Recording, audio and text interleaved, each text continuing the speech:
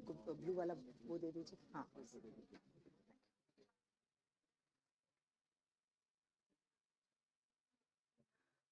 Good morning, everyone. A very, very good morning to all of you here. It's wonderful to see so many familiar faces, and I do hope that the next 2 days are going to be equally memorable. We are going to start very shortly, but before we start, we're going to show you an amazing film that has been made on Swachh Bharat, which I think deserves to be viewed as often as possible. So could we please have the film? मैं भारत की बेटी 2014 में जब मैं 10 साल की थी तब मैंने टीवी पर देखा था प्रधानमंत्री नरेंद्र मोदी की पुकार पर स्वच्छ भारत अभियान शुरू होते हुए बेचारी गांव की माँ बहनें अंधेरे का इंतजार करती हैं जब तक अंधेरा नहीं आता है वो शौच के लिए नहीं जा पाती। क्या हमारी माँ बहनों की इज्जत के लिए हम कम से कम शौचालय का प्रबंध नहीं कर सकते? मैंने देखा मेरे देश को स्वच्छता का बीज बोते हुए पूज्य बापू का सपना संजोते हुए। मैंने देखा सड़कों से कूड़े का ढेर गायब होते हुए। फिर मैंने देखा मोदी जी को स्वच्छता को नेक्स्ट लेवल तक पहुंचाते हुए। मैंने देखा घर घर से कूड़ा उठाने के लिए गाड़ियां आने लगी। मैंने देखा गांव में भी सॉलिड लिक्विड वेस्ट अलग करने के लिए फैक्ट्रियां बन चुकी है। मैंने देखा घर घर से बीमारियों को जाते हुए। पता चला प्लास्टिक को ना कहना ये भी स्वच्छता है।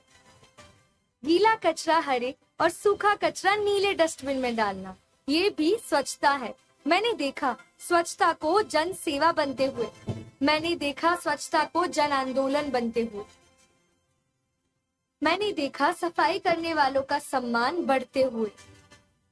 मैंने देखा गांव और शहरों को स्वच्छता की स्पर्धा करते हुए। मैंने देखा प्लास्टिक से सड़क बनते हुए। मुझे लगा था ये अभियान है सिर्फ देश को स्वच्छ करने, लेकिन मैंने देखा ये तो मुहिम है पर्यावरण को भी पुनर्जीवित करने की। ये तो सुविधा है गोबर से ईंधन बनाने की। आज मैं बड़ी हो गई हूँ, अपने पैरों पर खड़ी हो गई हूँ। आज मेरा अपना स्टार्टअप है, जानते हैं क्या, वेस्ट मैनेजमेंट का। और मैंने मेरे देश को देखा है मेरे जैसे सैकड़ों स्टार्टअप्स को सपोर्ट और फंड करते हुए। 10 साल में मैंने भारत को बदलते हुए देखा है, स्वच्छ भारत बनते हुए देखा है। 10 साल में हमने सभी गांव और शहर खुले में शौच से मुक्त बनाए। 70% गांवों में सॉलिड वेस्ट मैनेजमेंट सिस्टम और 85% गांवों में लिक्विड वेस्ट मैनेजमेंट सिस्टम लागू करा चुके हैं। शहरों में भी वेस्ट प्रोसेसिंग की क्षमता को 18% से 78% तक बढ़ाया है। देश में 5000 से ज्यादा वेस्ट मैनेजमेंट स्टार्टअप खुले हैं। हजारों महिला स्वयं सहायता समूह वेस्ट से वेल्थ बनाकर देश के कोने कोने में पहुंचा रहे हैं। गोबर धन से ऑर्गेनिक वेस्ट को बायोगैस और ऑर्गेनिक खाद में बदल रहे हैं। एक एक कदम चलकर आज हम स्वच्छता को आदत बना चुके हैं और स्वच्छ भारत का सपना जो गांधी जी ने देखा था उसे आज प्रधानमंत्री नरेंद्र मोदी जी अपना मिशन बनाकर चल रहे हैं। हाँ भैया, हम तो यही स्वच्छता वाली जनरेशन है, यही धुन सुनकर बड़े हुए हैं। खुद प्रधानमंत्री को सड़क पर सफाई में जुटते हुए देखा है। हम पीछे नहीं हट सकते। स्वच्छ भारत की बुनियाद पर बढ़ते हुए विकसित भारत बनाएंगे। जय Hind.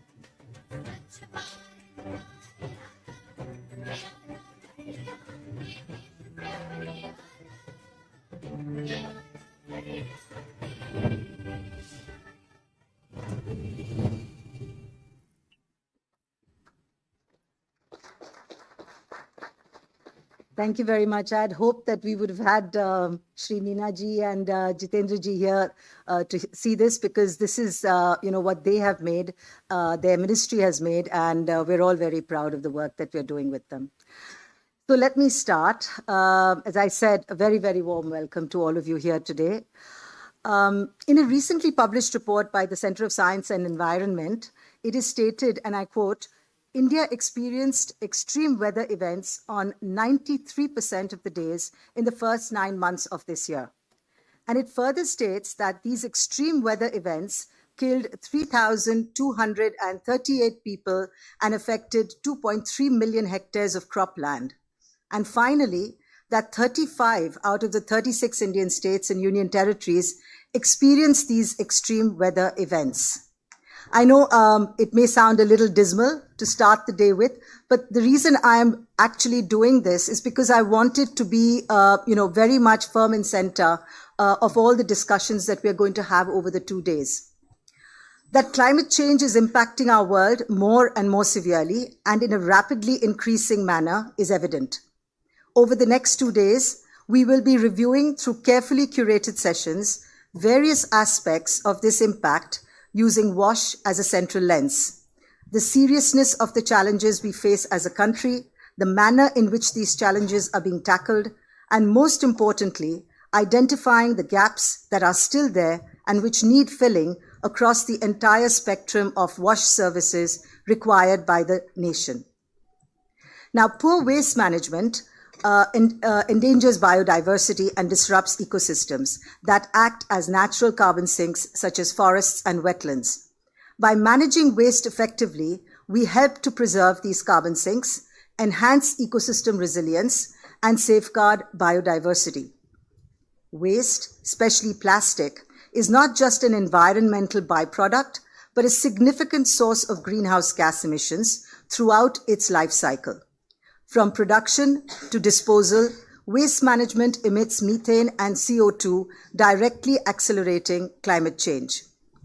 The carbon-intensive life cycles of plastics from fossil fuel extraction for production to end-of-life disposal drives these emissions. Reducing, reusing, and recycling plastics can provide a meaningful way to reduce the carbon footprint and support climate goals. It also optimizes resource efficiency, minimizes waste reduction and waste generation, and bolsters sustainable practices across industries, reinforcing the waste-climate connection. Now, our focus over the next 2 days will be broadly in the following categories. Number one, immediately relating to WASH, its infrastructure, services, and usage, both in the urban and rural context. Number two, impact of WASH on environment and health of the Indian population. The number three, the reality of waste management being profitable. So these are all very challenging questions that, face us all today. So good luck stories less, and more importantly, focusing on our challenges and how we are going to meet them. And the fourth and most important is the potential of making waste an attractive financeable option for financial institutions. This is something that is very close to ISC's heart, and we hope to be able to talk about this in a lot more detail in some of our sessions. Now, given the varied topography of India, its different peoples, their dietary habits and consumption patterns, with overlays of newly acquired habits taken from Western cultures, all these impact the delivery of WASH services, both in the urban and rural context. We'll see a lot more of these examples when we have the sessions themselves. Over the last 10 years, we have achieved significant milestones as a nation in building the infrastructure towards delivering WASH services. Where we still face challenges is in breaking the centuries-old beliefs which continue to prevent a significant number of people from using and maintaining this infrastructure for the long term. Our session on SHGs will talk a lot more in detail about this. It is fair to say that given the state of data currently available either with the government or through autonomous sources, the linkage between climate, WASH, health, and the economic progress of the country are still being developed. And a lot of the assumptions being made are anecdotal in nature, based on observations of certain events and the outcomes that are perceived. For example, heat waves claimed 210 lives since the beginning of this year.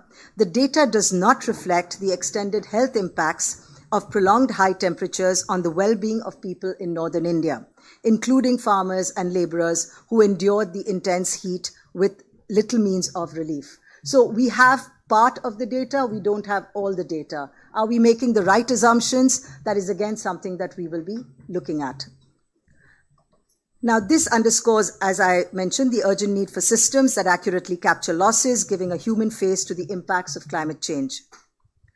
But first, the main reason why we are all gathered together here, the annual ISC-FICCI Sanitation Awards, and the felicitation of the awardees who have tirelessly taken forward the work of providing water, sanitation, and hygiene across India. This 8th edition of the awards has some exciting organizations who we are going to be felicitating, and we are eagerly looking forward to announcing their names later in the program. Could we please now have our chairman of the jury's speech, Dr. Mashelkar?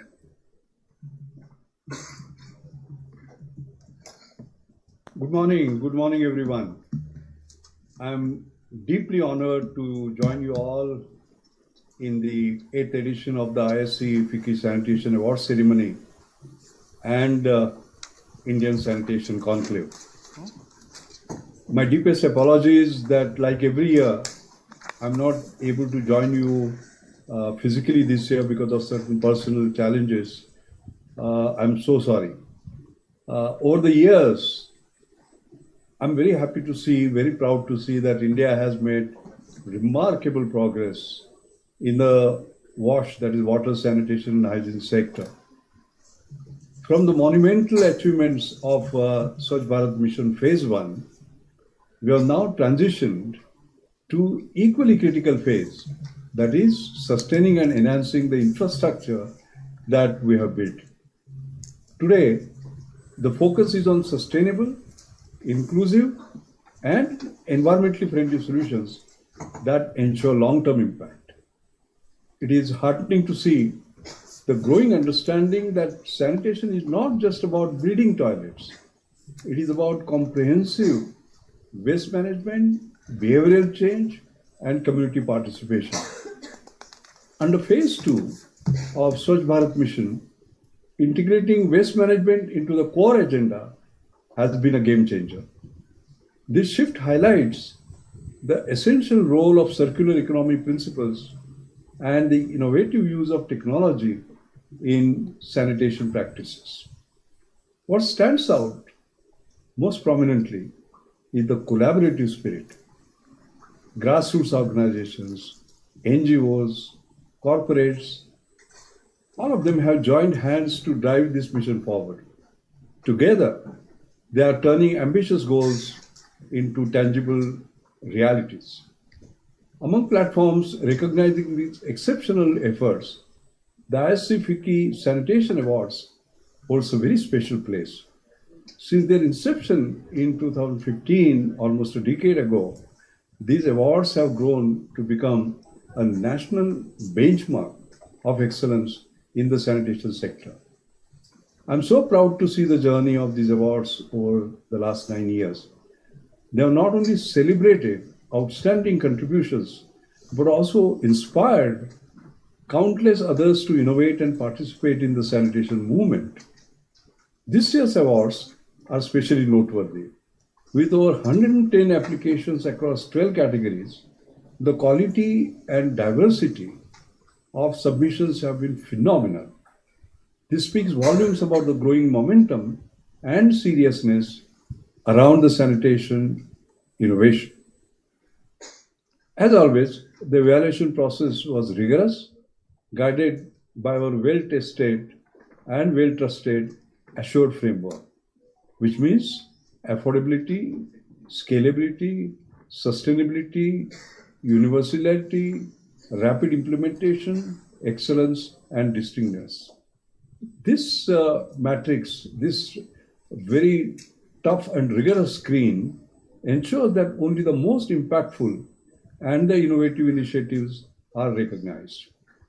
I've had the privilege of chairing the jury right from the inception of the awards, and I want to thank my very dear friend Naina Kidwai for that.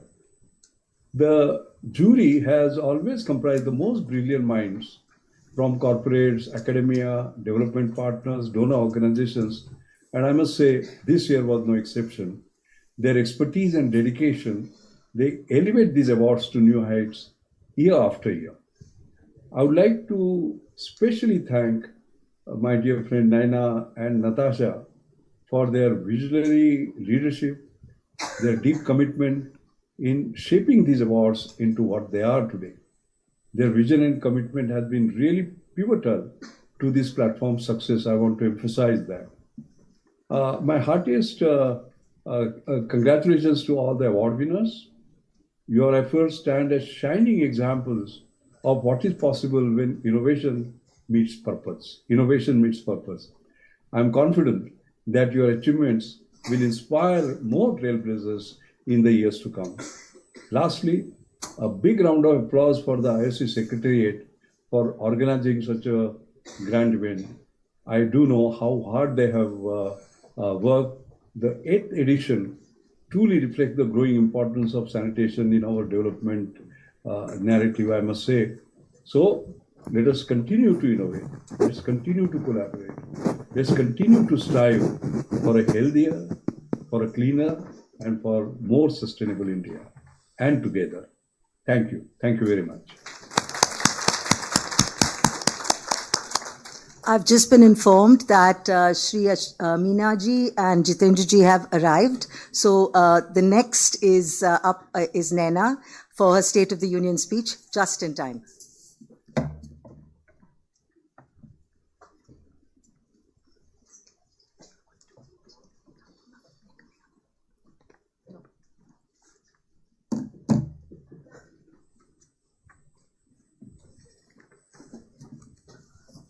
So good morning to all of you. I think a wonderful opening with hearing the messaging from the ministry itself in its video and the criticality of the Swachh Bharat mission, including now the whole plastic agenda. And of course, from our wonderful Dr. Mashelkar, who has been with us on our juries from the outset, shaped the jury, and has been with us in person every year, but his speech was just as if he was with us this year as well. So let me start by jumping straight to why we have chosen a theme like climate change and the impact of sustainability on it. So first and foremost, a big welcome to all of you at our 8th ISC-FICCI Sanitation Awards ceremony and our annual conclave. And for all of you present here with us, we have amongst you sector experts, thought leaders, researchers, practitioners, policy advocates, government representatives, and this convening for us is so important because it informs our work for the next year. It also establishes that collaboration is key for our sector. Collaboration where all the best minds and experts come together in order to drive the change in this agenda.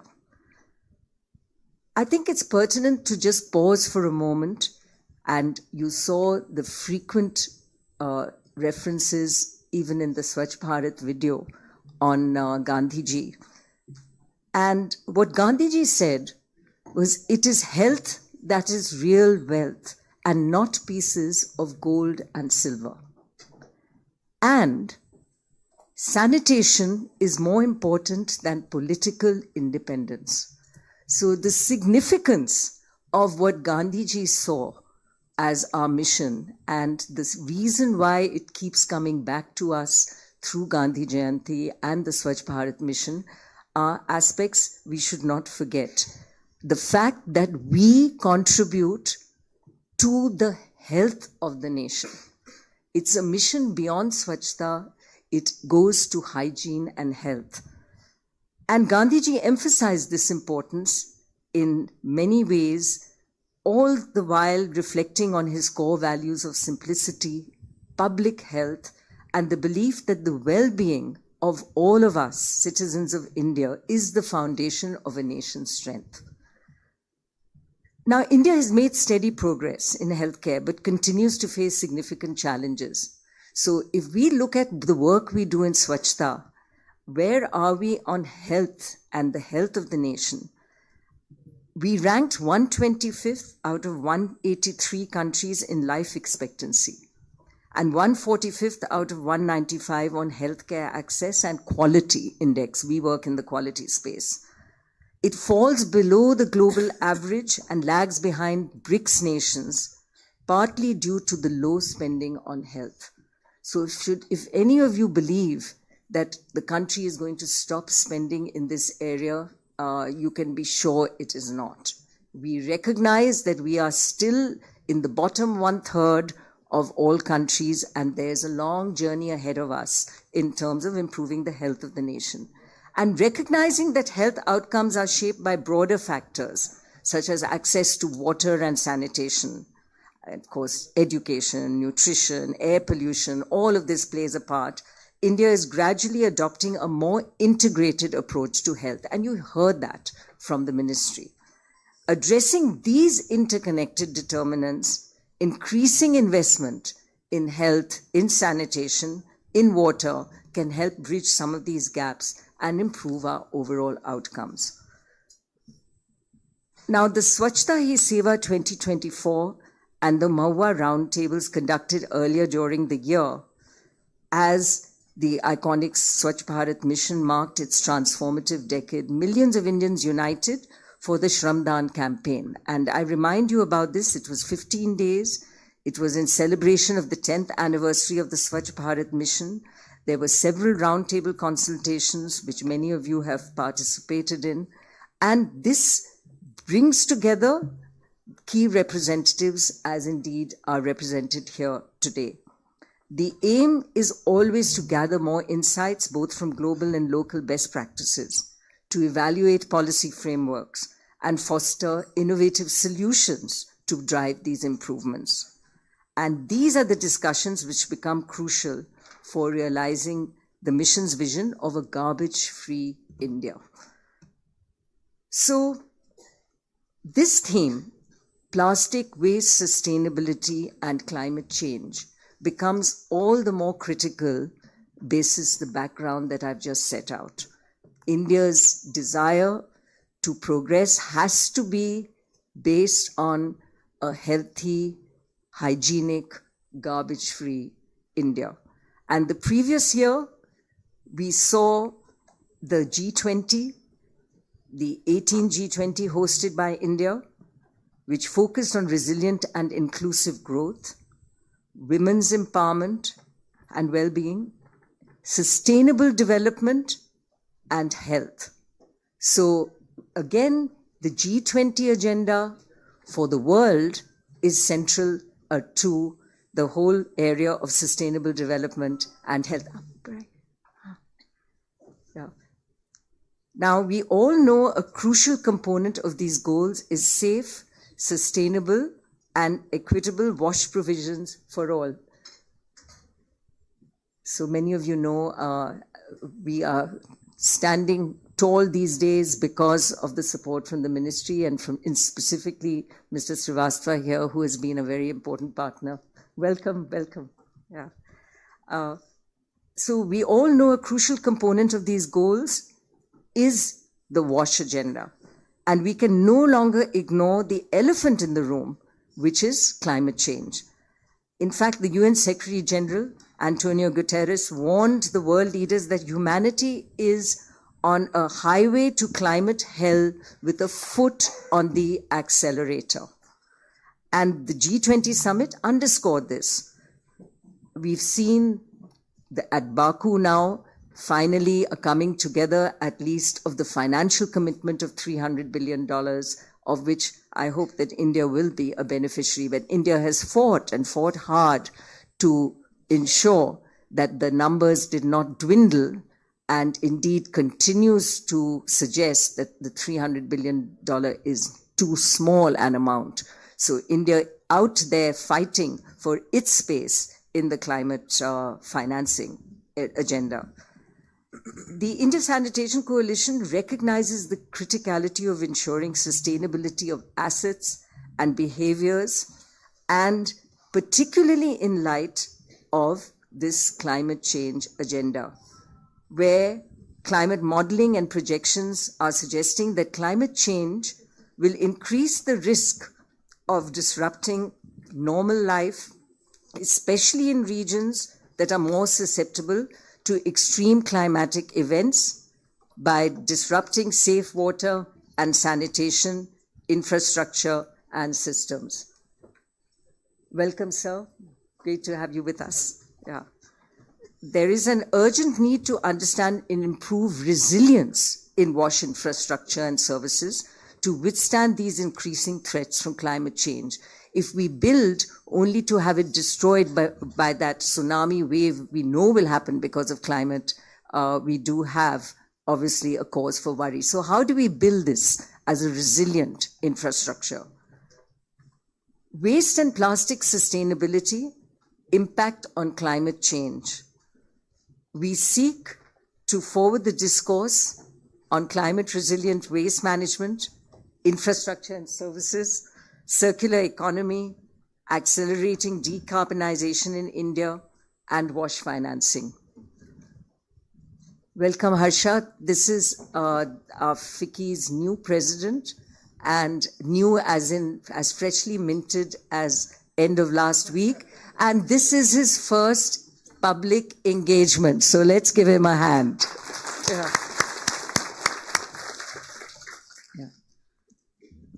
So we will still soon hear from our ministers and secretaries, the national mission directors from Jal Shakti and Housing and Urban Affairs, the prioritized agenda of our pursuit of sanitation and water goals. The plenaries over the 2 days of the conclave, as you heard from Natasha, would cover the most topical issues of financing, technologies and innovation, climate resilient sanitation, convergence and inclusivity, and plastic waste management. And in alignment with this year's theme, I would like to share with you 2 ongoing projects that we are working on at the India Sanitation Coalition. The first is on plastic circular cities, which aims to tackle the problems caused by plastic waste and is an attempt to find solutions to effective plastic waste management for 6 cities identified for Maharashtra with 1 million populations. So we deliberately chose the next tier down of our larger cities with a view to finding some of these solutions. Godrej Consumer Products Limited and India Sanitation Coalition embarked on an ambitious and critically necessary initiative which aims to demonstrate pilots in each of these 6 cities over the next 5 years and to provide a sustainable and inclusive waste management solution that is also replicable. So the idea is for every success, we should be able to see a geometric progression because of the replicability, because we will document, we will disseminate, and we will ensure that this gets repeated. The other project, sponsored by HSBC on climate resilient coastal cities, has also progressed well to undertake situational assessment in 4 coastal states of India to identify the climate resilient dimension and associated deficiencies, climate threats and institutional preparedness. And obviously the focus for us is in climate resilient WASH infrastructure in these geographies. So this project, again conceived by us, along with HSBC, IIT Bombay and CDD India, is for future-proofing our WASH infrastructure and service provisions to the threat of climate change. So the idea behind this project was to start from 4 coastal states, and then again, based on the learning and the model that emerges from the proof of concept, we then undertake the advocacy and associated actions to help upscale the intervention in other states of the country. So then looking at the business of change, our annual series, ISC's flagship publication, Business of Change, this year focuses on capturing best practices and success stories in managing plastic waste. One of, again, as you've heard, a very critical agenda for the country. And this year's theme, Smart Solutions to Supply Chain Problems in Plastic Waste Management, endeavors to showcase smart solutions, including best practices, interventions, models from corporates, startups, and municipal corporations that use technology. It could be AI sensors, drones, IoT, machine learning, desktop applications, all innovative solutions in plastic waste management. And this compendium, which all of you must make sure you lay your hands on and access, is titled Smart Solutions to Supply Chain Problems in Plastic Waste Management. Now, these cases are not only scalable and replicable, which is why we've chosen to write about them, but also well suited for nationwide implementation with support from state, district, and urban local bodies. And we really do hope to contribute to the larger puzzle of establishing a circular plastic waste management system. We've undertaken comprehensive analysis of the case studies, and we absolutely would like to identify the potential avenues within this framework. So thanks to the dedicated efforts of our team, Nupur, who put this together for us, Natasha, Sanjeev, this publication, I do believe, is path-breaking in the plastic waste management space. We will soon witness the unveiling of this compendium over the course of the next 2 days.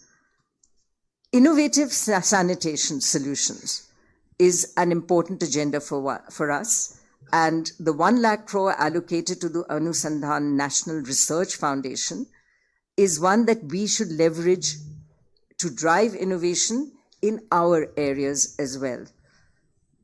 In fact, and I'm delighted to say this in the presence of our FICCI president, that we had at the AGM of FICCI, this is our annual biggest event at FICCI, opened with a big conversation on Swachhta. I do believe it is historic because in all my years, including my time as president of FICCI, to have the opening agenda on this important subject, very important to us, but maybe not fully recognized by our nation, was, I think, extremely significant. And the above statement was made by the Union Minister of Commerce and Industry. We have had our ministers for water, sanitation, of course, the Prime Minister, which is what drives this, talk about Swachhta. But the Union Minister of Commerce and Industry, Piyush Goyal, during his keynote address at our AGM at FICCI, emphasized pivotal themes for us in fostering innovation, collaboration, and he waxed eloquent on the Swachh Bharat mission. So the purpose of this was an award that was put into place by FICCI for the top 12 cleanest industrial parks in India, highlighting their respective states' dedication to sustainable and environmentally conscious industrial development. And these awards were instituted at the instance of the Prime Minister in his first meeting with erstwhile President FICCI, Anish when he met with the Prime Minister suggested this. FICCI took this forward. So here we have now industrial awards being given for our parks and sustainability, where plastic waste management and waste management generally are very much part of that agenda. And it's designed to promote eco-friendly practices in industrial zones, and the evaluation criteria are on environmental sustainability and plastic waste management and waste management generally. So what we have is a very important initiative happening through FICCI in the industrial parks area as well, for which I must thank FICCI, and our president, Harsha, will have to, of course, ensure that we toe the line on this one. ISC's Knowledge Workshop, again, the circular economy sees high focus, effective management to transform plastic waste into resources through recycling, upcycling, waste to energy, reducing reliance on virgin materials, all aspects get focus. And India, as one of the largest consumers of plastic, I don't have to tell you, we see it around us every day, faces a growing plastic waste management challenge, generating an estimated 3.4 million tons annually. And this calls for innovation and collaboration all the way. A significant portion of this waste, and it applies to our sewage and what we all have worked on for years, as much as it does for plastic, finds its way into landfills, rivers, and urban drainage systems. And this has to stop. Accordingly, we have aligned with the themes of plastic sustainability and climate change, which you will hear of over the next 2 days. So let me just come to the area of our rural mission, as we have such high-level representation here today. And today is our day for rural sanitation, tomorrow for urban. Under the visionary leadership, I don't have to tell you, it's evident here in person, we have seen the world's largest Jan Andolan, the Swachh Bharat Mission Gramin, has evolved from its objectives of phase 1 to a very focused and comprehensive program around ODF and areas to do with treatment of solid and liquid waste management. And the achievements are known to you all. You work in the space, so I'm not going to bore you with the statistics, except to say that this certainly deserves a big congratulations. So let's give the ministry a big hand. Yeah. I share the optimism regarding the continued evolution of WASH efforts under the visionary stewardship of Shri C.R. Patilji, who will be with us at 5 o'clock this evening, and Mr. Meena, Mr. Srivastava, and your dedicated teams.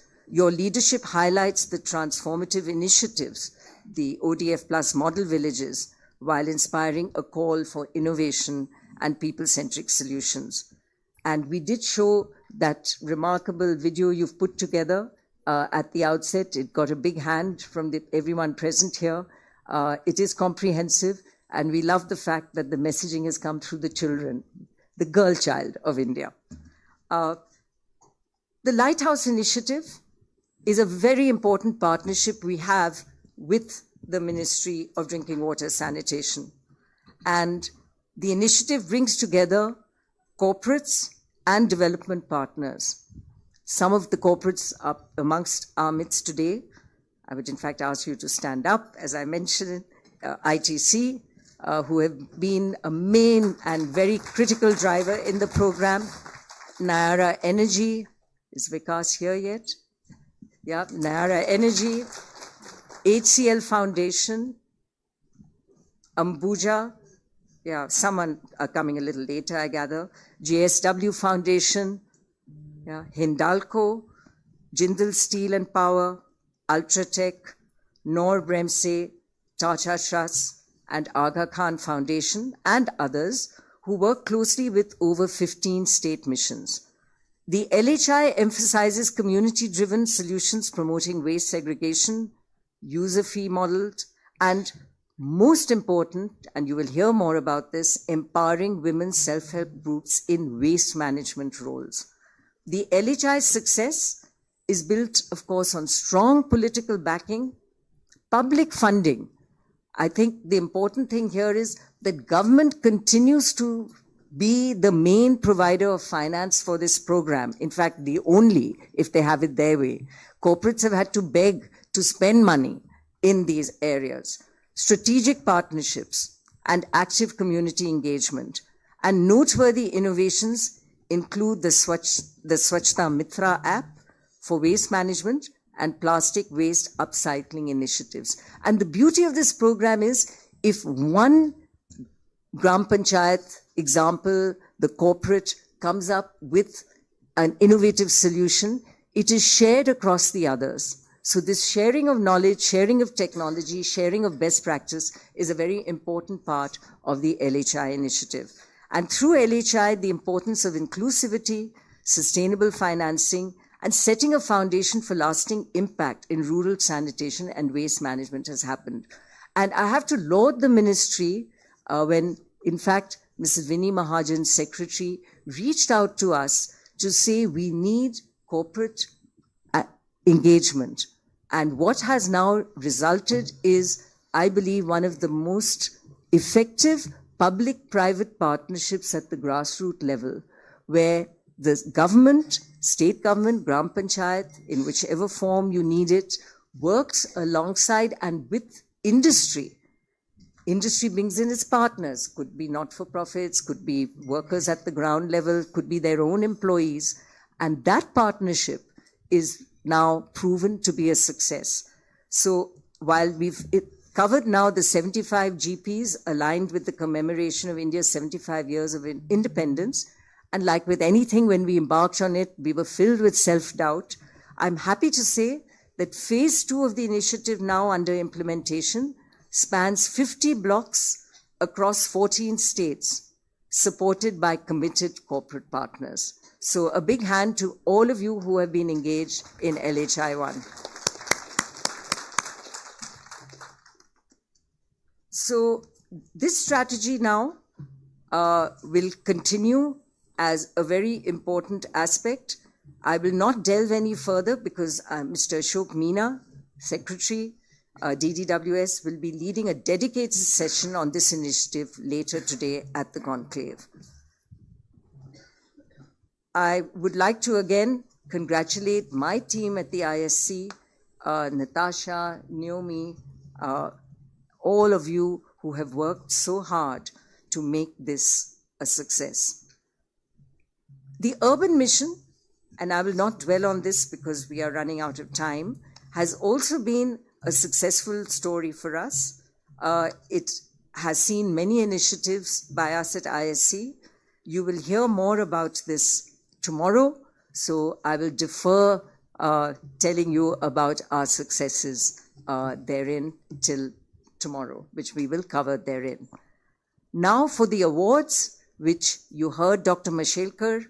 He has been our jury lead for this outset. He has helped shape these awards, and we are so fortunate to have him there with us. Last year, we introduced 2 new special award categories: Best Collaboration in Plastic Waste Management, Medium and Large Corporates, and Best Initiative in Plastic Recycling and Waste Management by a Micro, Small and Medium Enterprise. And this strategic move reflects our newfound dedication to integrating waste management and work in plastic into the broader framework of sanitation.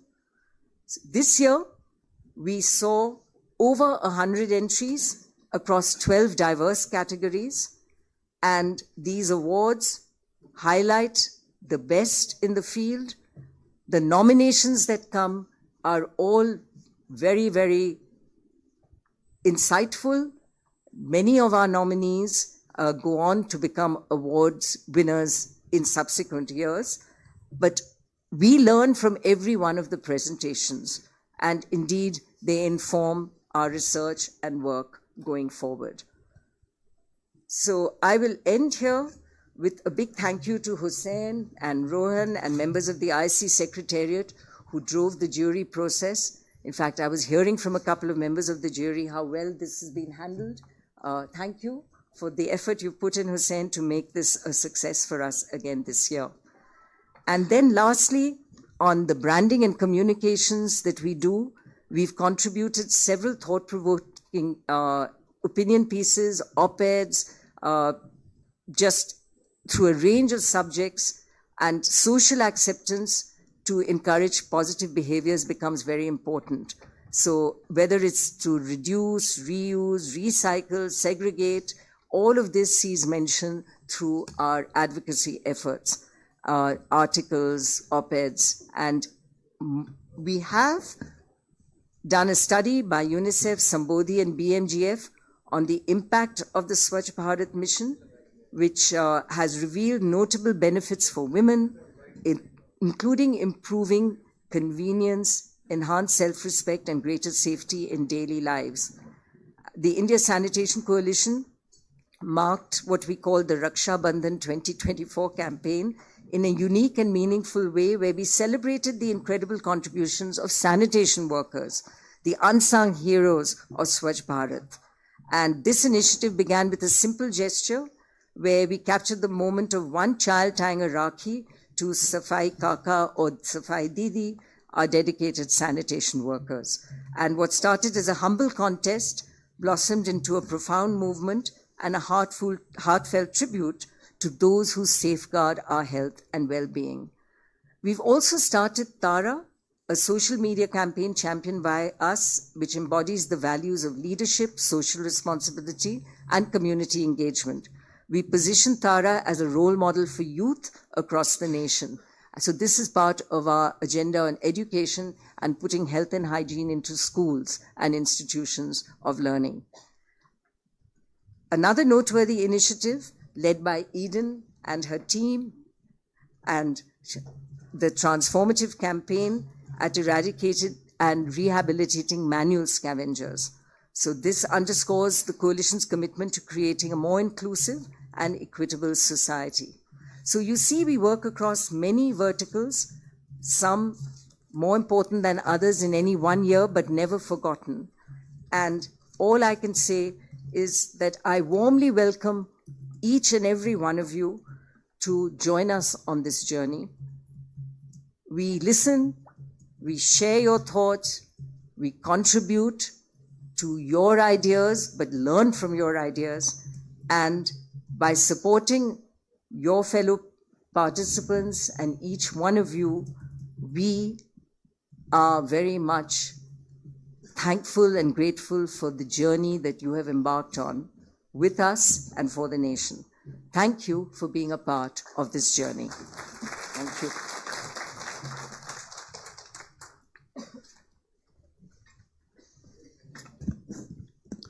Good morning, ladies and gentlemen. First, let me take a moment to thank Nana ma'am for her incredible and inspiring State of Union address.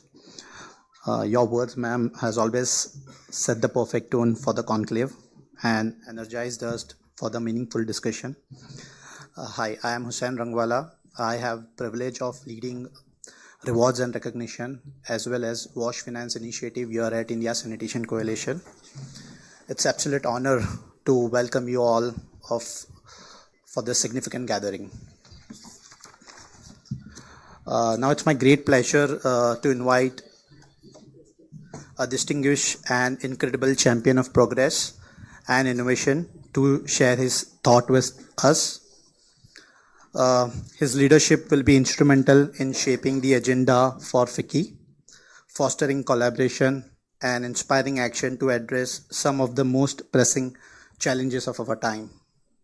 We are honored to have him with us today to share his thoughts. Please join me in welcoming Mr. Harshvardhan Agarwal on the stage.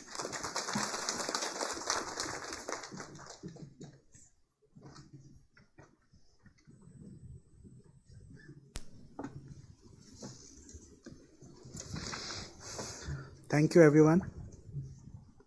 Ms. Naina Lal Kidwai, Chair India Sanitation Coalition and FICCI Water Mission and past President FICCI, Sri Ashok KK Meena, Secretary to Government of India, Department of Drinking Water and Sanitation, Sri Jitendra Srivastavji, Joint Secretary and National Mission Director, Swachh Bharat Mission Rural, team from India Sanitation Coalition, representatives of the development partners including Bill and Melinda Gates Foundation, UNICEF, Aga Khan Foundation and others, and colleagues from the industry. Winners of the Sanitation Award 2024. I would first of all like to thank Naina ji for inviting me for this event and ensuring that I am present for this very, very important event.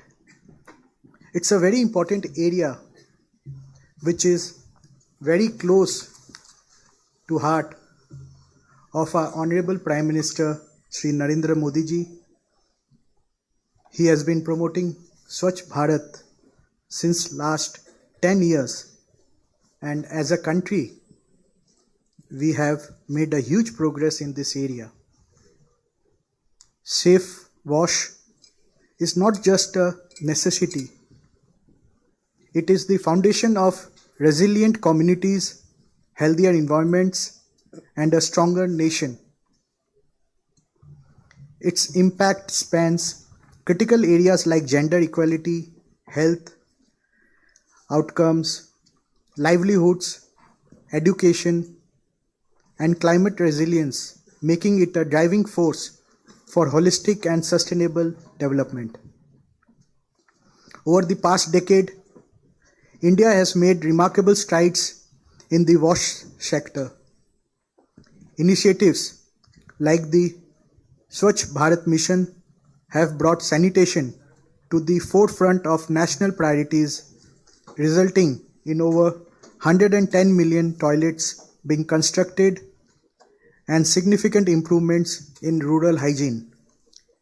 Yet, the challenges remain vast, particularly in the urban areas, peri-urban regions, and smaller towns.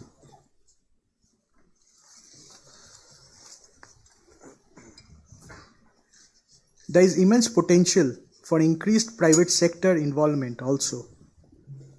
As Mahatma Gandhi ji once said, sanitation is more important than political independence. This clearly shows how important sanitation as a subject is.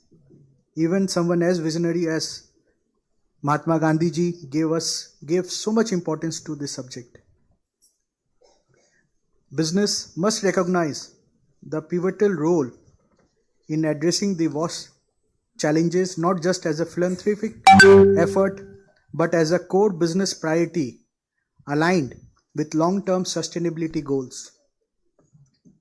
CSR funding has proven instrumental in meeting immediate infrastructure needs, fostering innovation in sanitation technologies, and advancing policy advocacy. It is heartening to see many companies now shifting their perspective, viewing WASH not merely as a CSR obligation but as an opportunity to create shared values.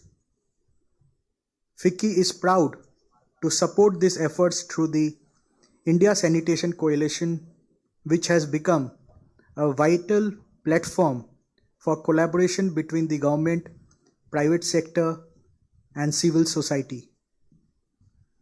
Under the leadership of Ms. Naina Lal Khidwaiji and Dr. Natasha Patel, the coalition has fostered innovation, strengthened public-private partnerships, and enabled impactful on-ground initiatives. As we move forward, let us acknowledge that no single organization or sector can tackle the WASH challenges alone. Collaboration, innovation, and commitment are the cornerstones of success. Naina ji, as you said, we at FICCI remain committed to enabling and supporting sustainable sanitation solutions, creating platforms for dialogue and celebrating excellence in this sector. Today it is my honor to congratulate the winners of this ISC-FICCI Sanitation Awards 2024. Your outstanding contributions have not only improved lives, have also inspired others to join this critical mission.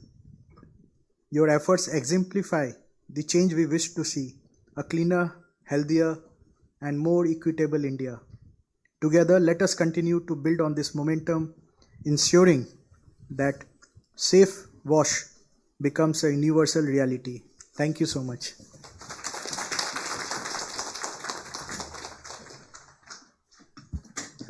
Thank you, Mr. Harshvardhan Agarwal, for your inspiring and insightful address. Now it's my great pleasure to invite a distinguished leader, an incredible champion of progress and innovation, to share his thought with us. We are honored to have him today with us to share his thoughts. Please join me in welcoming Shri Jitendra Srivastava ji, Joint Secretary, Department of Drinking Water and Sanitation.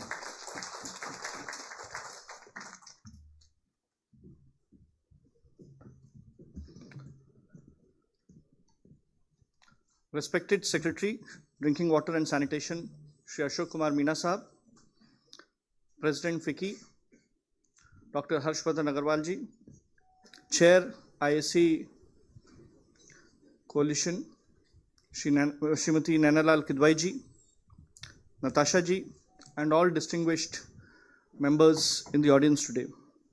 It gives me great pleasure to stand here before you and talk about something which I have very recently joined, but which is absolutely integral to the growth of our nation.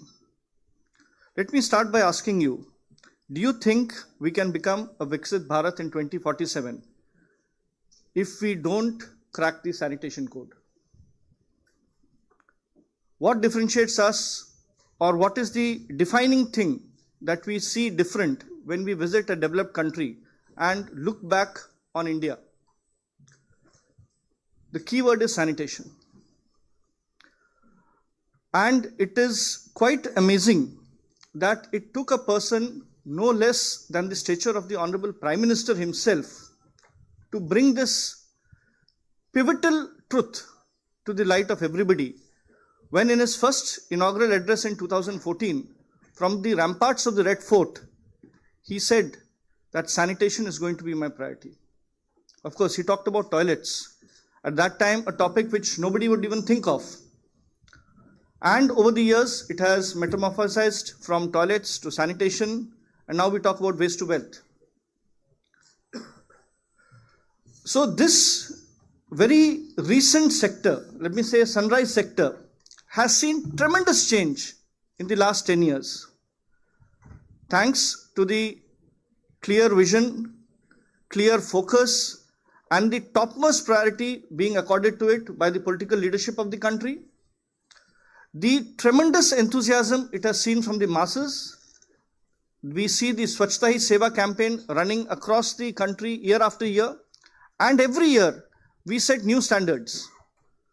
This year we saw over 30 crore people participating in a short span of 15 days, just to drive home the message that sanitation is absolutely crucial, and sanitation needs to be made a priority not only by national governments but also by state governments and also by local governments.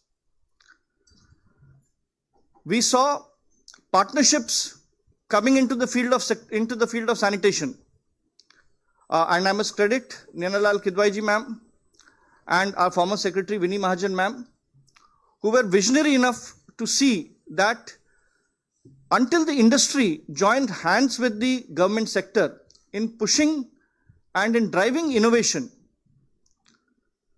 we will lose out on a lot of last mile connectivity issues. The task of scaling up is expected from local governments, it's expected from state governments, but the task of innovation is something where we look forward to for our corporate partners, for our industry partnerships, because all of you are very, very instrumental, and we hold your partnerships very crucial to this success of this campaign, because we have a vision for the corporate sector, we have a vision for the industry partners to drive innovation in sanitation. Very recently, we had a grand challenge, and I must confess, I was totally floored at the huge response it gave. We had enumerated around 25 problems which we wanted the private sector or the industry partners to come in and explore solutions to. And it amazed me that we received over 150 solid entries. The jury is out right now trying to figure out which of these 150 are worthy of being scaled up. We'll be coming out with the national awards very soon as a result of those grand challenge. But this is just to drive home the fact that all sections of society, whether it is civil society, whether it is NGOs, whether it is corporate partners, whether it's industry associations, all of them are coming forward to push Swachhta in a large way. And what have we achieved? The journey of the last 10 years has been astounding. The 4-minute clip that you saw in the first half was just a passing reference as to how the face of sanitation is changing across the country. from its focus on just toilets in 2014, we now straddle solid and liquid waste management initiatives, and the concept is of an ODF plus model India, where every village sustains its ODF open defecation free status, ensures saturation of its solid and liquid waste management arrangements, and strives for visual cleanliness. Of course, the Swachh Bharat Mission Phase 2 will be coming to a close in March 25. We are moving for a 1-year extension because the first 2 years were affected by COVID, and that saw a lot of difficulties. But the heartening thing is we are now thinking of an SBM 3.0. And the SBM 3.0 will go one step further. Phase 1 talked about ODF. Phase 2 talked about ODF plus model. Phase 3 will talk about waste to wealth. The day the country realizes that waste is crucial to generating wealth, that is the day when we will see this sector acquiring critical mass and exploding. This sector has the potential to overtake many sectors, not just in terms of wealth creation, but in terms of the value it has for society. We are aided by very fundamental changes in society. The regulatory framework, which is absolutely necessary to push any kind of change forward. We are seeing a change in the solid and liquid waste management rules. So far, the 2016 solid waste management rules and the liquid waste management rules talked only about the urban areas of the country. The new draft, which has been circulated for consultation, now talks about extending the entire rural value chain to solid and liquid waste management. We are seeing new areas coming up. In rural areas, we talked only about dry waste and wet waste. We are now talking about menstrual waste. We are now talking about e-waste. We are now talking about construction and debris waste. We are now talking about industrial waste. These are areas which are coming to the forefront and they are crying for intervention. And this is where all of you have a sterling role to play. Kindly partner with us in pushing the frontiers of action on these crucial sectors so that the people of India can think of a Viksit Bharat in 2047. I would like to thank FICCI for their steadfast support. LHI Phase 1 saw very active involvement. I must thank Natasha Patel ji and the team. They worked hand in hand with us and in a very short time ensured that lighthouse panchayats saw themselves taking root in the hinterland of India. LHI Phase 2 builds upon the successes of LHI Phase 1, and we are now talking about not just lighthouse blocks, but we are talking about bringing actual bridge funding into various sanitation initiatives. We are also very keen to explore innovative national and state level experiments in sanitation on behalf of the industry partners. Thank you, ma'am. Thank you, sir, for this forum where we could reach out to our industry partners and we could share our thoughts. We hope that in the days to come, this partnership will just keep on growing from strength to strength and our dreams of a Viksit Bharat will come true much earlier than 2047. Thank you so much.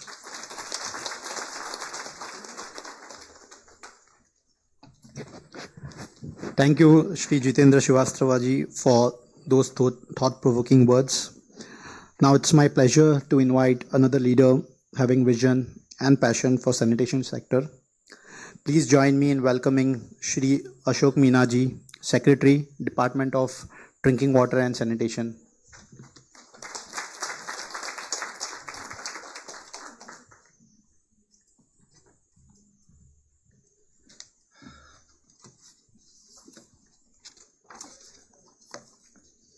So,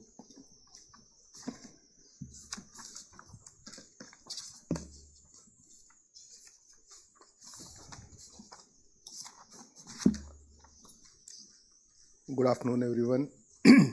Distinguished guests, awardees, ladies and gentlemen, friends and colleagues. I think after the speech and the activities which have been carried out, which were told by, and as my colleague Jitendra Srivastav mentioned about the journey of Swachh Bharat mission, starting from the construction of toilets to the villages becoming ODF model villages, where we are taking care of solid liquid waste management issues, visual cleanliness issues.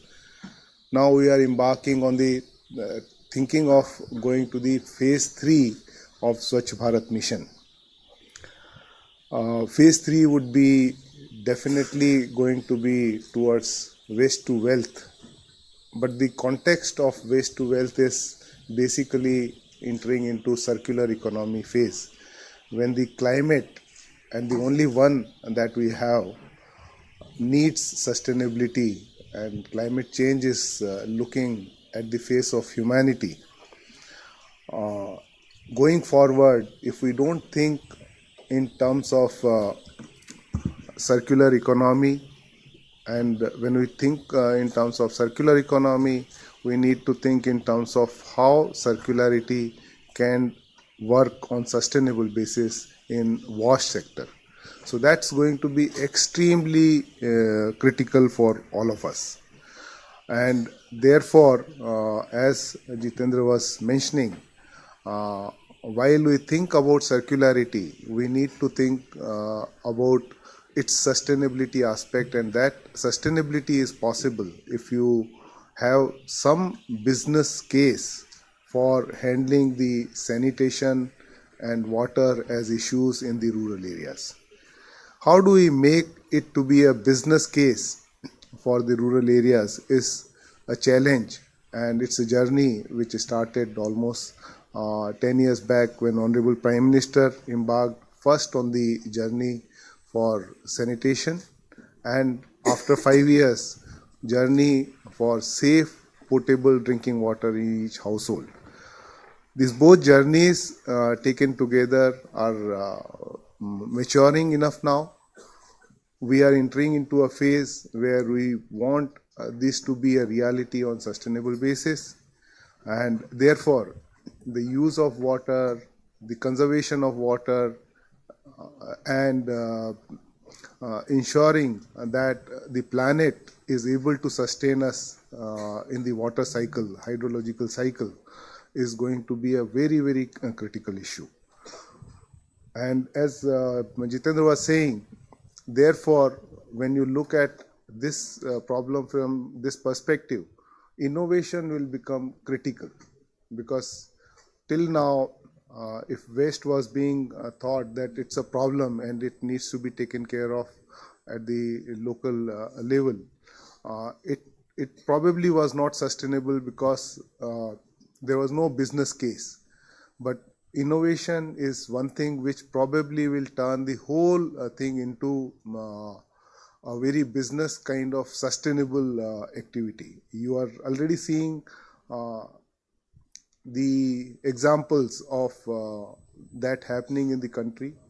The Gobardhan initiative launched by the government to ensure taking care of the agriculture waste, the animal waste, for production of the biogas and the CBG, which also takes care, incidentally, of the pollution issue. And you may be knowing about Parali.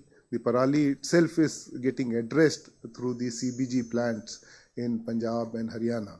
So these are the examples which are taking place in rural area.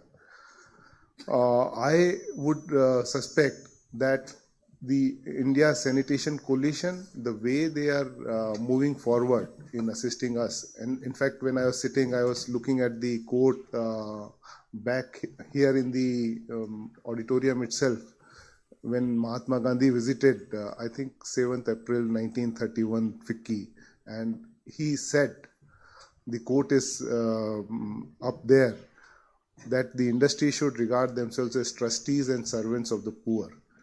I am very happy that ISC coalition is working in that spirit and working with the industry partners.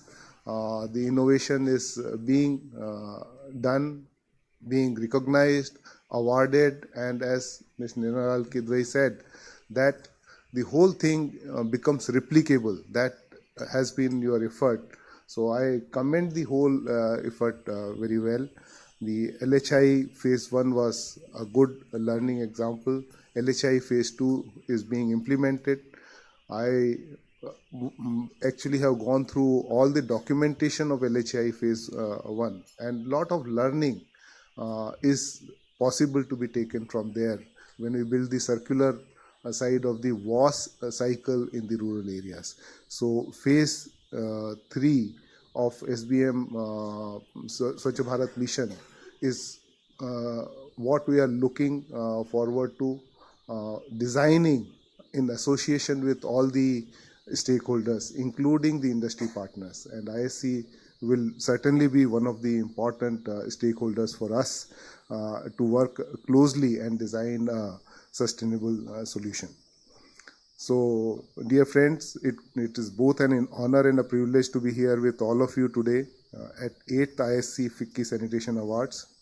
These awards are a celebration of the collective spirit and relentless dedication to improving sanitation across India. I extend my heartiest congratulations to all the winners and participants whose outstanding contributions to sanitation, hygiene, and waste management are truly commendable. As we gather here today, we are reminded of the transformative journey that has already taken place, which I alluded to. But at the same time, sustainability of all those efforts is very, very important for us. So the way ahead for us, ISC-FICCI Sanitation Awards, the awardees, the initiatives which are taking place, we need to learn from each one of you to design a sustainable way forward for us. In conclusion, I would like to once again congratulate the awardees for their exceptional, you are inspiration to us all. Together, I believe that we can transform challenges into opportunities and make sanitation an enduring part of India's development story. Which Jitendra was saying, in 2047, we must look as a developed country, and sanitation and water sustainability will be key aspect there. Thank you, and let's continue to work together for a Swachh Bharat. Thank you.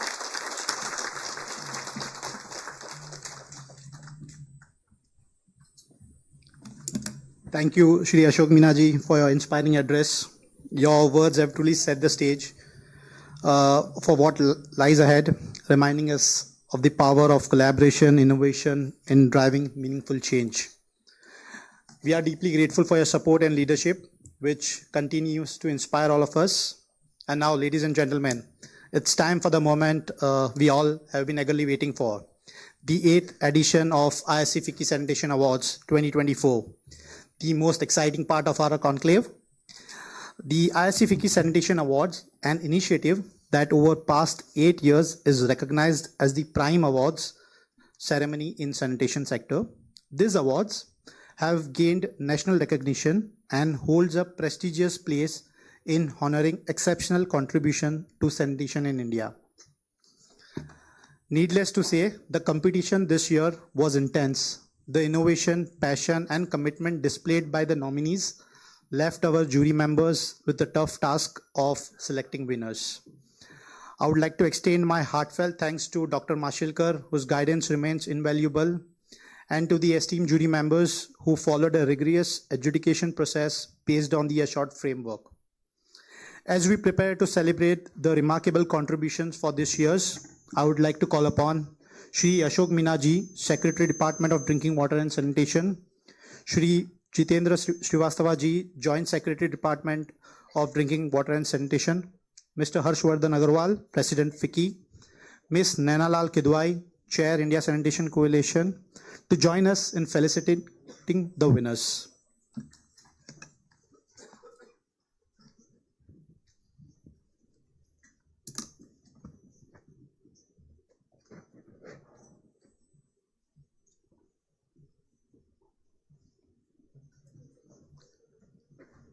It's now time to celebrate the first category of the day.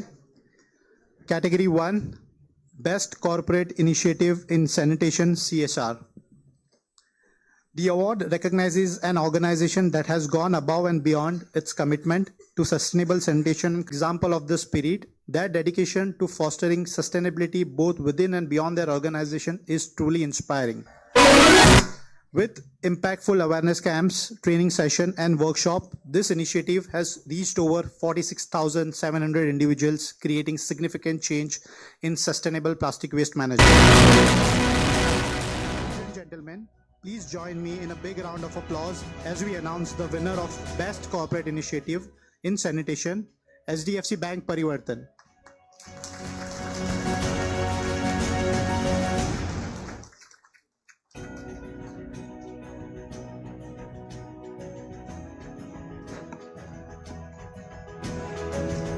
A big round of applause for them.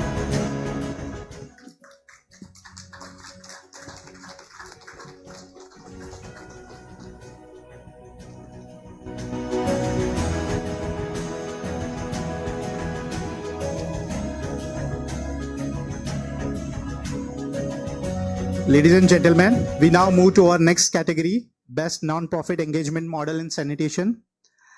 Our awardee in this category is a global recognized development organization that has spent over 5 decades addressing the root cause of poverty.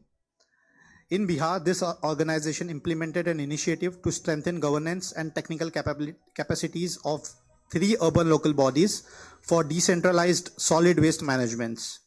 Their efforts include extensive citizen awareness campaigns that reached over 79,000 people and engaged 150,000 residents.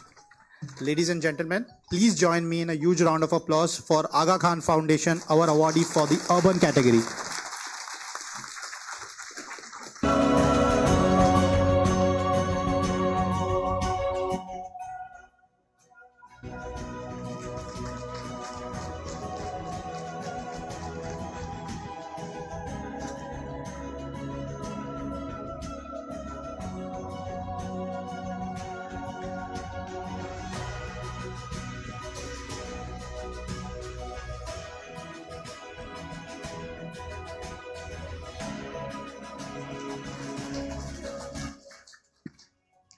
Moving on to the rural category, our next awardee has dedicated itself to improve the quality of life in rural communities across India. Their sanitation project focused on constructing affordable soak pits and soak wells to provide a simple yet effective solution for managing household and community wastewater. Over 3 years, this initiative expanded from a small pilot to 147 villages across 12 districts in 7 states, including Haryana, Bihar, and Maharashtra. Let's get a heartfelt applause to SM Sehgal Foundation, our awardee for the rural category under Best Non-Profit Engagement Model in Sanitation.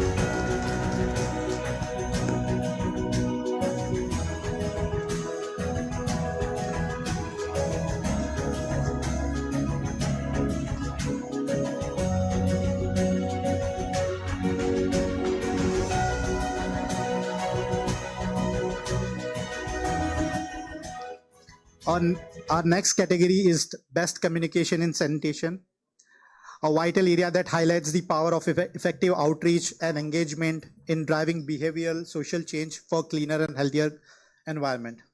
Their initiative titled Drive Against Plastic Solution was a transformative campaign focused on tackling plastic waste in Goa's coastal ecosystem. This campaign has left a mark on the environment responsibility and inspired communities to take ownership of sustainable practice. Please join me in congratulating our winner for the Best Communication in Sanitation, One Earth Foundation.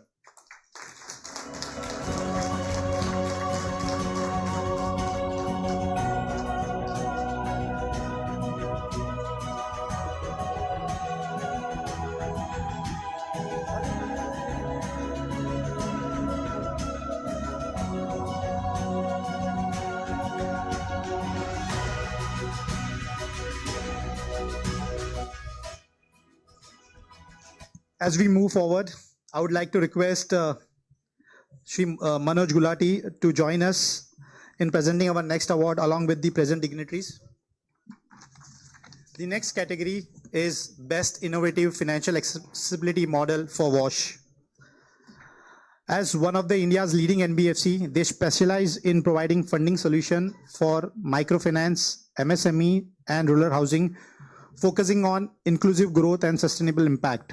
Their remarkable initiative, Climate Ready WASH Funding, launched in 2023, is a testament to their commitment to innovation and resilience.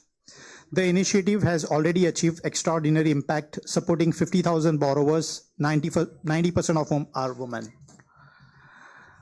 With partners like Water.org, NABARD, they are paving the way for more sustainable and inclusive future.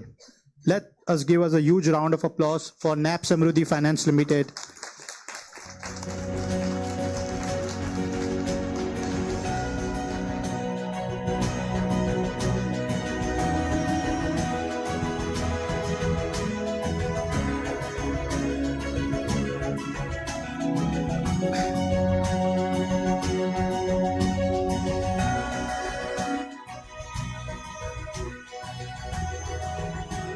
As we now move to the category 5, which is Best Engagement Model in Sanitation by a Social Enterprise or a Startup. Our awardee in this category is a Bangalore-based startup founded in 2017, leading the way in wastewater treatment through innovative nanotechnology. But what truly sets them apart is their dedication to community engagement and inclusivity, creating local jobs and empowering marginalized groups in manufacturing and implementing. Despite challenges in adopting new technology, their persistent efforts to build trust with industries, rural communities, and public bodies have proven their effectiveness and value. Let's give a big round of applause to JK Nano Solutions.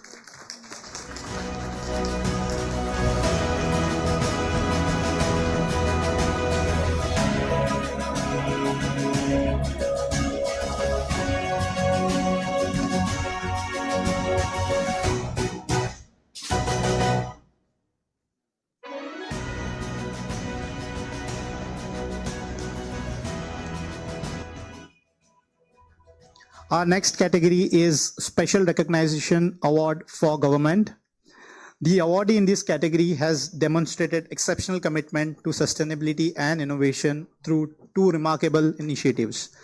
The Vedancha model, launched in Gujarat in 2021, is a cost-effective, decentralized grey water management system treating 200 KLD of wastewater.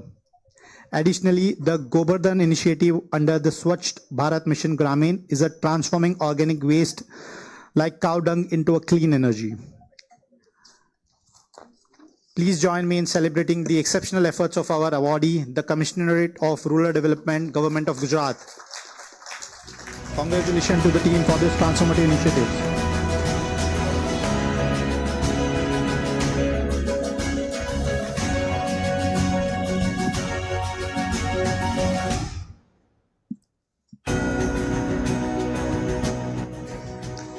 Moving on to the next category, Best Fecal Sludge and Septage Management Model.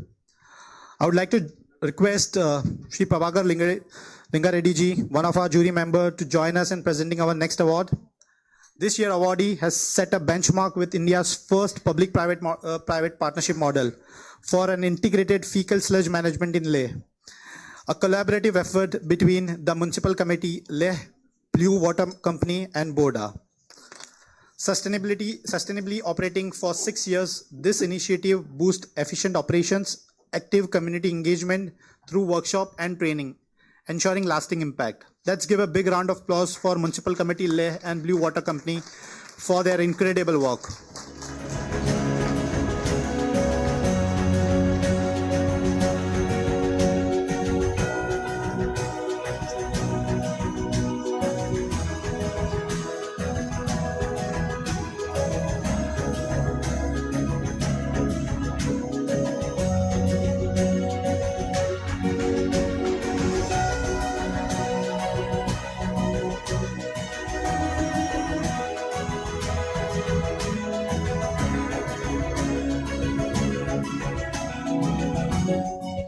The next award for the category Best Initiative in Sanitation for Empowering Sanitation Workers. Launched in 2018 by Racket in partnership with Government of Maharashtra, The Harpic World Toilet College, under the Dettol Banega Swachh India campaign, address critical sanitation challenges. This agency offers skill training, PPE kits, health support, and job placement, creating opportunities in sectors like hospitality and healthcare. Outcomes include increased awareness of legal protections and boosted earnings, with 45% of trainees enhancing household incomes. Join me in celebrating Jagran Pahel for their remarkable efforts.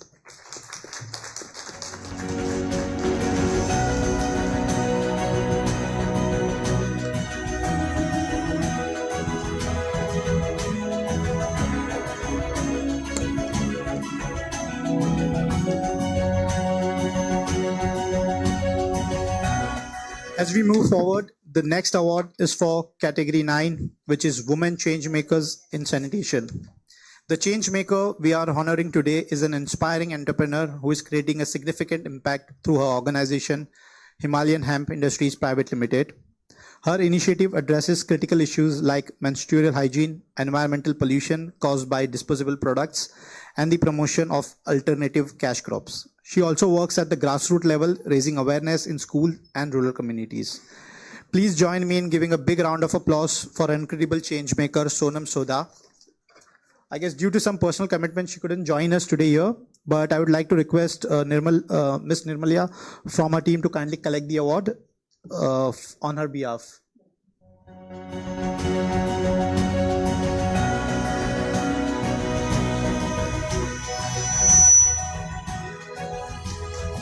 Congratulations to Sonam and her team for driving the meaningful change.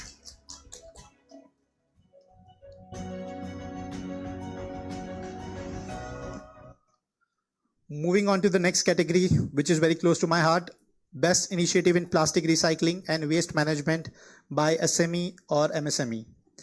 Our next awardee has been supporting the foundry industry since 1983, focusing on project consultancy and designing solution. They have launched an innovative initiative called the Silica Plastic Block, a groundbreaking approach to waste management. The success of this initiative is driven by a strong collaboration with government bodies, NGOs, and industry partners. Through a public-private partnership model, please join me in giving a big round of applause to Rhino Machines Private Limited for their exceptional contribution to plastic recycling and waste management.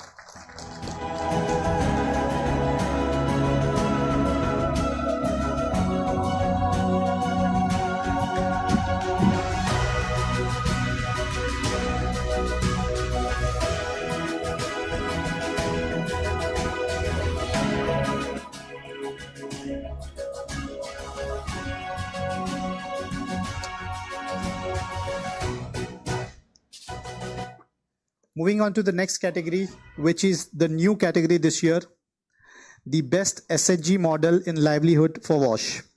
Awardee has made a transformative impact on sanitation in Indiranagar, a low-income settlement in Tamil Nadu with around 180 households.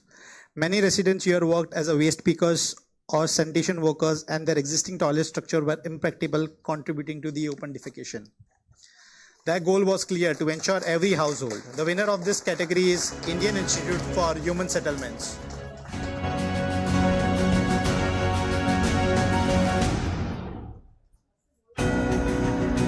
Please join us.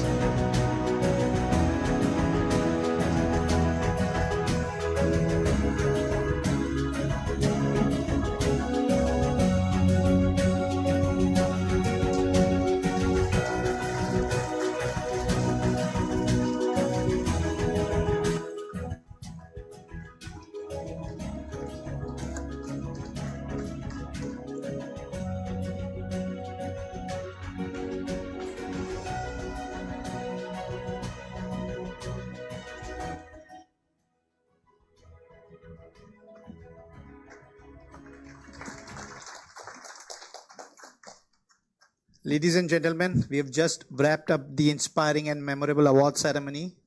Thank you all for joining us today and for celebrating the incredible achievements of our awardees in WASH sector.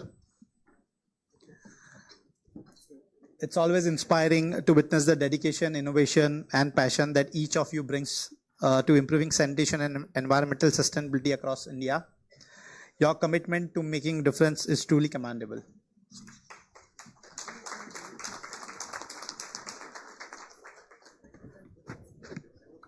I would like to remind all the awardees that we have a group photograph with Shri C.R. Patil, Honorable Union Minister of Jal Shakti at 5 p.m. Please make sure to stick around and join us for the special moment. And please, all of us come together now for a group photograph now. All the awardees, please do join here with Shri Jitendra Srivastava ji, Ashok Meena ji, Mr. Harshvardhan Agarwal.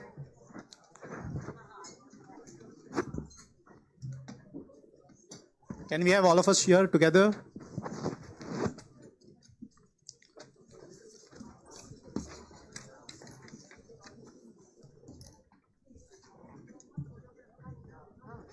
Yeah, we're coming up.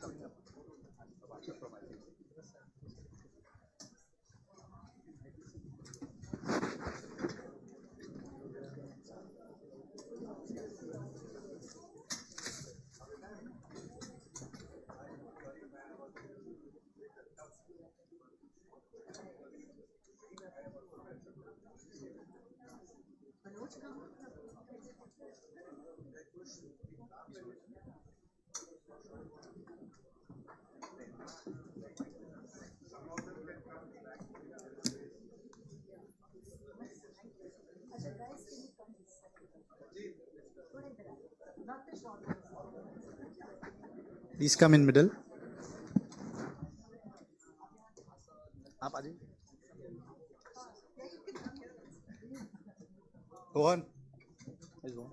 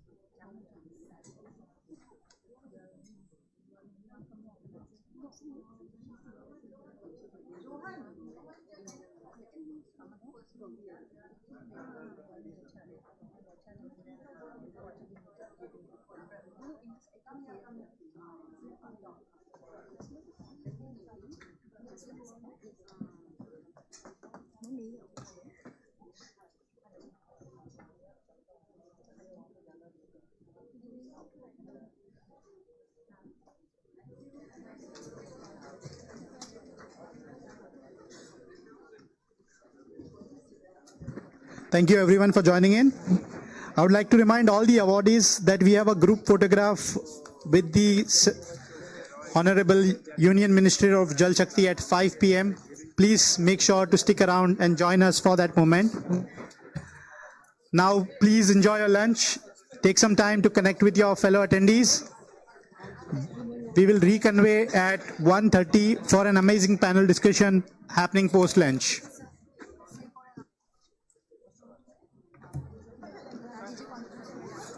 All the awardees of ISC-FICCI Sanitation Award, we are taking a video snippets of your. Please make sure you make that video. It's right next to the conference hall.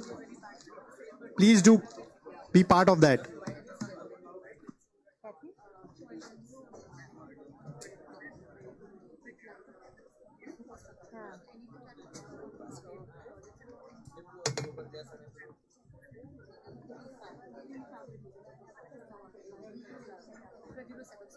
नहीं तो आप उनके साथ क्यों गए? अभी तो आपका टाइम ओवर हो गया है.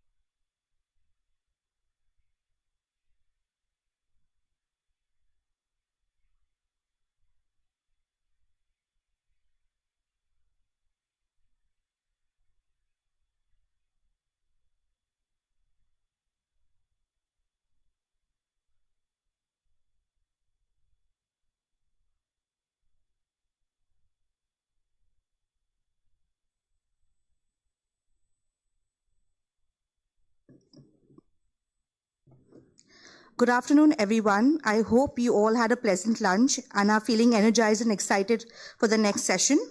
It's wonderful to have everyone back, ready to dive into the next part of our program. Our next session will explore the transformative roles of SHGs in empowering rural communities and fostering sustainable development through initiatives like the Lighthouse Project.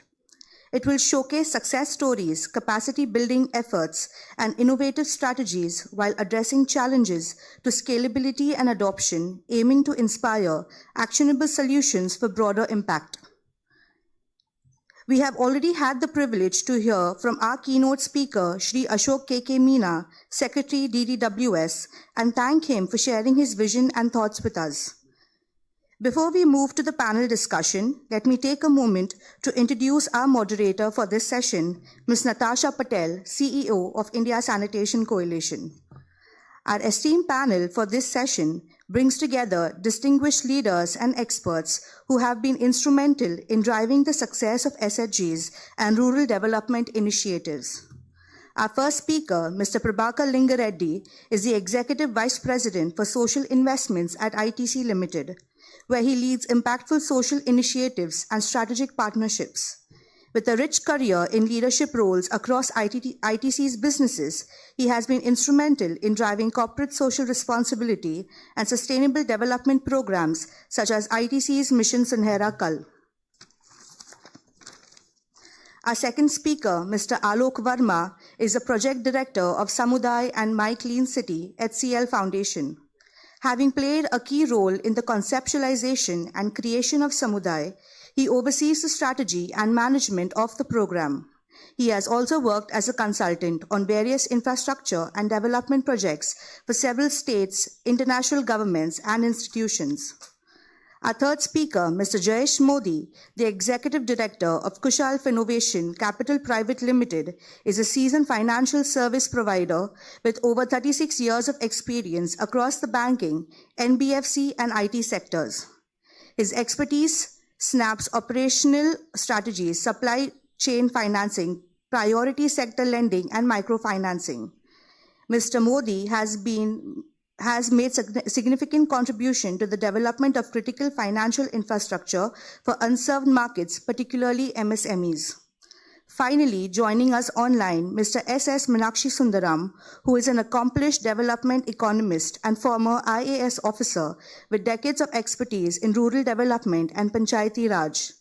Currently serving as chairman of MIRADA, his research and contributions to decentralized governance has shaped policies and inspired change across the nation.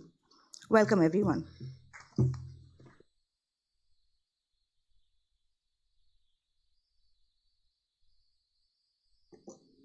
This is the graveyard session, so I'm anticipating that there may be some sleepers, but I'm hoping that our conversation will be exciting enough to wake you all up. The topic is extremely exciting, not because, it's not known. SHGs have been around for a very long time as part of the development sector, but the fact that it doesn't exist systematically across India. And I think one of the questions that we want to explore today is primarily why this is so. Where is the success factor in some states and why is it not working in others? Okay, so just a bit about the SHG sector. SHGs as a model. It was introduced in India by a gentleman called Aloysius Fernandez, who was the head of MIRADA. And we have Mr. Meenakshi Sundaram here as well with us, who is currently with MIRADA. But Mr. Fernandez introduced the concept of SHGs in India. But it was really in the 70s that SEWA, the organization from Gujarat, actually expanded it across many, many different areas. And they took the concept of SHGs to across Gujarat, in a very big way.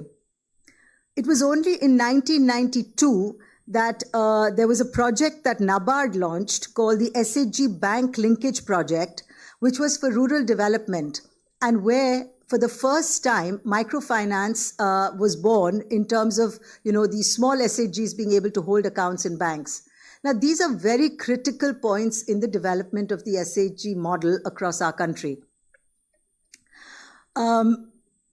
As you know, the SHG model actually plays a pivotal role in rural development and in empowering the communities in rural India. They do a couple of things which are very important to note. First, they create economic stability for the women in the communities.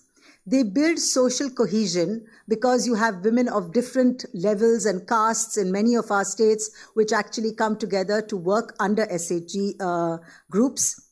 Thirdly, they encourage skill development. So this is really very important because SHG, as you know, women have certain skills, but working with others, they learn other skills. And this is another very, very important part of the development of the SHG model. And the fourth is highlighting social awareness issues. We all know that a home runs through women. The life of a family runs with a woman. So the woman is central to everything in a family. And they are the ones who actually raise the issues that impact families and communities. So this is really what we will be focusing on today when I get my esteemed colleagues here to answer some of the questions that I will be putting to them. Just a little bit about what ISC is doing around the SHG model. You heard about the Lighthouse project that we have implemented with DDWS. The core of the Lighthouse project in phase 2 is around the SHG model, because none of the blocks that are under development under phase 2 will be deemed Lighthouse ready unless an SHG has been actually instituted, recognized, and takes forward the sustainability of the infrastructure and the development of that particular village, gram panchayat, and block. So that is a really, really critical piece that the government themselves have recognized is very central and crucial to the whole program. Now, this is where the partnership, the public-private partnership piece comes in, and I'm sure that our colleagues here will talk a little bit more about that. So that is really where we are focused as ISC. We'll talk about success stories. So yes, definitely we want to learn about success stories, but we will definitely talk about challenges. What are the challenges that SHGs face today around income, around funding, around economic and social development of their communities? Why is it that they can't grow bigger than what they currently are? So that is something that we will be focusing on. But the biggest challenge that we will focus on is replication of models. Why is it that some states have been able to take models, SHG models, and deploy them across the state? And why is it that others can't do it? So I think that is really critical, and we'll get some ideas from our friends here. So first, let me turn to Prabhakar, who is from ITC. And Prabhakar, my question to you is, why did you choose to operate in certain states and not in others? And what are the main parameters required to drive a successful community-led model? Thank you, Natasha. Thank you, ISC. It's always a pleasure to be here in the conclave. But yeah, there's a challenging session in terms of post-lunch. But what makes it interesting and exciting is that we are discussing the role. While Natasha has mentioned about SHGs, I think I want to sort of broaden it to say the role of women in this entire aspect of wash, sanitation, and the larger social development. And also feel very happy that we have Mairada here on the panel, because we've been working very closely with the Mairada team in Karnataka for decades now, actually. And recently, Seva, we completed 20 years of partnership, again through the SHG route. To answer the first question, Natasha, in terms of why we work in certain areas and not in other areas, it's anchored on some of our belief systems. The first belief system is, as a corporate, you have to have skin in the game. And the skin in the game would come if you have some sort of and I'm using the word vested interest in a different way, that there is some obligation on you to sort of work in that particular geography or community. Otherwise, what could happen is if I just sort of go to some random area, and when there is tension and pressure for funds deployment, that would be the area where it would get cut off. I think any social development intervention, and more so tougher areas like sanitation and wash, you require an extended period of commitment. So that's one part of it. Second, our belief is sanitation or wash should not be looked at in isolation. There are interdependencies to other aspects, whether it's health, whether it's climate, etc. And it's been our belief that interdependent problems require interdependent solutions. And therefore, when we sort of take a very cluster or catchment focus, we ensure that there are other complementary and supplementary interventions also which can add value to sanitation and wash. The last piece in terms of why we select particular areas, here I would like to sort of slightly expand. We consider the areas where we work literally as a sandbox where we do the prototypes, pilots, and even scale it up. But we realize that if you have to amplify it, as a corporate, we will not be able to do it. And that can only happen through a partnerships. So if I look at in UP, I may be working in Saharanpur, which is where we started with. But because of a PPP, now I work with 85 urban local bodies, where we sort of replicate this model, handhold the government, etc. So you start small, deep dive into it, create a solid model per se, and then leverage the government and other ecosystem partners to replicate it. And therefore, you expand your footprint and make a bigger difference. So maybe I can just ask you a corollary question. In that, what is the role that you see the government plays in terms of working with you to make it a success? Because, if you look at the earlier question I asked, it was primarily why do you work in some states and not in others? And does that have to do with government intervention, or is it solely relying on the fact that you work in certain states and not in others? So I would answer the question different way in terms of which states we work with is more determined by our footprint. Okay. But which states we have succeeded in signing a PPP, because waste I may have a PPP in Bihar, I may have in Karnataka, I may have in UP, but I might be doing in other states where it may not be a state level PPP. There, what really makes a difference is what is that visible commitment, indication, willingness, whatever you may want to call it, from the government system to actually identify or accept that there could be a value in partnership. That first step has to be taken. And what we have realized is, and it's very interesting, and that's been my learning, we might have done some work in, let's say, Saharanpur, started maybe 15 years back. The collector has now moved to Lucknow, and he is looking at, say, sanitation and wash. He remembers the work that was done in Saharanpur, and then he calls up for a discussion, etc.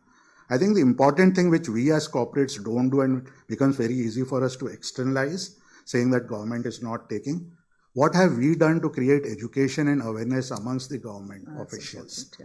I think my belief is today the government is willing to look at anything which is good and positive, but they may not be aware of it. That's very, very important. To the second part of your question in terms of SHGs per se, I think you rightly phrased in terms of, for us, it is involvement of community. And we work in any of our interventions, that's the starting point. It's not the end point. And I think an important takeaway that I would want to share is don't look at SHGs at the end of the project, but start conceiving the role of SHGs at the beginning of the project. And I'm so happy that the phase 2 of LHI is actually taking that particular approach. And why do I say community has to be involved? Now, when I say community has to be involved, it actually looks at different forms and shapes of community involvement. Some places it could be SHGs, some places it could be mohalla committees. Second, I think you should never look at any of these entities in isolation. They work in an ecosystem, and the ecosystem could start right from schools, where you have the school development management committees, you have the child cabinets, the wash committees, etc. Then you have the mohalla committees, then you have the SHGs. Unless you address the ecosystem, you will not get the results that you are actually wanting to achieve. If I were to take the liberty of rephrasing the point that you mentioned in terms of the power of SHGs, and for ease of remembrance, I would say there are 4 E's which actually sort of justify the role of SHGs or Mohalla committees, and especially women. The first one I would say is engagement. I think the level of engagement that you get when you involve community institutions like SHGs is of a very, very different order. The second aspect I would say is, if you want an intervention to self-sustain over a period of time and not be dependent on a corporate funding or a grant or something, involvement of community institutions ensures endurance. So that's my second E. The third E that I would say is the whole project or intervention becomes economical.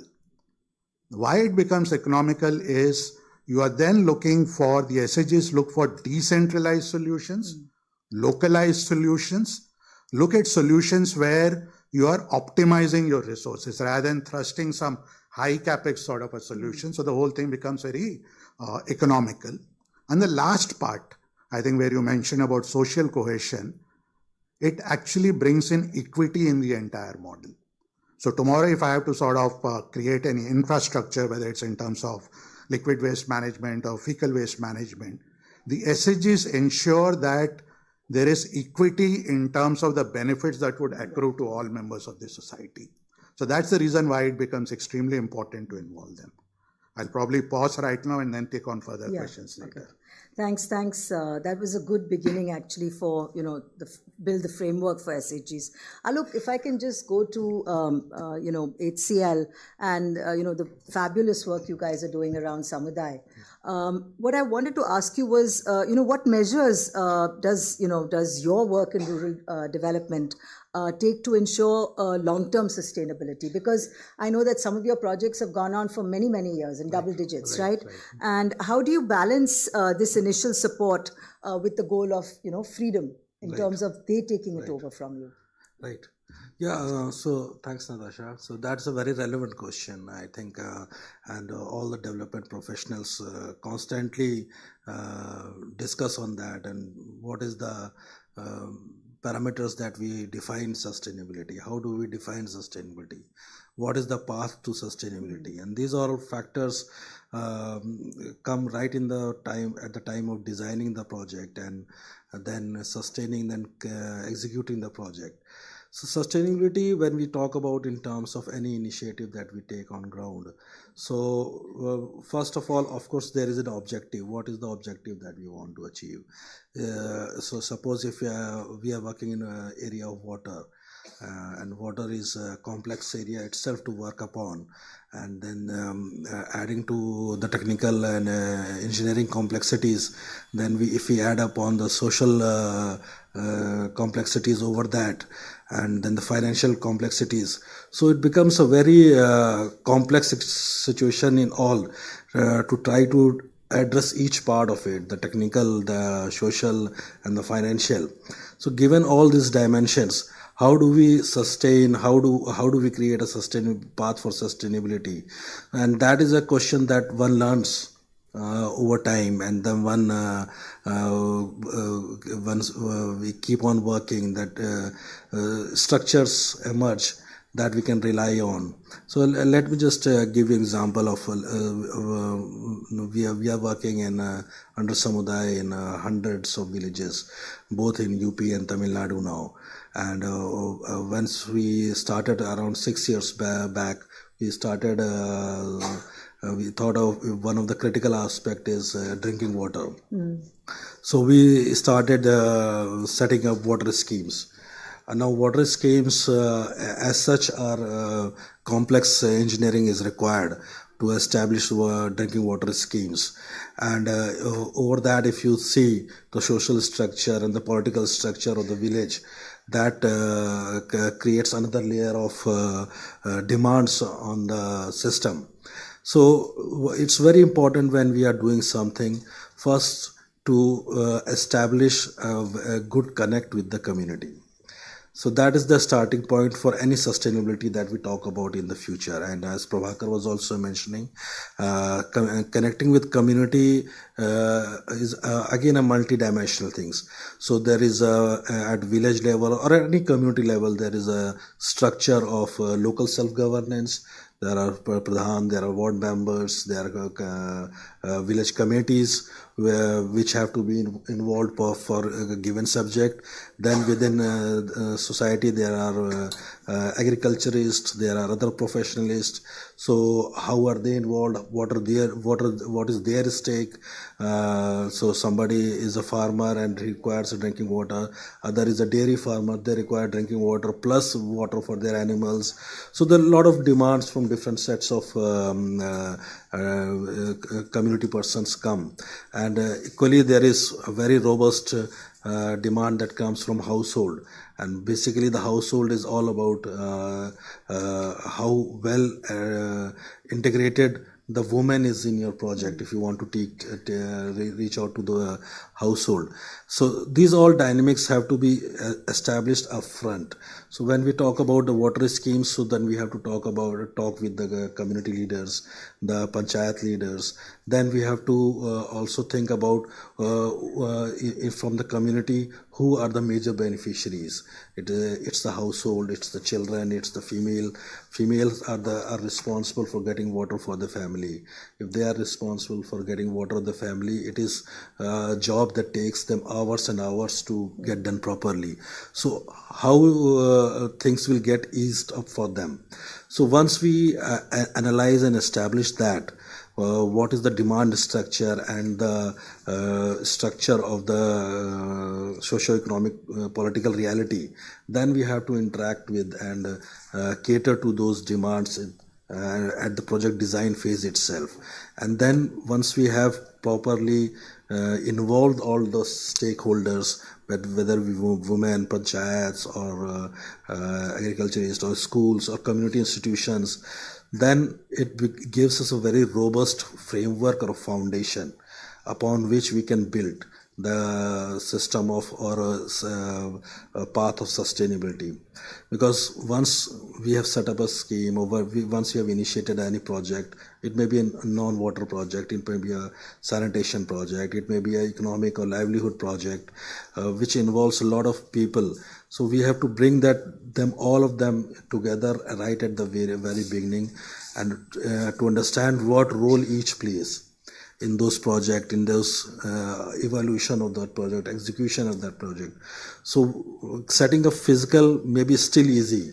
So setting up a pipe network, even if it is 5-6 kilometers long, 10 kilometers long, it is still easy because it is time bound. It happens because there is a definite engineering attached to it, and you can design the system, and then with the help of funds raised, you can implement and execute. But what happens after that?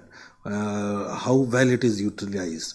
That all depends upon how good foundation you have laid in terms of the stakeholder involvement right from the very beginning. So a panchayat has to play a role in governance of that scheme. Community has to play a role in maintenance of that scheme, either by payment matrix or by managing the demand. So all these have to be thought of right in the very beginning, and those structures have to be trained. One of the key things lacking in terms of sustainability is the capacity that is available at the community level to manage complex projects. So once if we just do it and we do not create that capacity, the stakeholders lose interest within very the quickly. Community, you're saying, create the capacity within the community. Create the capacity yes. within, because if they do not have the capacity and they not handhold through that phase of building up the community capacity, they lose interest very soon, because it becomes increasingly complex to manage any initiative on the ground. So once we have the stakeholders, we know what kind of capacity of each stakeholder has to build up. And then there is also, because there are a lot of stakeholders involved, there has to be a system of conflict management. within the project and within that setup that we are creating, because one set of people may have a different ideas, another set may have a different ideas. So how that conflict would be managed? So that structures have to be created in terms of governance, involving the community at a different level. So all these together lay the foundation of sustainability. And of course, for any project which is continuous and requires operation and maintenance, you have to look at the financial part also, how the finances will come in. Some finances will come from the local self-government, the panchayats, some finances will come from tariff, etc. And some finances other from revenue generating activities which may happen within any project. So all these structures and all these complexities have to be brought together, and structures have to be created, and of course a stakeholder who can manage all these continuous activities. So that is where I think SHGs in recent times have been thought of and have been tried out. We also are trying out SHGs in terms of that, so that they can become the fulcrum around which all these activities can revolve. Somebody who takes the ownership of managing all these complexities. So that is where sustainability has to be built in the project right from the very beginning, and through the execution phase, handholding has to be done of the stakeholders to manage that complexity. And then we can truly talk about at the end, okay, yes, now this project is sustainable, people are there who can take care of it, finances are there which can be devoted for managing the structures, and governance structures are there to manage the conflict resolution and other critical aspect of any. So that's how it's a long process. No, but in the long process, I think what both you and Prabhakar are saying is that you first have to, the design has to be very strong, right? And at the core of the design, there is the SHG, right? So you design everything around that, and then you take, the implementation is more like an afterthought, because that in any case is going to happen, right? But it's, if you don't design it well, then obviously the implementation is not really going to sustain. That's it. That's, I think, very, very critical to know. Thanks for that. I think that that really also puts a large color into that framework that we've just talked about. Right. Mr. Meenakshi Sundaram, sir, thank you for being with us today. My question to you is, what are the primary barriers SHG, because you are now in that space, you are I'm going to consider you an SHG for this discussion, all right?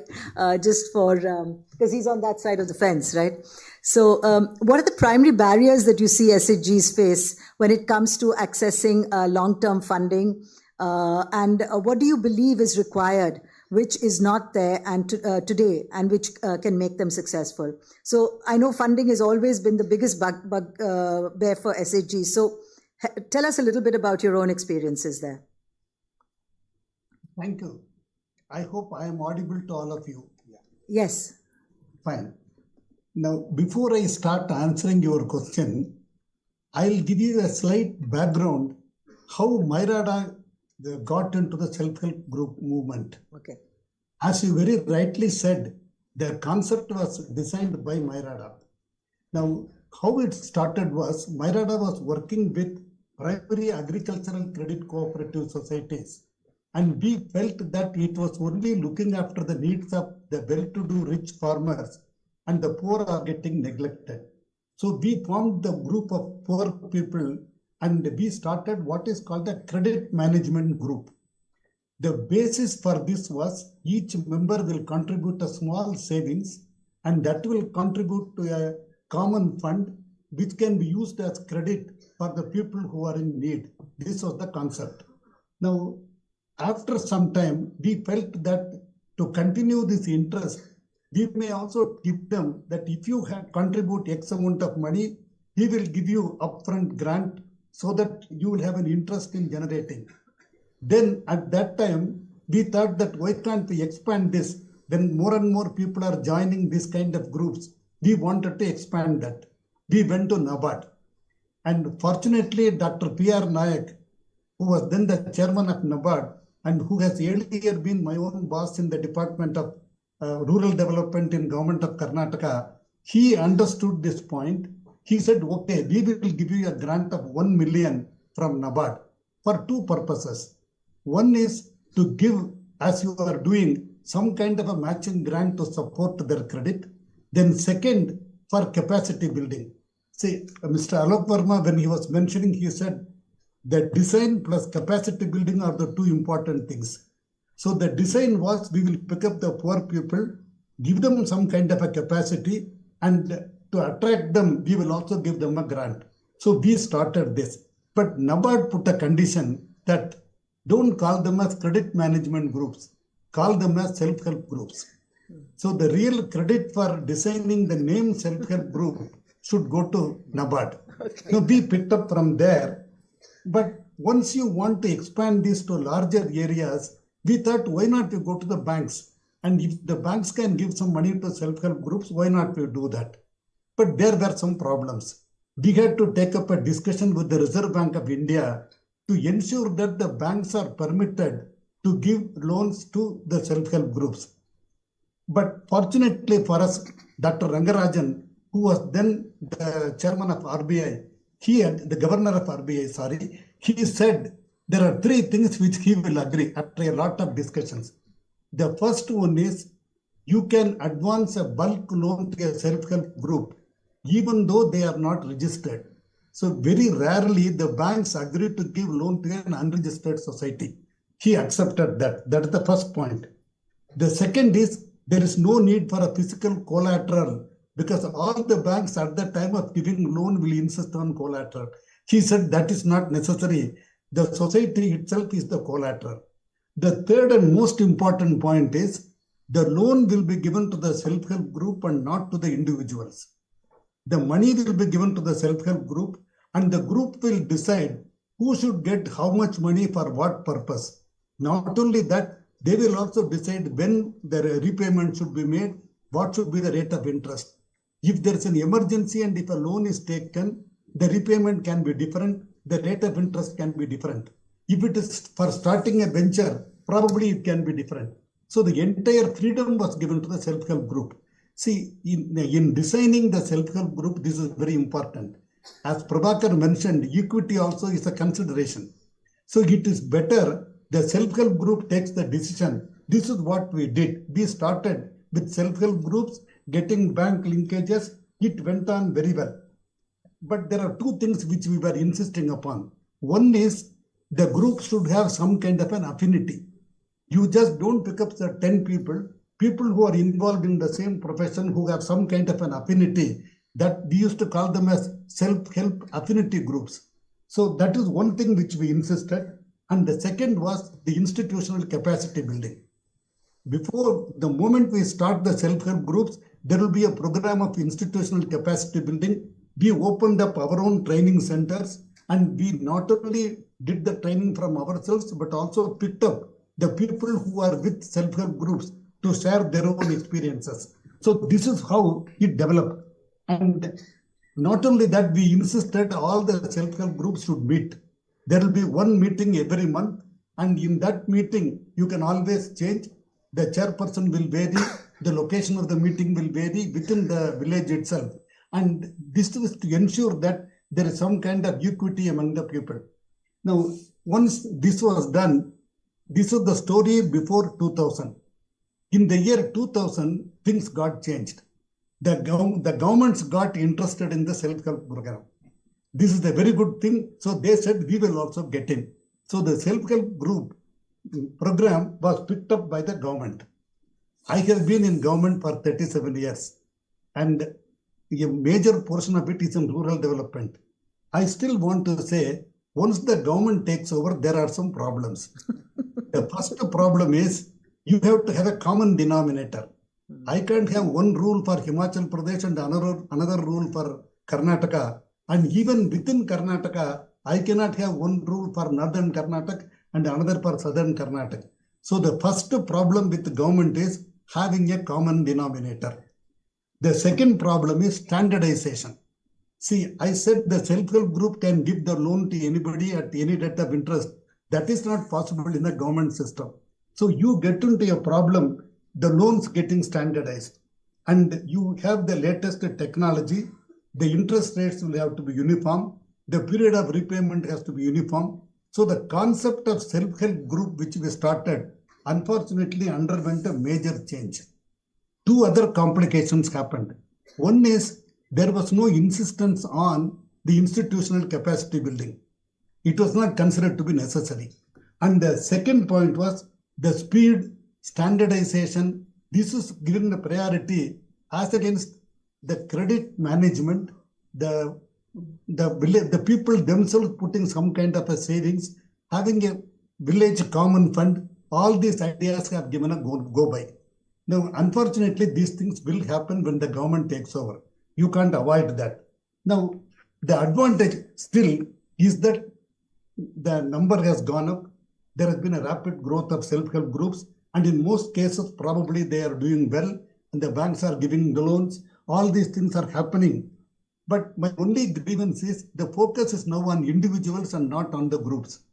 Because the banks will insist on to whom you have given the loan, what is the quantity you have given, what is the purpose. All these things have become mandatory.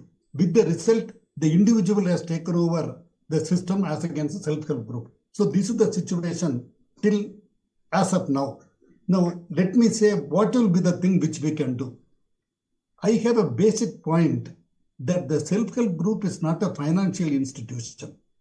It is a civil society organization. We will accept them as a civil society organization. Of course, we built it on the basis of credit. Okay, they should continue. They should always have their own principles. They should meet regularly. If we insist on this, the self-help group system will continue. And secondly, if you want to give loan, you are asking me a question, what is how do we ensure financial stability? If a self-help group should handle what it can handle, we should not force too many things on the self-help groups. It is an organization of the society and they should do their job properly. Now, supposing if you want to give larger loan and if some self-help groups are capable of handling that, what we are doing in Mairada is we take about 100 self-help groups together, 100 to 150. We constitute, maybe some people may call it as federation in Tamil Nadu. We call it as community managed resource centers. All 100 of them join together and they are an institution which can handle finance.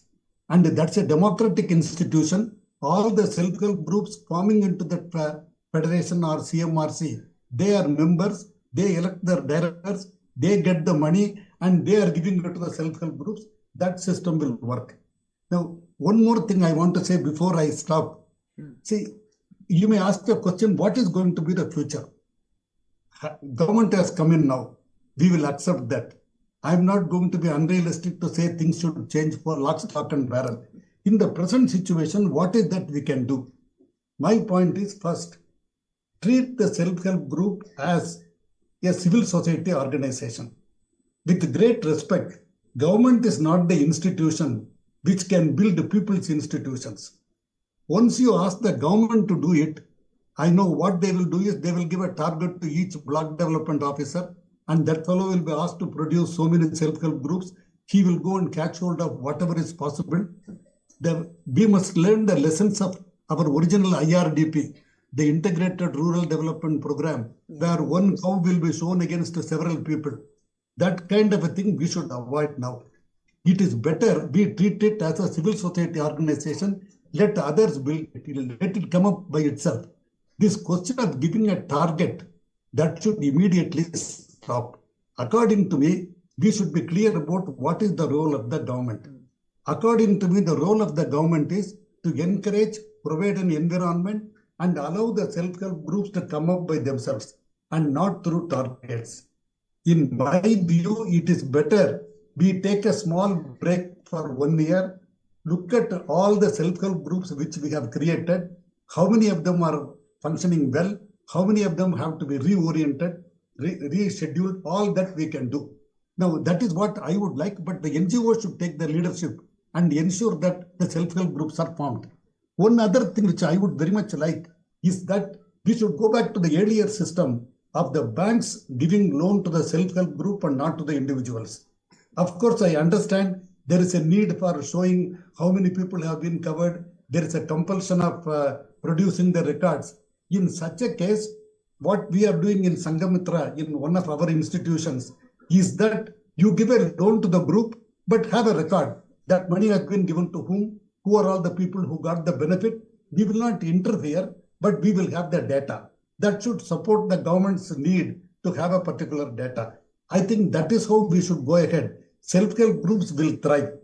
In areas where there is no self-help group, maybe government can provide environment and the NGOs can take up and do it. I have a feeling that in view of their civil society nature, probably the self-help groups will continue. You also asked a question, why in some states it's happening, in some other states it is not happening.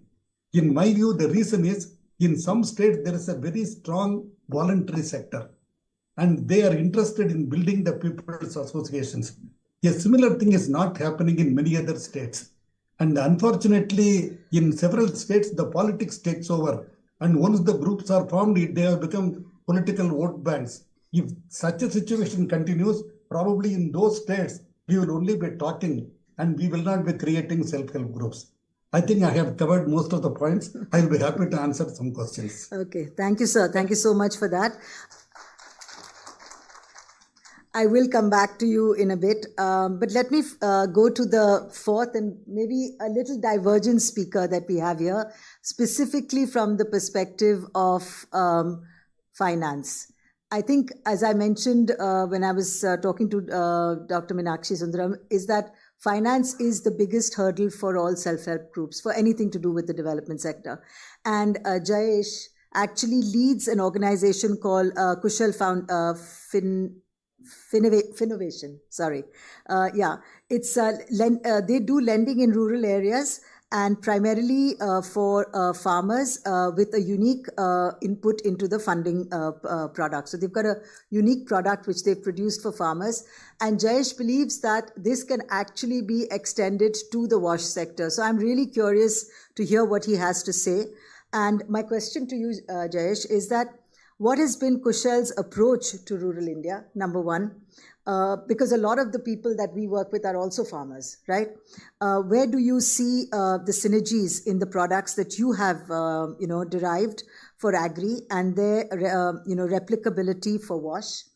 And how did you make your borrowers self-sustainable? So if you can just cover those 3 points. Thanks, Natasha. Being the last speaker, I think most of them have been covered, but I'll give you a completely different view of what we are doing at Jai Kisan. So I represent a group called Jai Kisan. This largely has been formed to see that how we bring informal to formal. You may still not believe, but today, after we having SAG movement, JLG movement, which is the joint liability group, which microfinance does, today we have come across at least 50% of our borrowers who are still new to credit. They do not have a CIBIL score, they don't have a CRIF score. And the vision of the promoters was that how we bring in formal to formal. And just to give you an example, if we go back, say 2 decades back, even in urban India, okay, many of us were not having pre-approved credit cards, pre-approved loans. In fact, we check with our parents. The only person or the only institution which used to give dispense credit was the retailer. So like if today it's very easy that if we walk to Vijay Sales or whichever store we walk, we buy a product and then we will have a pre-approved, there will be a financial institution guy sitting over there. Our loan will be pre-approved and we can just walk out of the product. But that was not the case 2 decades back. 2 decades back, even if when you went to a retailer and if you wanted to buy, say, a Sony TV, the retailer will say, if Sony TV चाहिए तो credit पे नहीं मिलेगा, उसके लिए cash चाहिए. Samsung चाहिए तो I can give you on EMI. So the product was being sold basis what was being structured or what was he getting as a support or grant from the manufacturer. That has changed. Why?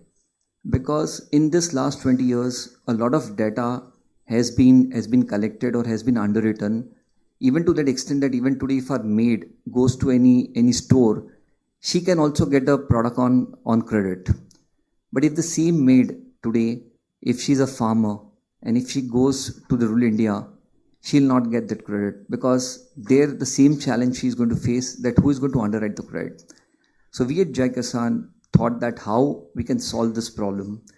And to solve this problem, what we did is we started underwriting the retailer, or the underwriting the retailer at the first. So the same concept of SHG and the individuals is same, which we are putting to the retailer and the underlying farmer.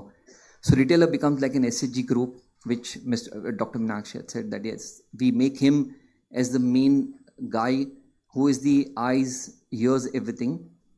And below that, we have created a technology platform through which any farmer who walks into the store can be underwritten in 11 minutes. So the entire journey of starting the underwriting journey to getting a loan is 11 minutes in 11 different languages in 6 states. So that's what we are trying to do, that how with the power of technology, how we are able to underwrite the end borrower who is a farmer for a specific product currently, which is input finance, where he can buy pesticides, fertilizers, everything. So his end users monitored, which is one of the key challenge which everybody has, that we don't give the money in the hand of the farmer. He gets an end use product. So the end user is monitored. Money goes to one level above. It could be a retailer, it could be a distributor, it could be a corporate. And he walks out of the store, and the product is designed in such a way that he's been given a credit depending upon his needs. It's depending upon his harvesting cycle. So if he knows that I'm going to get my cash flow after 120 days, the product structure is such that he pays after 120 days. If it's after 150 days, it's going after 150 days. So the same concept which we have used into inputs, we are then going to expand to other products, and we will see that how this can fit into the current requirement of whatever we need to into renewable energy or into renewable areas. Well, that's excellent. I'm just thinking about a model that we are currently looking to finance in WASH, and that is around solid waste management in urban areas. So, a lot of cities today have a need to reintegrate the informal sector that does the rag pickers, as we call them, into the formal sector.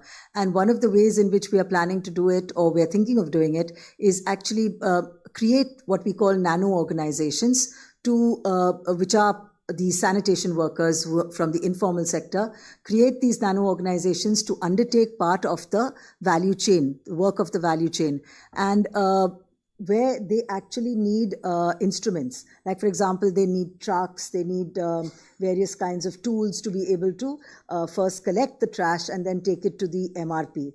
So, MRF. So effectively for that, if we don't give the money into their hands, but if we give it into the payback, say for example the ULB or whoever they are going to be receiving their return from, that could eventually become a potential product, right? And it would be a debt product that we would go in for. That's quite interesting. We should talk about that. Okay. I have 15 minutes left and I have 4 more questions, but I'm going to ask you all to be very quick on these because these are interesting questions as well. So Prabhakar, I'll turn to you now. The models that you have deployed with SAGs, are they realistically replicable? I'm sure you'll say they are, but please help us to understand how in other states. Okay, so supposing you had an option to take Saharanpur to Maharashtra, okay, is that possible? All right, so that's one. And if it is, then what is the prerequisite for this success? And please also help us understand what strategies you have found to be most effective in scaling these up. Sure. So you'll be surprised to the first question. My answer is no. No. Okay. No. Because I think that's the typical corporate fallacy, saying that if it's worked in one place, I can just sort of cut, copy, paste. But the ecosystem is very, very complex, like I think what Alok was saying. Within a state itself, one district is different from the other district. So therefore, if you have to really scale and replicate, I think what is important is, it's like they say, in terms of before you cut a tree, you need to sharpen the axe for a long time. How much time do we spend understanding that particular local ecosystem becomes important? How much time do we spend aligning all the stakeholders in that ecosystem becomes important. I think once those two factors are taken care of, and if those two factors are an essential part of your design, then replicability can happen quite fast. The third aspect that we need to keep in mind when we are sort of looking at replicability, and that's been our experience, and even in the morning I was talking to one of our colleagues, is the maturity level of interventions are different in different states. And we tend to assume that it's common maturity level. So tomorrow if I have to start pushing SHGs in a state for waste management where it is not there, and I need the support and the participation of the local administration, I need to be able to demonstrate what is that additional incremental value that will accrue to that particular ecosystem. By just saying it's worked in Karnataka and I say I want to do it here, even if they are willing, I think as implementation agencies we should not jump into it, because then you're doomed for failure. And once you're doomed for failure at one state, retrieving it back, building back the credibility and confidence becomes extremely difficult.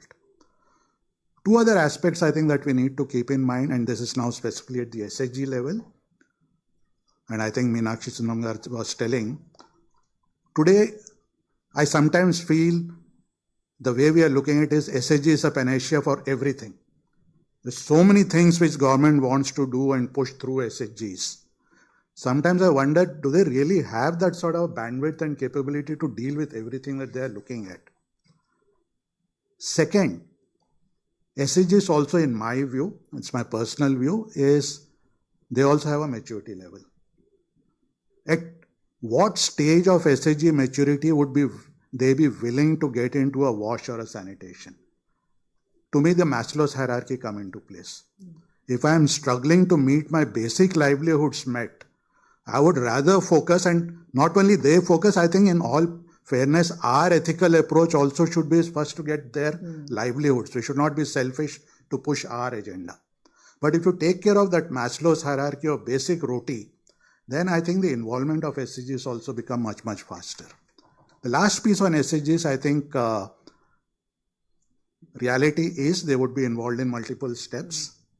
My fear is the Pareto principle applying there also. So if there are 10,000 SHGs, is real value being done only 20%, but we are talking of 80%. Within SHG, again, my experience is, even if say there are 20, 25 members, the active and passive, there's a huge difference. Maybe there is a case, I'm not the expert in terms of the designing of the civil social enterprises that Meenakshi was telling.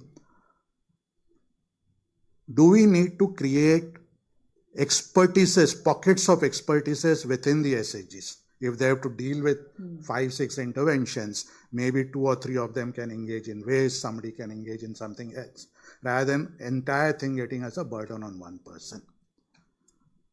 The last aspect in terms of, again, a design element, and this is specifically in terms of the wash thing that we are looking at.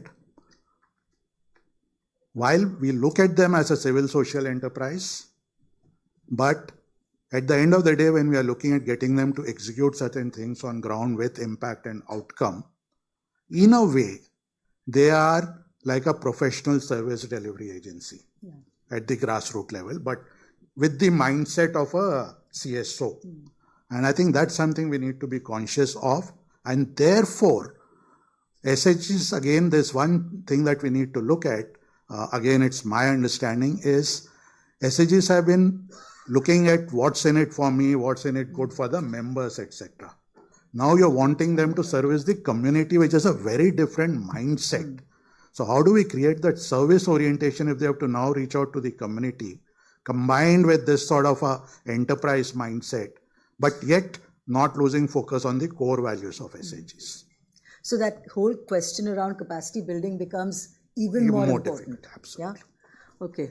Thanks. Alok, if you can just tell us how federations collaborate with government agencies. I think, this whole capacity building thing, either we tend to say the government needs that capacity building, or we tend to say that, the SHGs should be capacity built. But I think they actually it should be done across the board for both, because they're both equal partners in the exercise, right? So this whole collaboration with government agencies and other stakeholders to create a more supportive environment. What do you think about that?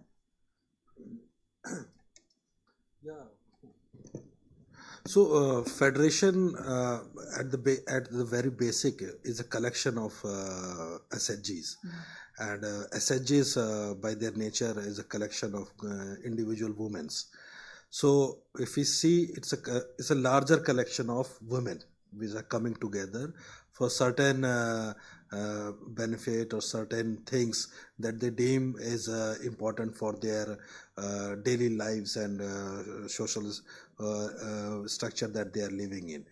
So essentially, if we say the federation, so that Prabhakar raised the issue of maturity. So it is also an issue of maturity, how mature your SHGs are. So can they come together? One is to come together as a group, that is an individual SHG. Second is to come together as a group of groups. So that is where if there are 10, 20, 30 SHGs, they come together and form a federation. And federation, so they must experience some success before they are ready to form a federation at a group level by themselves. But is this realistic? I mean, do you think that it can work? See, that is what I'm saying. So if they have achieved certain success, so federation gives them a greater opportunity because it's a larger institutional structure. It involves 30, 20 SHGs.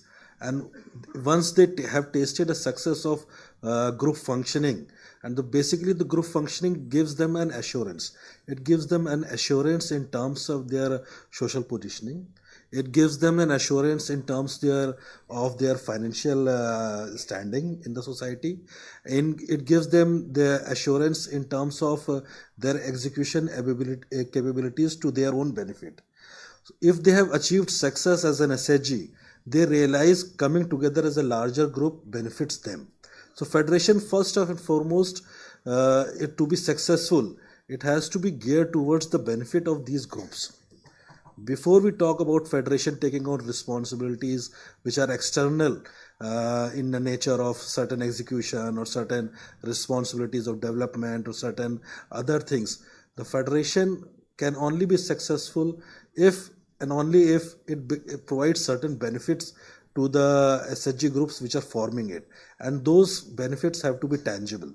But aren't you going away then from the basic ethos of an SHG, which is to deal with, each individual member is an equal part of the SHG Right. at the smallest level. Right. So aren't we moving away from that, because then it's now the collective good that we are talking about and not really the good for the individual member? Is that a challenge? Is that a challenge? Yeah, that's a basic contradiction if you see in terms of it's a group which has to cater to an individual benefit. That is at the very basis of SHG, and that is what Sundaram sir was referring to as one of the drawbacks of government taking over and individual becoming more prominent than the group itself when in terms of talking of financial linkages. So that's a very something that has to be balanced. So a group gives a certain level of assurance to the individual members. So that assurance makes the individual member stick to the group. And that is what assurance I was talking about. So the more assurance a group gives to individual members in their daily lives in terms of achieving different levels of success in whatever objective they have, the more successful that SHG group is. And the greater SHG group feels that benefit flowing to the individual, the more ready they will be to come together as a larger group to form a federation. Because federation, being a larger group, gives them a certain level of institutional capability, which a smaller group does not have. They can take on larger things. They can collaborate to do greater things. And does that help with the government? Yes, it certainly helps with the government. For government, it becomes easier to interact with the SHGs. Because for government, there is an intermediary which interacts with like 30, 40, 50 SHGs. Otherwise, interacting with each individual SHGs is a very difficult task for the government, despite the fact that government is very big. But still, the volume of people involved is still bigger. So that becomes a more cohesive from the government point of view, that this 70, 30, 80, whatever, 100 member federation, they are behaving in a certain manner.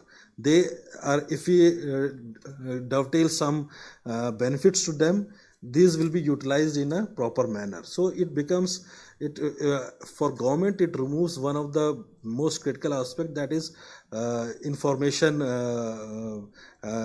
asymmetry. Okay. For federation provides that information to the government as an intermediary. Okay. So it's a very tough concept again. It takes time, but yeah, it will definitely, if it is done with, as Sundaram said again, with due liberty given to the community and the groups, it can serve very good purpose for. Let's ask Mr. Sundaram, Meenakshi Sundaramji, you tell us, what's your experience? Does this work or does this not work? Because honestly, if we have to use it as a model across all states of India to drive development, then we can't do it SHG by SHG. It has to be done as a federation, right?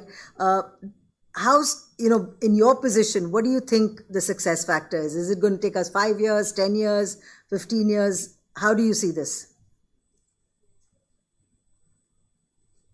Can't hear you, sir. I think it's on. Yeah. Yeah.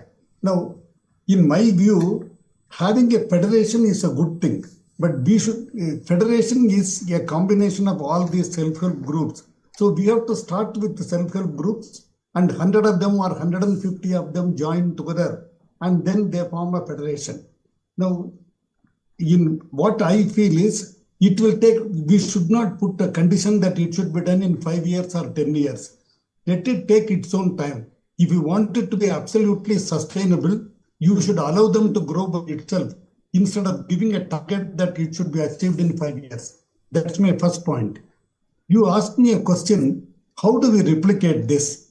It is possible to replicate. We started only in a few places in Karnataka. Now we have self-help groups in Andhra, Telangana, Tamil Nadu. Wherever we are able to reach, we are doing that. In some other states also, they say we want to do it. We ask them to send the people whom we will train, let them go back and do. If you want to replicate the SHG model, two things are necessary. One is you have to identify a champion. The champion can be a bureaucrat, it can be a politician, it can be a civil society leader. Somebody should take interest, like Mr. Fernandez in the case of Karnataka to start with. So identify a champion. The second point is have a group of people in the civil society side where there is a very good NGO whose heart is in the right place. Probably he should be able to do it. I do not expect government to take the leadership on doing this. And as I said earlier, government is not an ideal institution to build people's institutions. They will get into politics in the long run, as I told you. That is the first thing. Second, we can also get the SHGs involved in several other things which relate to the community. Do not treat it only as a financial institution. In my view, the federation or the CMRC or the farmers producers groups, they are the ones which can be related to finance. They can be financially self-reliant. In the case of self-help groups, they are civil society organizations. And the only thing which binds them together is the money. They have got the credit. We started like that. Now there are so many other things. How do we get involved in sanitation, the self-help groups? You will be surprised to know the managing director of Sangamitra, one of our institutions, he tells me that 8% of the loan given by them is for construction of sanitary latrines. And it is possible that we can make the people get interested in sanitation. How did we do that? We took them to various places. They realized, but there are two important things for sanitation. One is lack of space. Public space is not available for open defecation. The second point was that people are getting old. They are not able to walk up to that distance. So making use of these 2 points, the self-help groups realized we should take it as a project on our own. We want to have a place to bathe also. So we want some bigger ones. We said, okay, whatever government gives you, take. In addition to that, you can take a loan. We will give you a loan at reasonable rates through Sangamitra. So we need to find local solutions. One other thing is the capacity building. I'm glad that both Mr. Alok Verma and Prabhakar mentioned that capacity building is very necessary. If we are able to identify a champion or group, who can create self-help groups even to a smaller level, give them a proper capacity building, the movement will spread. But as I said, do not give a target to the government and do not give a target to the officers concerned. That will not work. Okay. Thank you, sir. Okay, my last question is for you, Jayesh. What types of funding models do you plan for the future? Okay, so, based on what you've told us, what you've heard us discuss over here, help us to understand convergence between what you're doing today and the wash sector. You did start with giving us a couple of ideas there. Provide us some insight into interest rates, which I think is the biggest concern that we have right now. Can we get the right level of interest so that, these debt-driven products can be attractive for the sector, and how can these be adapted to meet the needs of the wash sector? The basic thing which again I'll go back to is, as people have mentioned, capacity building in this space. For the financing, I'll say financial literacy. How we can make them literate on what they are doing, what they are going to take is very important. So financial literacy is the first thing. Secondly, how we can use technology or taking various data points to see how we are able to draw models to make lenders understand that what is the business model which they are trying to do and how is this going to be sustainable and profitable. I think if we're able to make these two things aware to the group, fitting the financial model, whether it could be a retailer, farmer, it could be an SHG or a borrower, or it could be a JLG and a borrower, or it could be a federation, all can be said. But the two key things which becomes is the literacy, which is very important, that they need to understand what they are getting into. And secondly, on the data points. On the interest rate, again, if we go back to interest is nothing but a factor of risk taken by a lender. If we are able to demonstrate that if the structure is in such a way that the ultimate lender is going to take a lesser risk, like you were mentioning that how we can escrow the payments coming from the institution directly to the lender so that there's no leakage. So if we are able to structure in such a way that it can be demonstrated that it's a well diversified portfolio, it's well structured in a way that the ultimate risk taken by the lender is less, I think interest rates can be lower. But again, I'm saying that interest is a factor of need. Today, even when we have an SHG lending by banks done at 7-8% to a customer, still the same customer is borrowing the market at 36-48% also. So interest is a factor of need, but given the basic requirement which is there, if it's well structured, interest rate can be in the factor of around 12 to 18%, which is a reasonable rate of interest, which can be affordable and which can be taken into it. Thank you. Thank you so much to all of you as well for listening so patiently. If you have any questions, for any of the panelists here today, happy to take them. Yes, sir. Good afternoon. I'm Rajiv Tandon. I'm from the health sector. And my question is actually coming from the role that SHGs... Hello? Yeah. Is this better?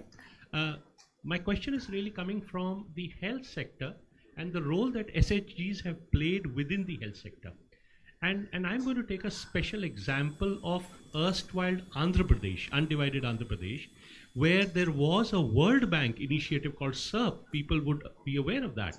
And we were a part of the evaluation of SERP over almost a decade. And what was realized was, and I remember Alokji saying that SHGs is only a group of women. There was a reflection on, do we need to make gender neutral SHGs? Is there any evidence in such an august leadership on that issue? Anyone?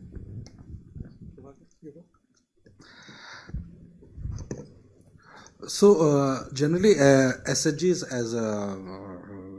as we have been discussing, it's a very old concept, and it's about concept of people coming together, and there have been different types of groups.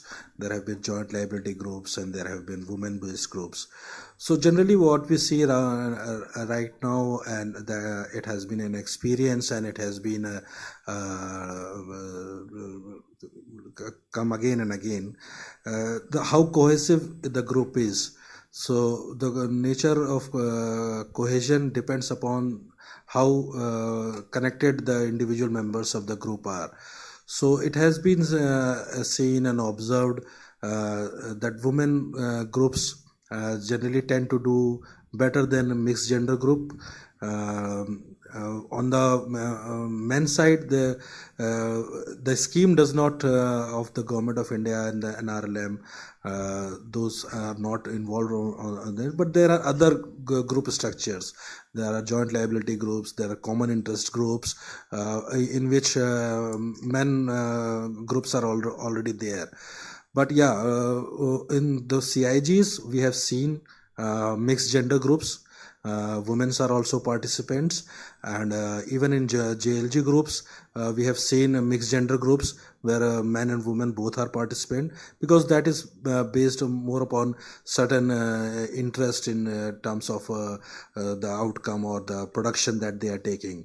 But SHG per se, as it is lot of program is being run through NRLM and other things, it is mostly focusing upon only on the women. But yeah, there are mixed gender groups in other structures are there, and they are functioning quite well also. I think if I just were to me, answer to any question depends on what the purpose of that institution is actually. And I think when I look at the purpose of SHGs, it was essentially to empower the women.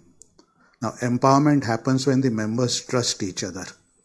Trust comes when there is a better cohesion amongst themselves. Cohesion will happen only when there is comfort in sharing without any prejudices and biases. The moment you mix the group, this whole flow gets impacted. Having said that, and a classic example that I can take, and we are sort of just experimenting with it, is the farmer producer organizations. Yeah. So the FPOs is a mixed group. And so we are working with about 1660 FPOs. But we have just started a small experiment where we have 20 women exclusive FPOs.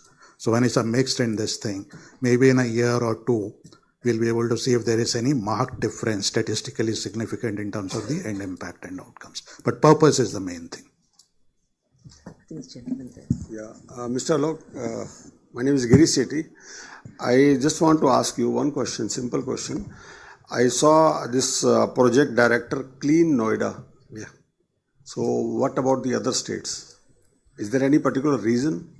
No, there is no reason. So basically, if you see HCL Foundation, so HCL Foundation works across states. So we are present in more than 22 states, and we have multiple programs within HCL Foundation. So the structure is such that there are some programs which are directly implemented by HCL Foundation. And when we say directly implemented, then that means we have teams on ground which are on roles of HCL Foundation, and they execute it in a project mode. Then there are programs within HCL Foundation like HCL Grant, the Uday program or the Harit program. These are in the nature where we involve NGO partners to execute on ground. We call for the proposals, and the proposals get selected and they execute it on ground. So I was given the responsibility of the projects that HCL Foundation was doing directly. So then one is Samuday, and the other is Clean Noida project, or now it is My Clean City projects. So these are two programs that we implement directly. So we interact with the community, we interact with the stakeholders, and we design the programs and we execute the programs. So that's it. Otherwise, in terms of functioning across state, we are functioning across 22 states, I think 22, 24 states right now. Thank you. I think we've already exceeded our time. So thank you very much, everyone, for listening so patiently. Wait. She's making making this announcement.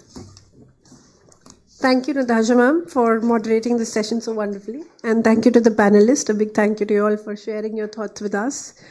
The more that we hear about HSGs, it's clear that they are an integral part in shaping the future of WASH. And ISC will definitely want to take the lead on this.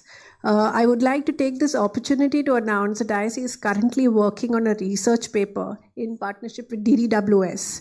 This paper will be based on an extensive research through the Lighthouses Initiative, focused on studying the state of HSGs across the country and examining both the policy frameworks and their implementation at state levels. We look forward to launching the research paper at the next ISC Conclave. So look forward to that. And with that, I now invite Rajat to take you through the next session. And I thank you, a big thank you to our panelists. Thank you. Thank you. I don't know how will you get Mr. Sundaram on the screen. He's already exited. Mahesh. वो नहीं है.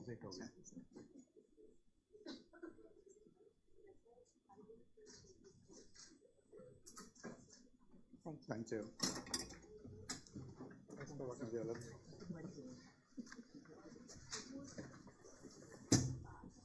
Thank you, Desh. I'll be in touch with you.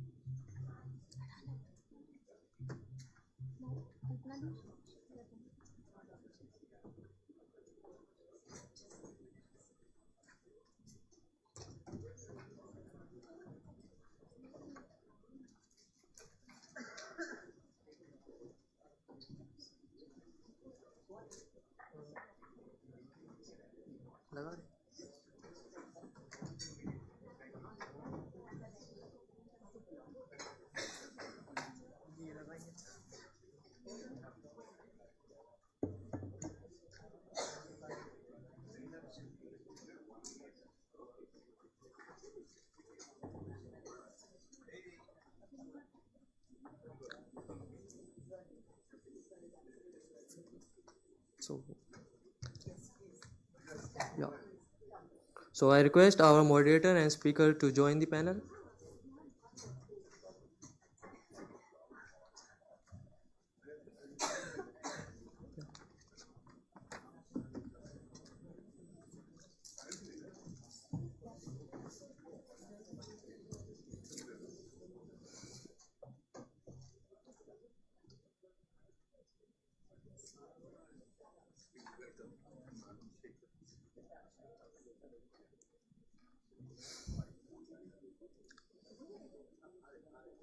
अभी आने दो सब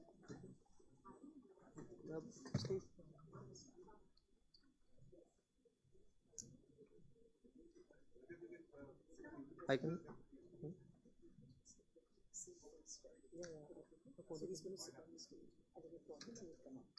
okay yeah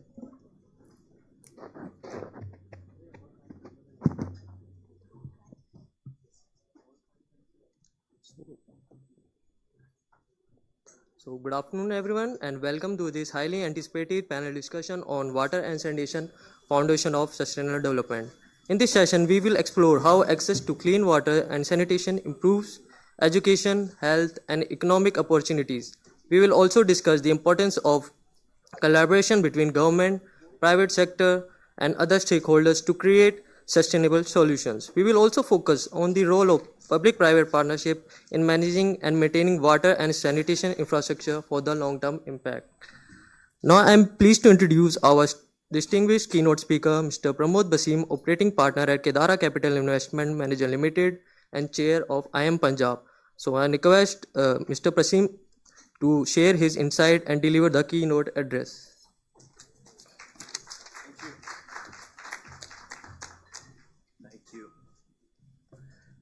Thank you, ladies and gentlemen. It's a pleasure and a privilege to be here.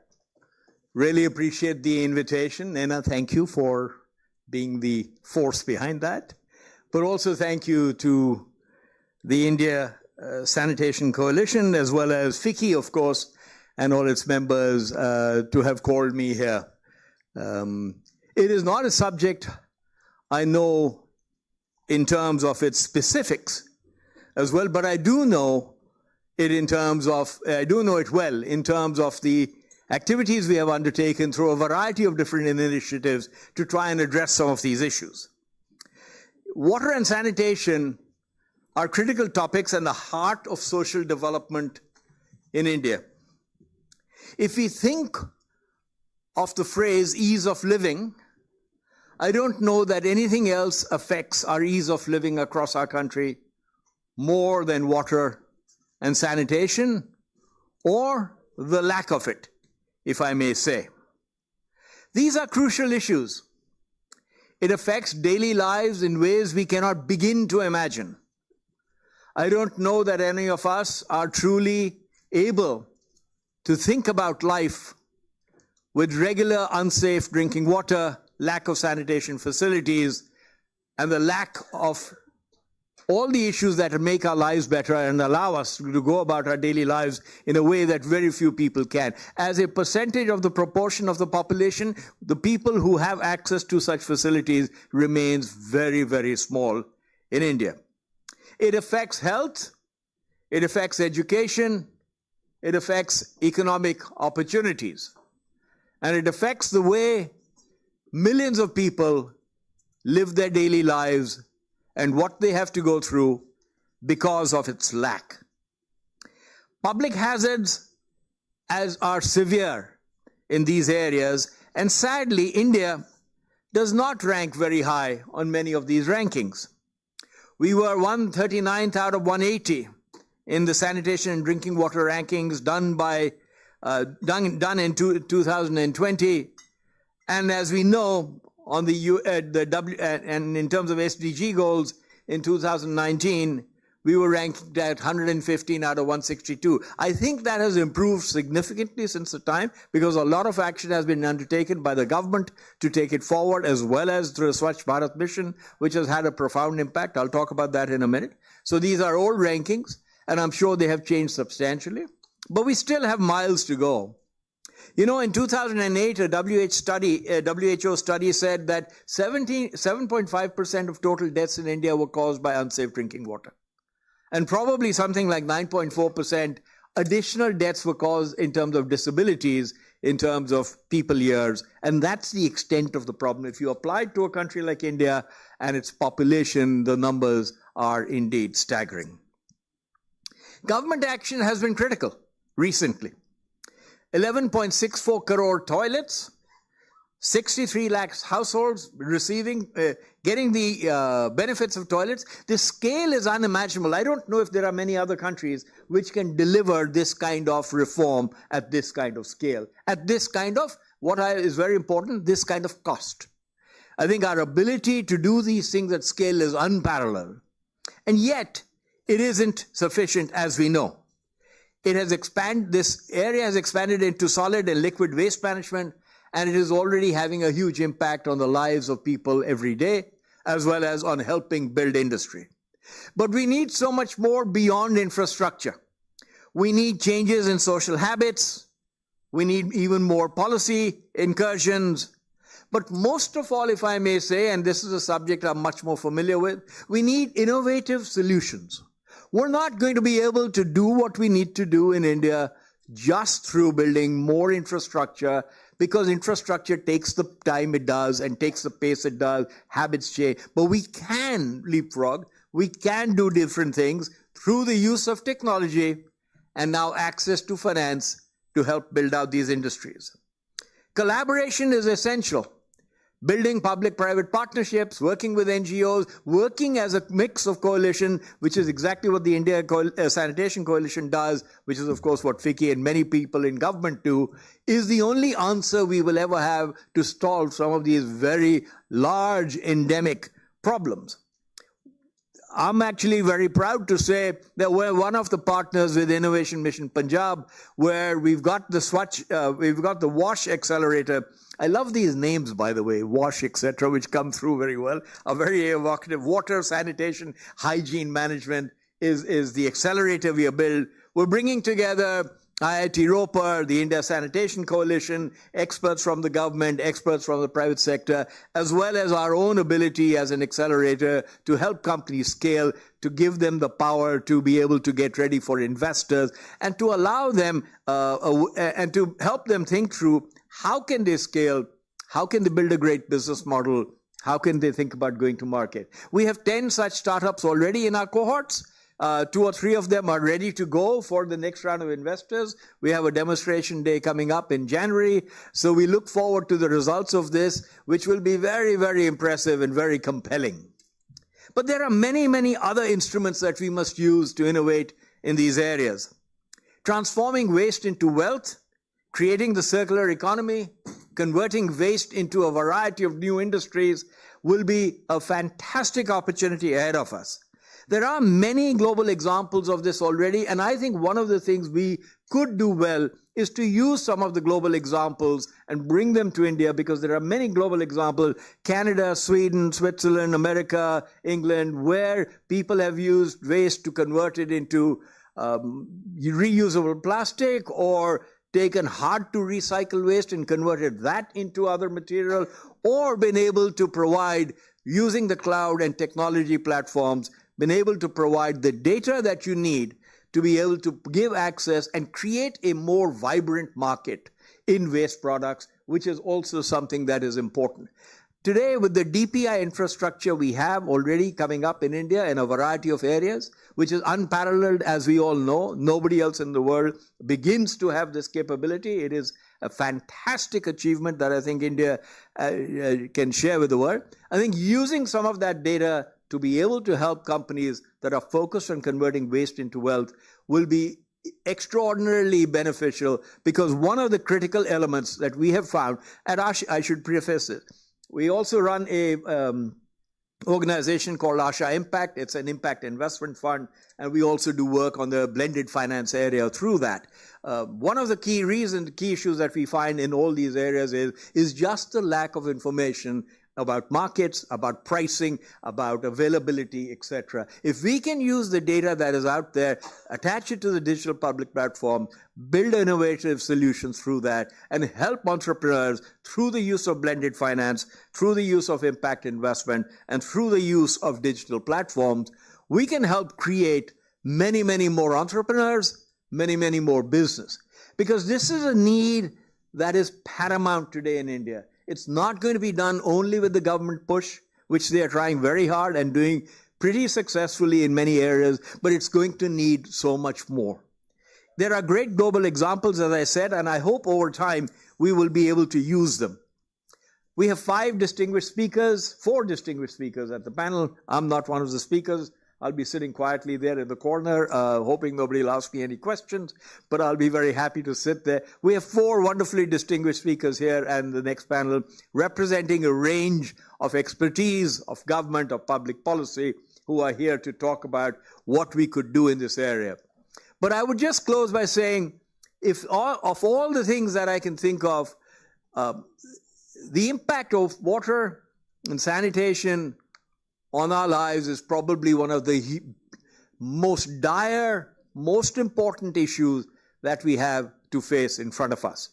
We can solve it only by collaboration, by all coming together and really building a new ecosystem and a vibrant set of businesses which are known not just for the impact they do, but also because they are good commercial propositions, which therefore encourage many others to come into the field and collectively find our way through to good solutions. Thank you very much indeed for having me here, and now I'll turn it back to the panel. Thank you.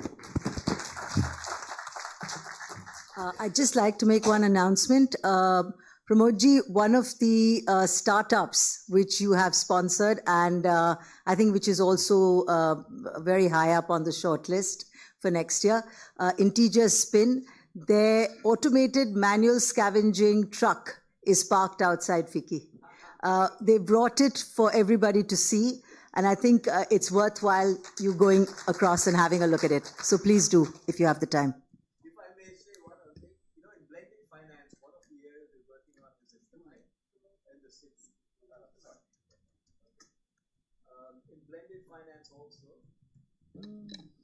In blended finance also, one of the areas we're working on is waste management in Pune, and trying to build a blended finance model for that also.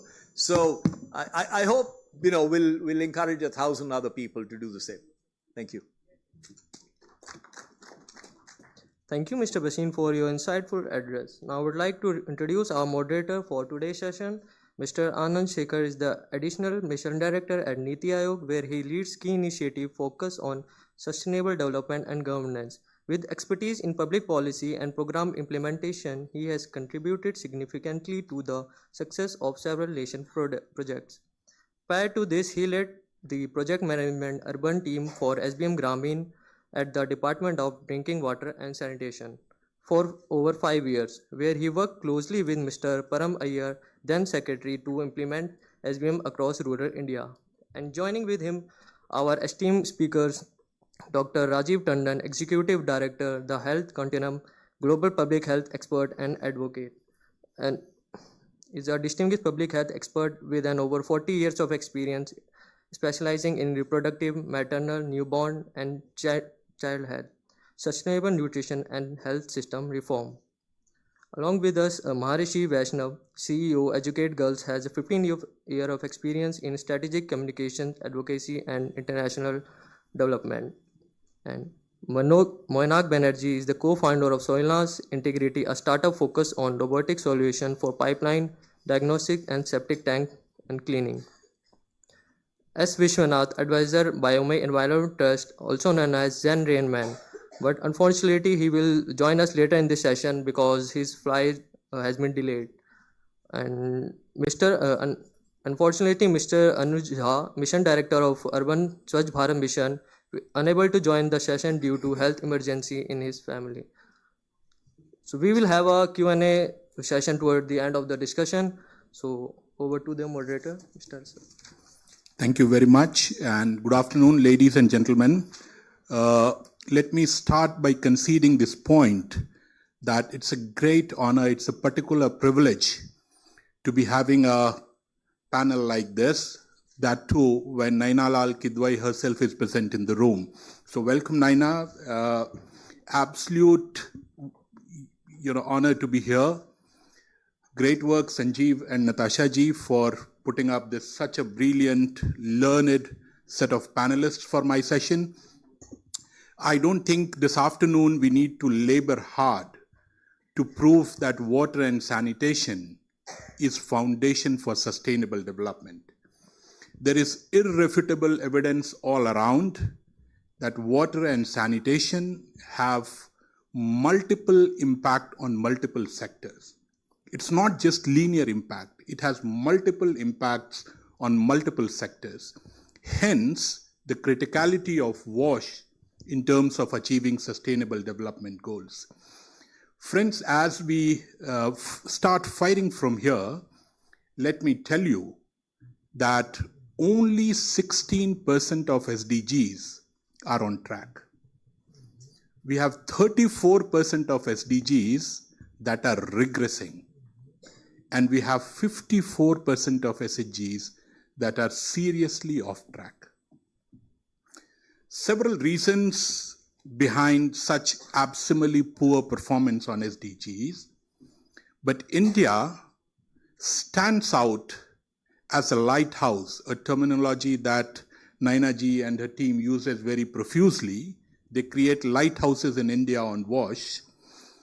India stands out as a lighthouse for the world in terms of achieving sustainable sanitation with speed and scale. And our model, the Indian model of achieving SDGs, is governed by what is called popularly the 4P model. Again, there is irrefutable evidence that only those countries have been able to make some headway which have shown the first important P of the 4P, and that is the political will to achieve. You don't achieve targets, goals, missions without very strong political will. India is very, very lucky to have demonstrated political will to achieve SDGs on several of our targets and goals, especially the WASH SDGs. The second P, which is very profound, is public funding. Achieving SDGs requires public investment. Others will contribute, but the central actor, the central financing has to come from public, the government. And India has made unprecedented levels of public investment on ensuring WASH services to all. People before 14, if you remember, I'm sure there's so many experts in this room, compare the budget on WASH till 14 and compare the budget that India has spent from 14 to 24, several hundred times more. So India has demonstrated that the political will is ably supported by public investment. And this is the mantra. The third, and today's room and this meeting is a classical example of that, is partnerships. We need governments, we need private sector, we need academia, we need everyone, NGOs, youth groups, SHGs, so many institutions were discussed today. Without effective and critical partnerships, SDGs can't be achieved. And India could achieve well in time because of the unique partnerships it fostered.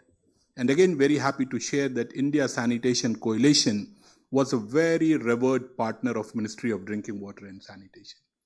Incidentally, I'm carrying it forward to Niti Aayog also, and thanks for the willingness to work. But partnerships is such critical when you want to attain sustainable development goals. And fourth, mind you friends, it may look easy one. The whole program design approach has to be people-centric. SDG talks of people, peace, shared prosperity. So people centricity is absolutely cardinal in terms of achieving sustainable development goals.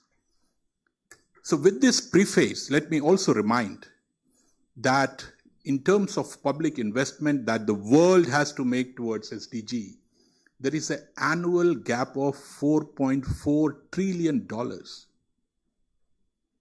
So the world really needs to reorganize its act if it wants to achieve SDGs. But the quick win is, if you fix your water and sanitation, you will be able to make substantive impact on health improvements, on nutritional status, on education, on agriculture and water resources. So this in many ways is the foundation for attainment of sustainable development goals. And I'm very, very lucky to be having such distinguished panel. So we will go around just to reinforce our key messages and get some real insights on how this is happening on the ground, how different institutions are pursuing it, and who better than Dr. Rajiv Tandon, to start building this case of how WASH is central to attainment of public health outcomes. So, sir, your experiences and learnings on linkage of WASH with public health. Over to you. Thank you. Thank you, Anandji, and Naina ji and Sanjeev. Thanks a lot for inviting me here. I'm actually reminded of the time when this coalition was being created, and I had an opportunity of knowing how this coalition was envisioning and how it would take it forward. So I'm very honored today. What I'm going to share here is, because when I was just sitting with Naina ji, what she was very keen to know was really what is happening with WASH and health.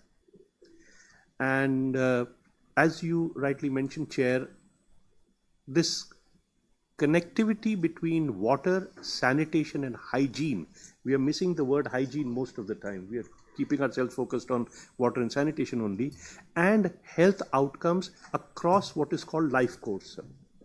So the health outcomes of an adult, of a child, of an adolescent, of a baby, are well documented. There is global evidence, there is national evidence. What I'll share is, because I wanted to share some ground reality, is some work that we did entering a few agroclimatic zones in India. We picked up 2 states, Himachal Pradesh and Telangana. We went into Telangana and Himachal Pradesh and checked out different agroclimatic zones. And the premise was, we know there is something called worm infestation. The worms that we usually harbor, and that worms cause all sorts of health issues. I'll not go there. These were those districts where the worm load and the worm infestation appeared to be the lowest. And what we wanted to see was, we took that as an indicator, because this is a very difficult indicator to meet. To reduce worm load across life course is very, very difficult. And we wanted to see what is the wash situation there. Because for the program, as far as, sir, you would be aware of, there's just deworming. You give those tablets and that's it. There's nothing else in that program. So we said, is there something that water, sanitation and hygiene is contributing to this whole aspect? And these were 4 districts in Himachal, 3 districts in Telangana, very, very different, not only agroclimatically, but socio-culturally, demographically, issues around migration. And what we realized was, there was an interesting facet that needed attention. We've been hearing in the last group about SHGs, community ownership, the effort that you need to put in to ensure community participation and then see outcomes. We realized that when you're talking of WASH, under government, and so you've led all of it, there have been multiple missions that actually can contribute to it. Some as leaders, JJM, the basic infrastructure mission, National Health Mission, education, you mentioned, there's rural development, there's urban development. But what was really required was some sort of a need for convergent action between these missions, not only at the level of what will these missions do, but how will you monitor WASH-related indicators and health-related indicators of all these missions. And the last point was, these missions are very beautifully funded. You really mentioned that, and absolute wonderful amounts of funding. But the challenge of funds being used not for the same thing by each department, deciding who will do what, when, where, and how was the need of the hour. The last point, and I'll stop there, then we'll carry on with other aspects, was, and I highlighted the hygiene component of it, and we all know what hygiene means: hand washing, cleanliness, nail cutting, wearing chappals, and so on and so forth, needed tremendous behavior change. This was not something that was going to happen of its own. And when you talk of behavior change, we talked of blended finance, we talked of innovative finance, we talked of B2B and C, and there are all sorts of new things coming out. We talked of digital, which has come in a big way. But human sustainable behavior change needed something more and beyond. And that appeared to be an area which needed still more help. I'll not go into the indicators and all that we have found out, but that may be something that the coalition could start focusing on now. One, more on hygiene. We are at that last point where we have to somehow change behaviors.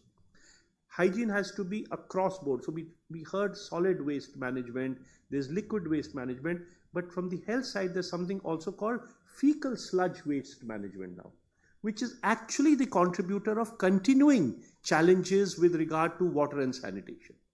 So I'll stop there. Thank you for this opportunity. But clearly, water, sanitation, hygiene, WASH, India has done absolutely wonderful.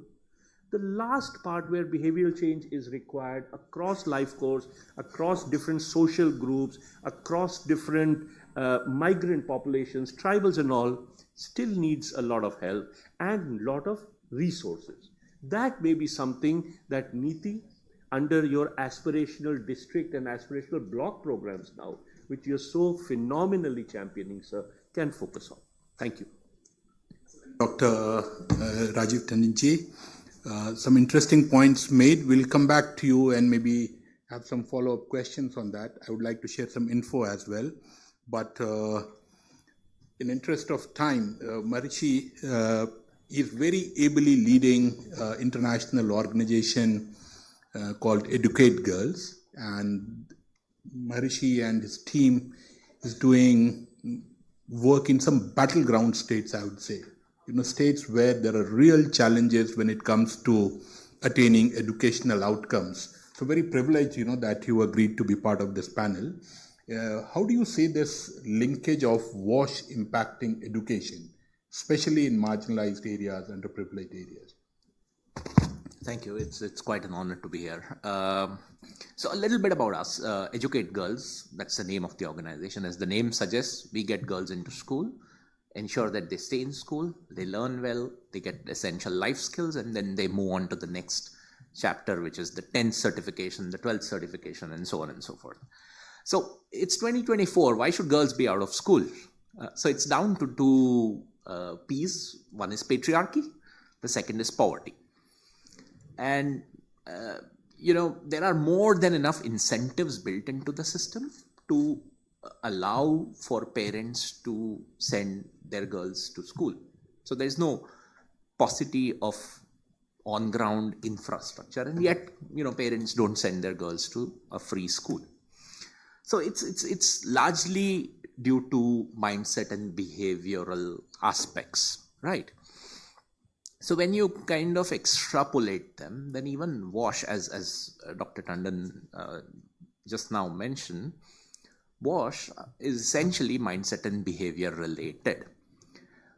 Girls miss out on school. The retention rate for girls, especially in the middle school and high school, is lower than optimal because of paucity of sanitation infrastructure, toilets, etc. And situation has changed significantly. I'll quote some statistics, but let's say, जब Educate Girls ये काम 16 साल से कर रहा है, जब शुरुआत में हम ये आर्ग्यू करते थे स्टेट के साथ या डिस्ट्रिक्ट एडमिनिस्ट्रेशन के साथ या इवन हेडमास्टर के साथ कि टॉयलेट नहीं है इसलिए बच्चियां इरेगुलर है और फिर इवेंचुअली ड्रॉप आउट कर जाती है, तो हमें ये आर्ग्यूमेंट सुनने को मिलता था कि पर उनके घर पे भी तो टॉयलेट नहीं है, तो क्या फ़र्क पड़ जाएगा, यहाँ नहीं है. फिर स्वच्छ भारत अभियान की शुरुआत हुई.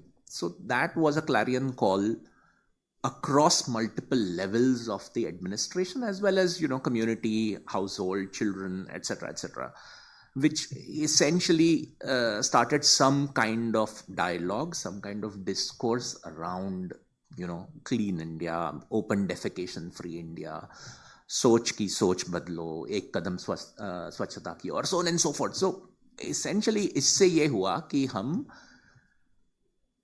सिस्टम को अकाउंटेबल ठहराने में सक्सेसफुल होने लगे. So currently we are present in Rajasthan, Madhya Pradesh, Uttar Pradesh, Bihar and Chhattisgarh. तकरीबन 30,000 गांवों में हम मौजूद हैं. We have incredible foot soldiers on the ground who work on making the system more accountable. And I could tell a little bit more about our experience in UP. Shall I mention it now or should I do it as so very quickly. So we are part of the project Kayakalp of the UP state government. All right. And इससे ये हुआ है कि 100% schools में अब toilets available हैं. Infrastructure varying degrees of qualities का हो सकता है, but at least there is an enclosure within the school premises. That's one. Second, hand washing. 8% से तकरीबन 95%, 95% तक hand washing की facilities अब schools में available है. And as a result of that, the most important thing is the gross enrollment ratio has improved. Just to quote some UDICE figures, 18-19 में there were 1.56 crore students in school. In 22-23, there are almost 2 crore students in school. So हमारा जो aim है to get girls into school and ensure that they stay in school and then subsequently learning life skills etc. वो translate होता है, वो successful होता है क्योंकि parallelly wash infrastructure improve हो रहा है school. That's my submission here. And Maharishi, I'll come back to you on some MHM related issues in school and how does that affect girls' education, so you can rehearse for that. In the meantime, let me turn to Moinak.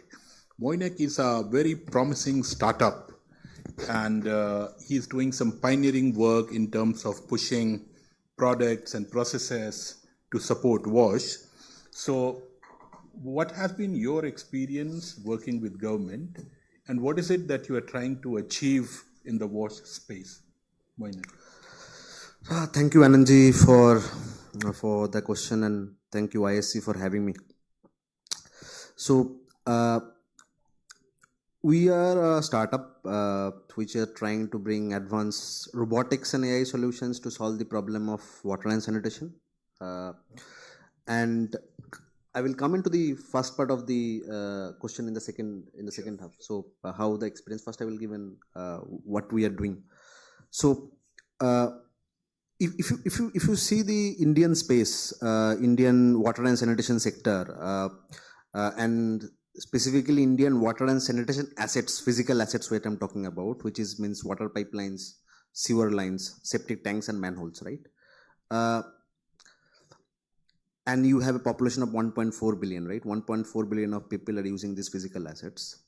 And in the last, in the last 50, 60 years, 70 years of country being independent, the amount of technology intervention to make an impact in this space has been very minimal. There has been some amount of movement in this century, in the 21st century, but before that it has been very minimal. And what has happened, because of that, the social issues have exacerbated. Like, I will explain you how. The NRW percentage in India on an average is around 50%. What does NRW means is, it is the amount of water which get lost while it get transported in pipelines, which means from the reservoir to your house, you only get 50% of the water that has been allocated to you. Remaining 50% gets stolen or gets lost in the cracks or leaks in the pipelines. That is a very, very grave number to have. When you have a population of 1.4 and you are already the most populous country in this world, water is a limited resource. You are not you cannot economically sustain this desalination plant that you have in Middle East so that you can generate more water. It becomes very tough to feed this much big population. So the only way you do that is you use your water resources in the most efficient way. Means, if you imagine, even if you have those 50% which getting lost, even if you can save 30% of that, that would ensure that there are a lot of places where you do not have water can be given water, right? What we realized that, and not only us, because there has been good amount of movement from the government into this vast space, as Anandji was telling, and other speakers was telling, there has been a lot of startups which has been coming up to bring advanced technologies. What I realized, startups plays a very important role because in this space you have utilities, which is private utilities, and then you have the municipal corporations. Municipal corporations have been accustomed to follow different norms and technologies which are somewhat outdated according to the space that we are working on. Utilities are generally big utilities, and when you have such a diverse and complex space, it's become very complex. It's become very tough for them to do innovation at the very fast pace, which can solve the problems in the ground, right? So the startups can be the answer for that. So what we realized that maybe if we can develop inspection technologies in pipelines, which will help you to detect leaks in these pipelines, so that you can localize those places, fix those places, and also try to find out whether thefts have been happened. We are trying to do that. We are trying to do that through robotics. The other thing that what we are trying to inculcate is for management of the water and sanitation assets, physical assets, we are talking about the infrastructure assets, then the genetics of India in that is, Indians does not have the mindset of preventive maintenance, right? You generally do reactive maintenance. We never does that. Like everybody, like until anything flops or fails, we do not change. But the advanced societies, I mean, if you go to Western Europe or in US, the preventive maintenance is something they look forward to, right? When you have a sewer manhole, or if you see a manhole overflowing in Delhi or any part of in India, general way of resolving it is, okay, you just do a cleaning of it and fix it. But maybe after 3-4 days, again, you will have it overflowing. Because the core problem is not about solving it in a reactive way. The core problem is maybe there is some other things happening in the pipeline, which is resulting it to behave like that. So the other thing what we're trying to inculcate was to do a preventive way of managing this asset, so that you can know what is the condition of the health of the sewer line, so that before something happens, you can predict the behavior through robotics. Now coming into the question of the experience of working with the governments, in our 4 years of existence of bringing these advanced robotic technologies into the Indian market, it has been a mixed bag, I would say.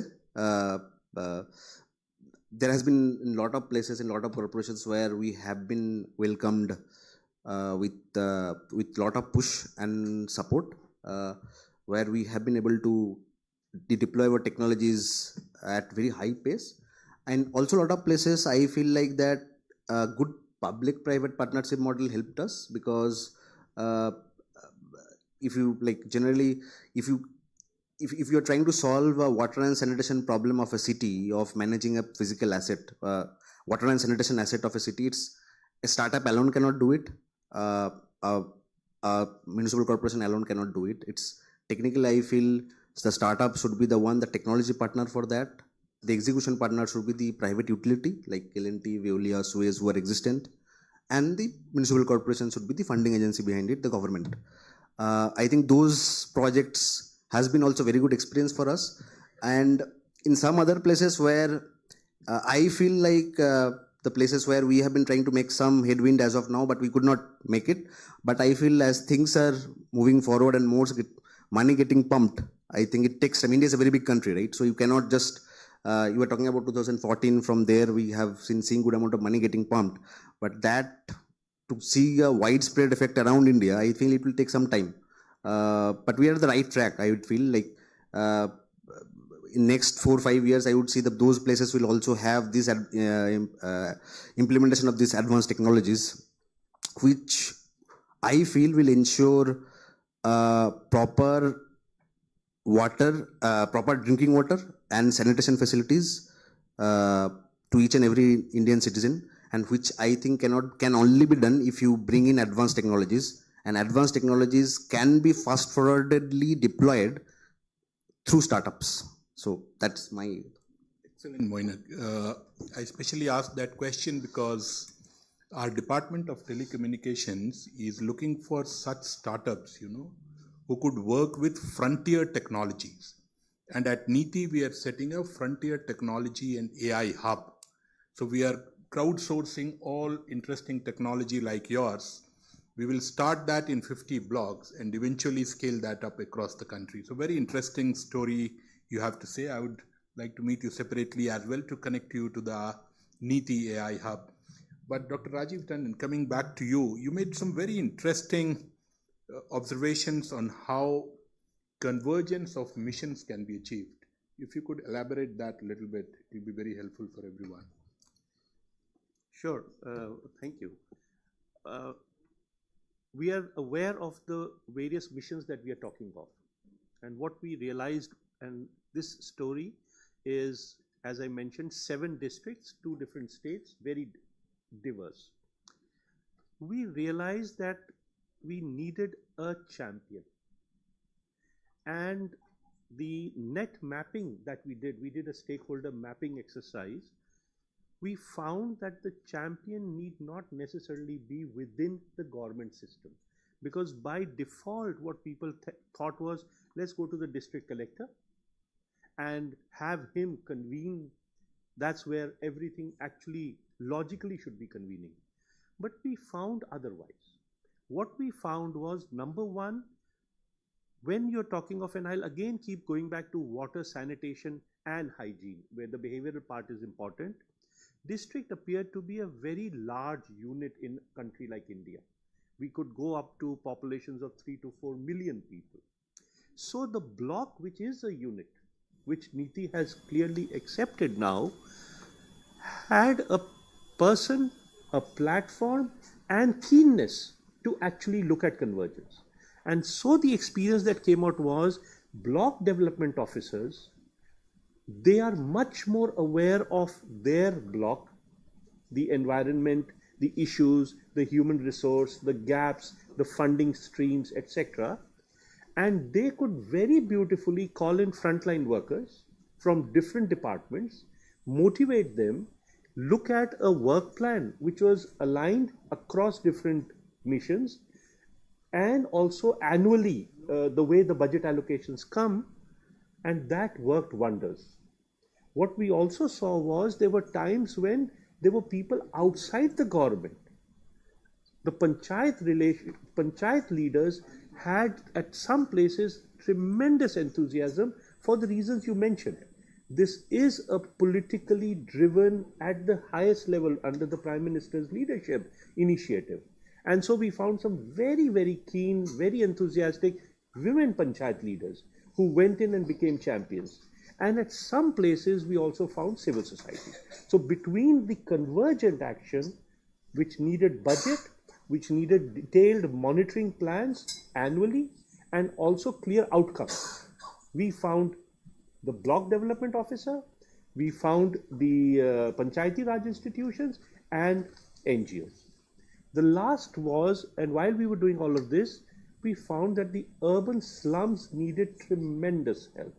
And this is an area also in which this coalition could really start focusing on, because the urban slums, especially the unrecognized and the larger slums, and we have some places right under our nose in Delhi near Vasant Vihar, where even today you do not have piped drinking water, they don't have safe potable water, wash is an issue.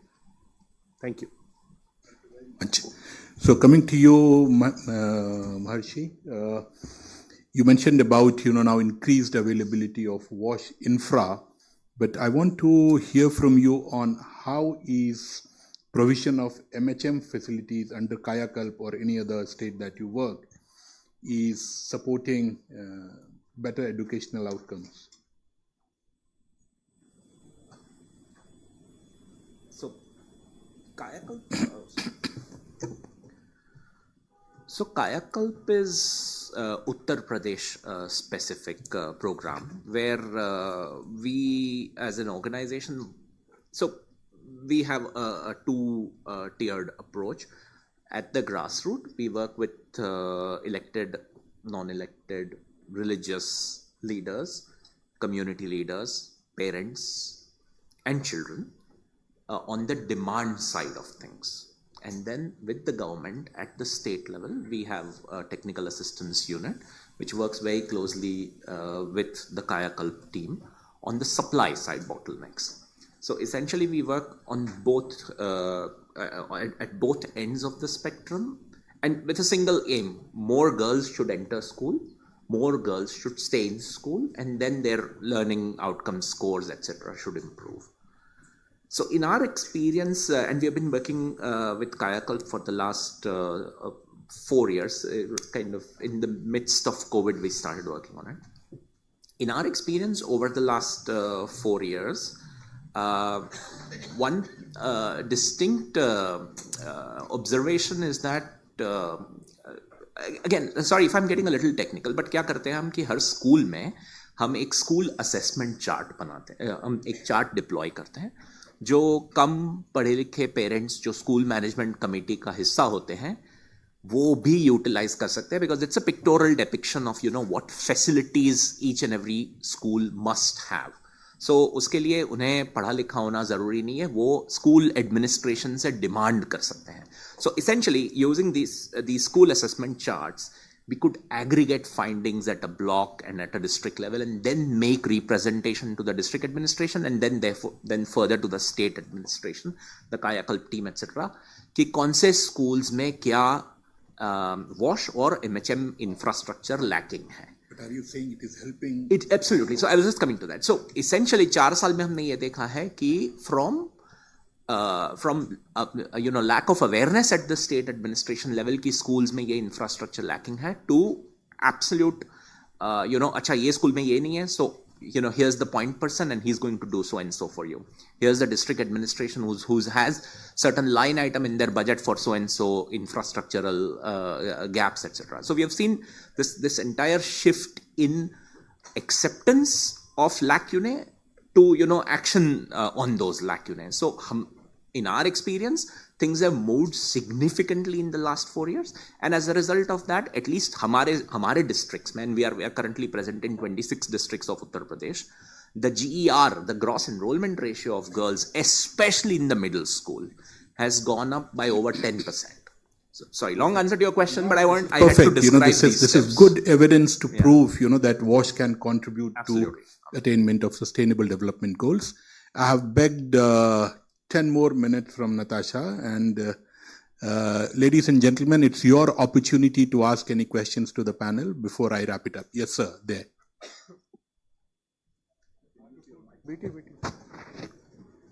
I am Dinesh. I am from Panipat. I want to put up the garbage burning problem there. Irresponsibly, like district administration and Panipat Municipal Corporation, they are totally irresponsible. And garbage burning, plastic burning in the urban areas is very rampant. These officials are, negligent.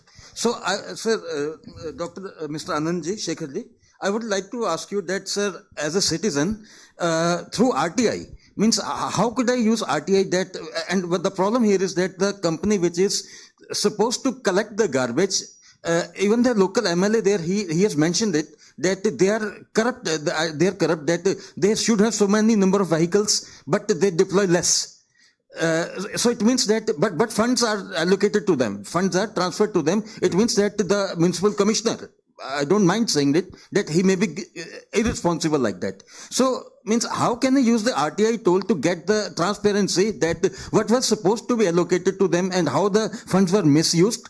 And how can I, and which state audit agency, for example, in central government it is CAG, in state agency, which is the audit department to whom I can write that transparent audits needs to be done in the municipal corporation of Panipat, and if there is corruption, then to take penal actions, maybe criminal charges be filed.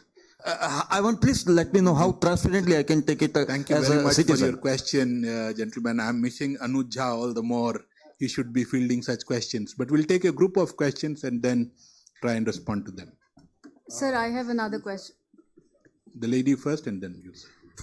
Moinik said that non-revenue water is as much as 50 to 60%, which is great. Which is too much, sorry. That means it is not only the water losses, it means energy as well as the health losses. So, and sir, you said, and subject to my limited knowledge, whatever investment, we have had good investments in this water and sanitation, but primarily, majorly capital intensive for building up, replacing the intensive pipelines or heavy, extremely heavy sewage treatment plants. But, the water losses, especially when happening in the distribution piece, that comes under O&M. And the urban local bodies which are responsible for conduct that or execute that, they are often deficient in resources and capacities. So as you said, which I absolutely agree, so it's primarily the political will, and Swachh Bharat Mission, to my understanding, was a great success, has been a great success because it was a central mission. So what are the initiatives at the central level so that these losses can be reduced at the urban local body level? So is there a centralized... We got your question. Yeah, thanks. Yeah. Okay, Natasha. So actually this is for you, Anand. We believe, and I think the panel has very loudly said this, that the interlinkages between water, sanitation, education, health, livelihoods, this is a given. Nobody's debating that, right? However, when funding is allocated for the various ministries, it is done independently without any correlation between projects in terms of how these are going to be implemented on the ground. Isn't it time that through a central organization like Niti Aayog, we start to look at that? I think you and I have discussed this in the past, but maybe if you can help others understand, why is this not happening? Why can't we see interlinked projects being implemented at the state level rather than having individual projects, education, health, livelihoods, and so on and so forth? Perfect. Question, yes, sir. I have a question with Mr. Vaishnav. You mentioned the one word, Kayakal. I just want to ask you one question. What is the percentage of your success in this Kayakal? Lack of resources, lack of cleanliness, and lack of public health issues. So what is the percentage you are satisfied with that? Sir, it's not about my satisfaction, but more importantly, I'm mentioning you means. No, sir, shall I answer, or because I thought we were accumulating questions? Sir, it's not about my satisfaction, but her school में एक functioning toilet हर बच्ची को मिलना तो चाहिए ना. So that's one aspect, and the second is hand washing aspect, because उसके बिना भी बात नहीं बनने वाली. So it's not about, it's a binary indicator. Toilet होने ही चाहिए, टॉयलेट है, टॉयलेट नहीं है, उसमें कोई फिर बीच में there is no gray area, right? So over the last 4 years, what we have observed is कि segregation of boys toilet versus girls toilet, जो पहले एक यूनिट होता था, वो about 59 to 60% होता था schools में एक unit. Now 100% schools have separate toilets. Now, as I mentioned, varying degrees of infrastructure. कुछ में अभी भी running water available नहीं है. Cleanliness का मसला है. But it's still better than girls having to step outside of school, going to a nearby field, etc., etc. So that is the improvement that we have seen. And more importantly, now there is acceptance कि toilet एक essential requirement है to get girls into school and keep them in school. So because you asked me mera kya satisfaction, I would say 100% schools should have at least separate units for girls, right? That's the least. Just allow me to add with this. One word is there, sanitary pad is a major issue. The dispenser should be there in every school, which is very, very necessary. Some hesitation is there, some shyness is there, they are not coming forward. That's my suggestion. Thank you very much for answering those questions. Some broad brush answers and then some very specific answers. Government of India has several financing instruments. There is a very specific financing instrument through 15th Finance Commission. This time 15th, it's called Finance Commission Funds, which is mainly for purposes of operation and maintenance. Each Gram Panchayat, each urban local body gets lot of money, depending on the size, every year. And overall, the utilization is not good. So each Panchayat is sitting with money. Each block Panchayat is having a lot of money. Each Zilla Parishad is having a lot of money. And the prime objective of that funds is to help you do operation and maintenance. You want to do installation of incinerators. It was allowed 5 years back under Swachh Bharat Mission that 15th Finance Commission could be used for installation of incinerators. So, at the policy level, no problem. Everything has been approved.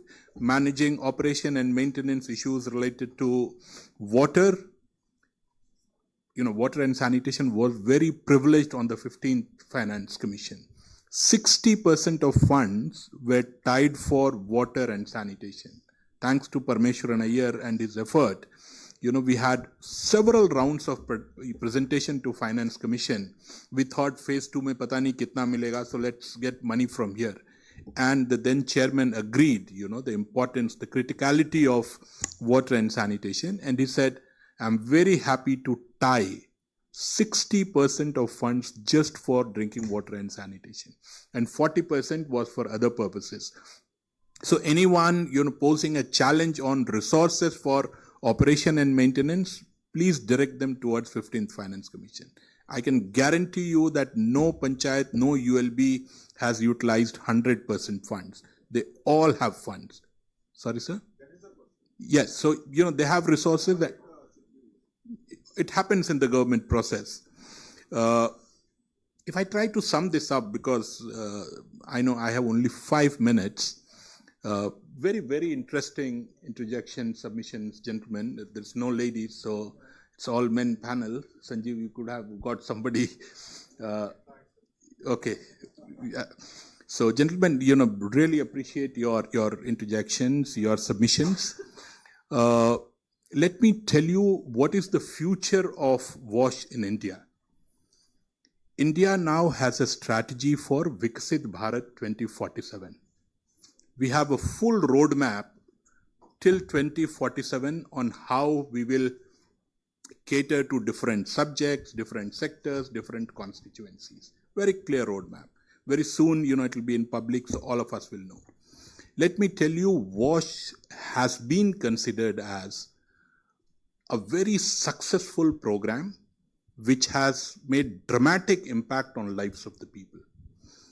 And several lessons have been learned from implementation of WASH programs, both Swachh Bharat Mission, Jal Jeevan Mission, and some of the learnings will inform the guiding principles of program in future. So these two programs have made noticeable contribution to that.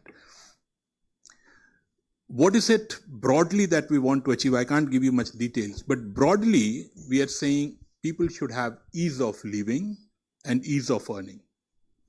And water and sanitation absolutely contributes to ease of living and ease of earning. We will not labor hard to say that. There is enough data to say, somebody mentioned, dailies and other things. So absolutely contributes to prosperity and improved quality of life.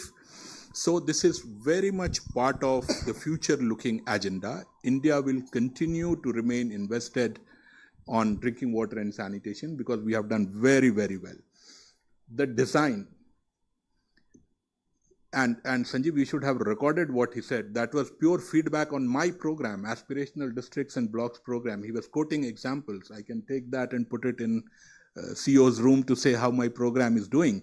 Excellent.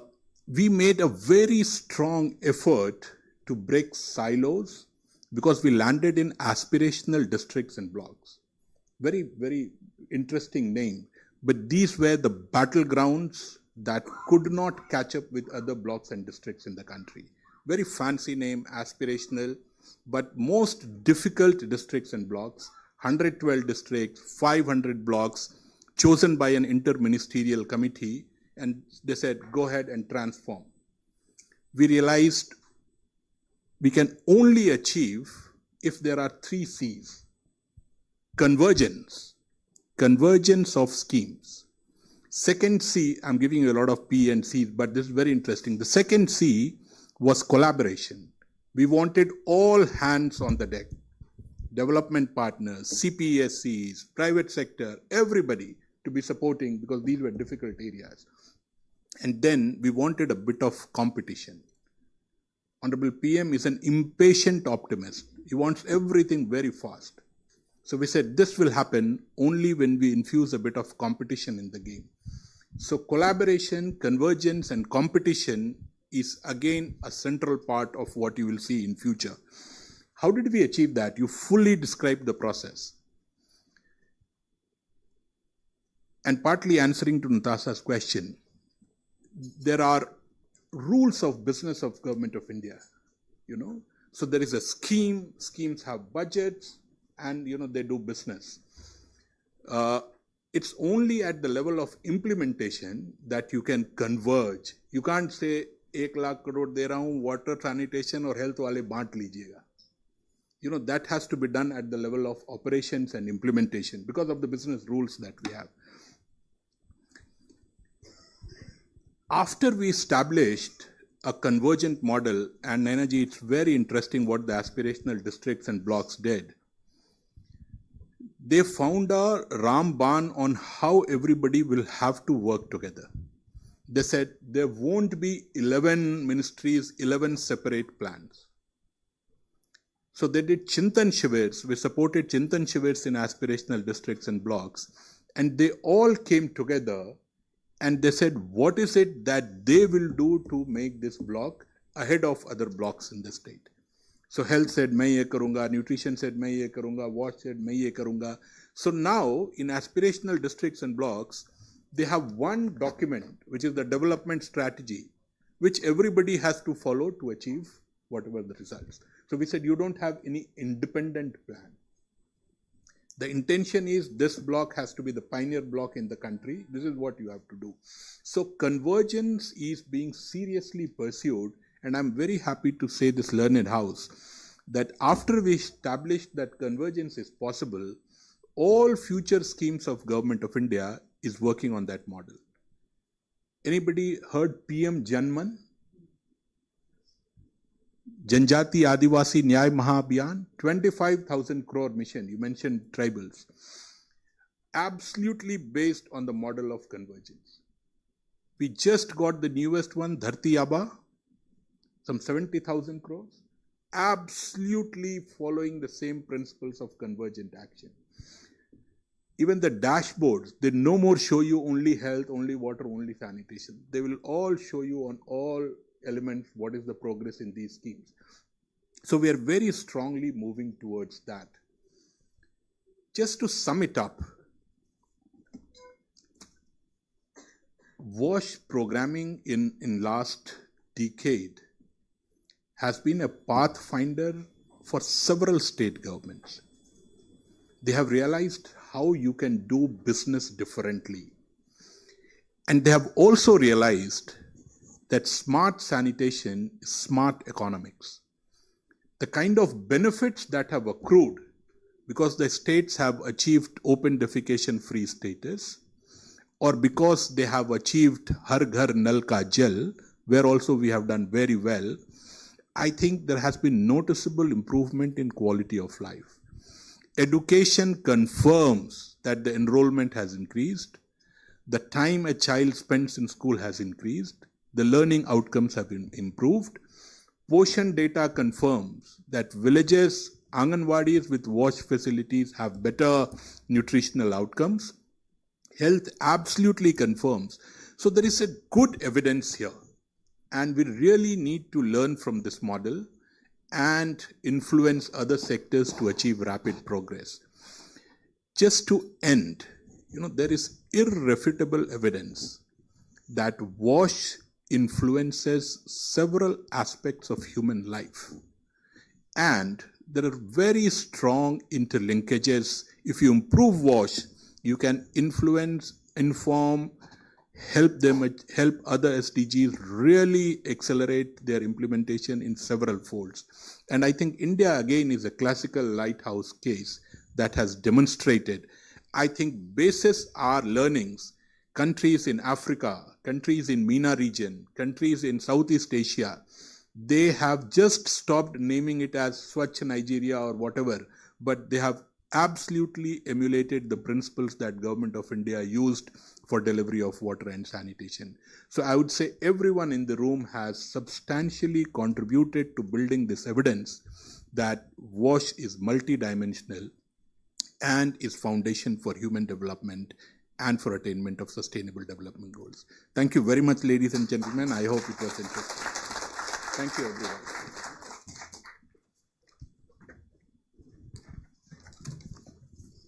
I would like to thank you, our esteemed panelists, for their valuable insight, and thank you all for being part of this engaging session.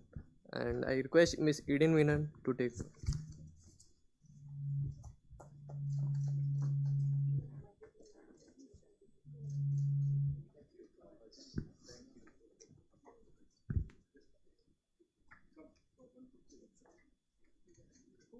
How do NGOs and startups stand out in a world filled with information?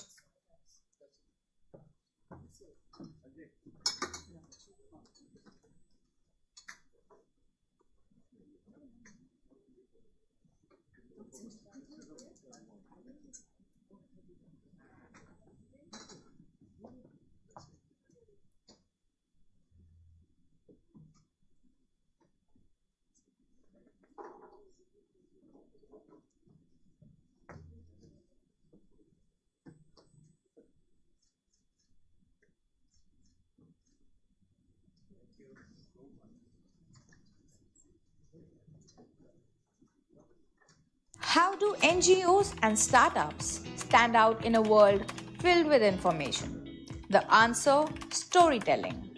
Presenting to you a powerful session on how NGOs and startups can use storytelling to engage audiences and build a brand. Moderated by Mr. Uday Pratap Singh, editor NewsX, this session will share strategies to connect, engage, and build trust. We are thrilled to have an incredible lineup of speakers for this session. Mr. Ravi Bhatnagar, Director, External Affairs and Partnerships, Rekit Ben Kaiser, Mr. S. Damodaran, Founder, Gramalaya, Ms. Madhumita Chakrabarti, Associate Editor, BW Business World, Ms. Kaveri Bamzai, former Editor, India Today, author and columnist, Mr. Ali Abbas Naqvi, journalist, NDTV. Time to explore the power of storytelling in social impact. Start the conversation now.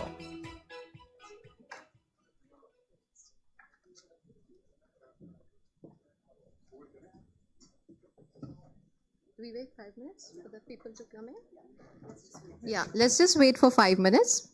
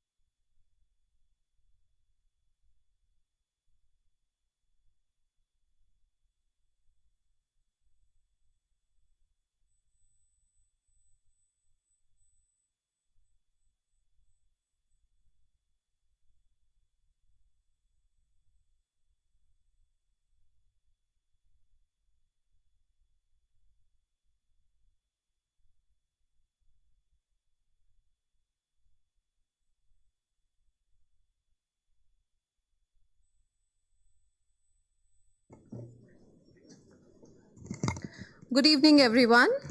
What an incredible day it's been. We've celebrated innovation, recognized outstanding startups, NGOs, corporates, and honored winners who are driving transformative change in the wash sector.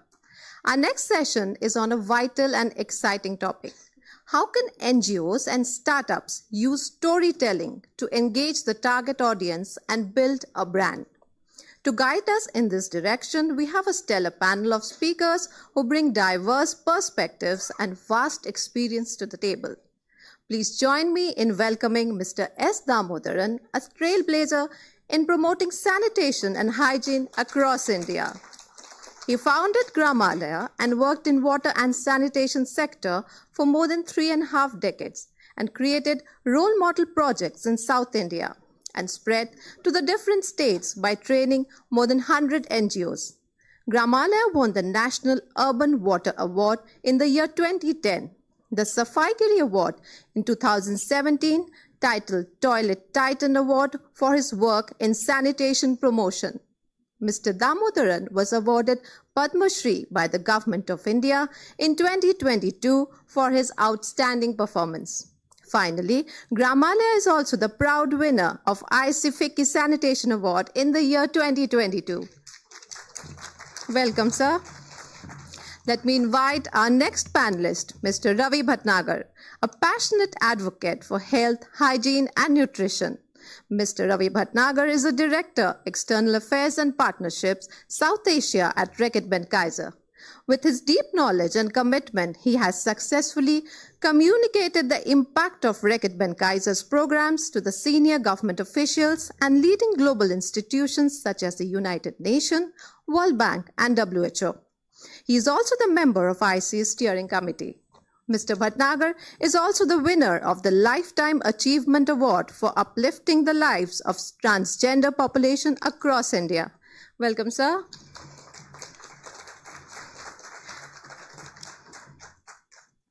Let me now welcome Ms. Madhumita Chakraborty, a seasonal business journalist with an impressive career spanning some of India's prominent media houses. She's worked with Economic Times, The Telegraph, and the Financial Express. She currently contributes her expertise at BW Business World as an associate editor.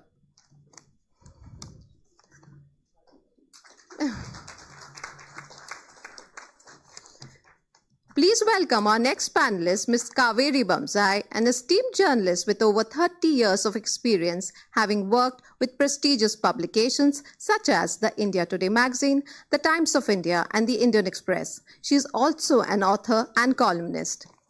Welcome, ma'am.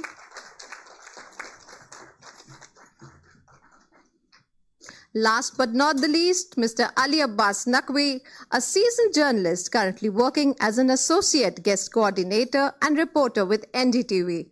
Known for his courageous journalism, Ali is the winner of several awards like IMWA Award, FACE Award, and Vivekananda Memorial Award. His stories are more focused on international peace. Welcome, Ali. Moderating this exciting discussion is someone who needs no introduction, Mr. Uday Pratap Singh, editor and anchor at NewsX. He has an experience over a decade in broadcast journalism. He's a seasoned media professional who anchors primetime debates, bulletins, and specialized in political coverage. Welcome, Uday.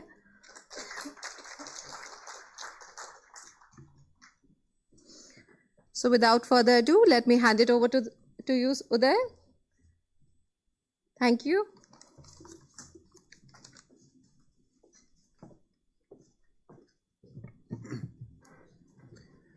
Thank you very much, Eden, for that very warm and erudite introduction of everyone and the entire panel and myself as well. Hello and welcome to all of you gathered here, and thank you for those who've stayed with the conclave through the morning, a very pertinent and important conclave, I think, India Sanitation Conclave 2024. And thank you very much to India Sanitation Coalition and FICCI for having us, and NRG, of course, who's here as well, and all of you who've gathered from across the country. And congratulations once again to the winners of the awards as well. Now, we're going to be talking, of course, about a very, very important topic, because you can have the best brand, the best business, the best idea, be doing the most noble work, but what's the point of that all if you don't engage with audiences and don't tell your story to a wider and larger audience. There's no point of that. As they say, कि publicity का ज़माना है, social media का ज़माना है, and how does one engage with these ever-changing mediums? I think that's something we're going to be speaking about today. We have a very, very comprehensive panel. Whether it's an NGO or a startup, it's very, very important to tell your story, because storytelling is not about marketing. It's about engaging with people. So whether it's your idea, whether it's a problem that you set out to solve, whether it's a cause that you're espousing, I think engaging with audiences is very, very important. But how do you do that? How does one do that? That's something we're going to be talking about. And we're also going to be talking about how to implement it in the modern day world that we live in the India that we live in. Because it's not just going to be a panel discussion for an hour and then you forget about it. But I know a lot of audiences are in this space, so we're going to help advise you on how to implement it in your startups, in your NGOs, in your foundations, and hopefully get that engagement. And we can talk about that 1 year hence at the next India Sanitation Conclave 2025. So let's begin by asking Mr. Damodaran, and any questions that you have, we'll be happy to take them as well at the end of the session. Mr. Damodaran, let me begin with you first. We heard a fabulous introduction of yours, and you truly deserve it. Just tell us about, the legacy of Gramalaya. Of course, very, very strong legacy, so much good work being done. But what have been the key milestones for you in your journey that helped you establish your brand? Because it didn't happen overnight, did it? Thank you so much, sir. A very good evening to all. So my journey started way back in 1984. Almost 40 years of my association in the development sector.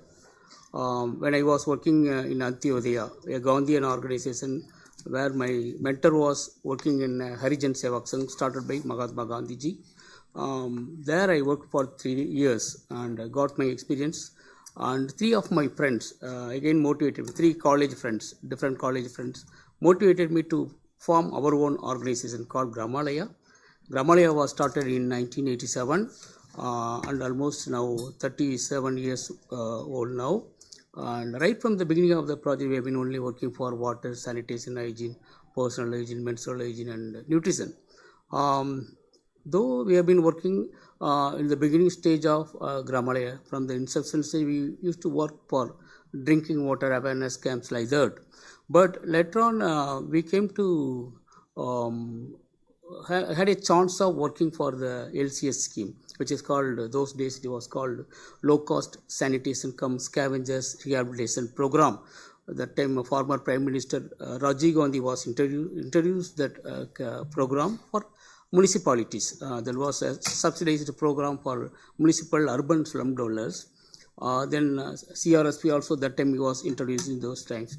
So right from the beginning of all centrally sponsored sanitation program, the flagship program of the central government, I was involved up to Swachh Bharat Mission program, ODF++. So how, though we have created some role model projects in the LCS scheme, in the urban areas with the FRP pan, high degree slope and water consuming capacity is less like that. But only the IAS officials internally know that Gramalaya is doing a wonderful job in the sanitation space. But when we have implemented our urban intervention program in 2000, in 2003 we have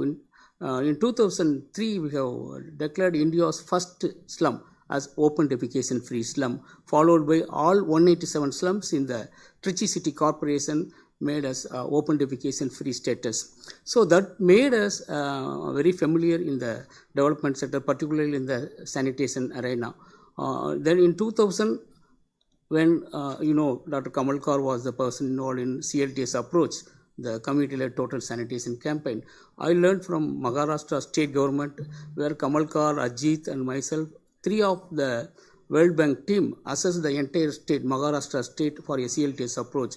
There I learned the CLTS approach much before their Maharashtra government announcing the India's first village I announced the India's first open defecation-free village in Trichy, Tandombatti village. So these two open defecation status in the slum and urban areas, rural areas, made Gramalia known to public. So then almost 10 years I have been working in the urban sanitation space. Then Urban Water Award was given by Monte Singh Ahluwalia, was the Vice Planning Commission chairperson. Then in 2000, in 2010, after 10 years, the Government of India in the 12th 5-year plan document mentioned Gamalia's model as Trichy model, which is one of the first inclusive growth model for all urban slum areas. That is another status we got. That's the branding, such a kind of branding we could be able to make because of our work.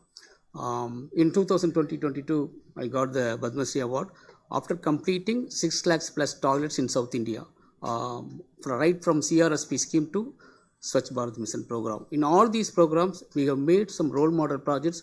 Still, you can see our projects, CRSP projects, LCS project implemented in 1989.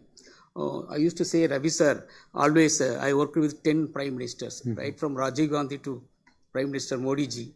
On all their sanitation program, I was involved and made a remarkable changes in the among the community. That is the branding I got from all sectors. Thanks, sir. Yes. Little elaborated one. Sorry. Yes. No, not at all. It is a comprehensive story, so you need to tell it entirely.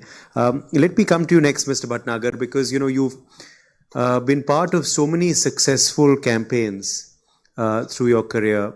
I'd like to start out by asking you about what you believe are the key elements that one needs to keep in mind while telling a compelling brand story that will engage audiences. Thank you so much. First thing first is the national purpose. So that's from there the journey starts. And national purpose is followed by the brand purpose and then the company purpose. That's how we look into the purpose statements, and we make sure the campaigns are true to the citizens. Campaigns are longitudinal. Campaigns are not overnight campaigns, and the power of campaigns to take it not just in few blocks or few districts or in the country like India, although it's a big country, one of the emerging markets, how you take it to rest of the world. So in my career of a decade with Reckitt in various roles of Asia, Middle East, Africa, South of Asia, so we could take Detol Banega Swasth India to around 22 countries now. In different forms and formats, but the DNA remains the same. It's very important to choose the right partners, and alone as a corporate house, you have your own limitations. And trust is the foundation for doing the work. If civil society is not with you, if industry chamber is not with you, if the media is not with you, if there are band-aid solutions, and if there is no right enabling environment, the chances of success are very less. In a decade-long program, which is Reckitt's also longest running program, which is Detol Banega Swasth India, we are able to create 1,000 hours of original content, which we have broadcasted through the biggest champions from the civil society. We take them along. We had 20 plus Oscar winners being a part of our campaigns. We had 40 plus Padam Shris being the part of our campaigns. We had around 10 presidents, in the past and current, and the vice president become the part and the voice of this.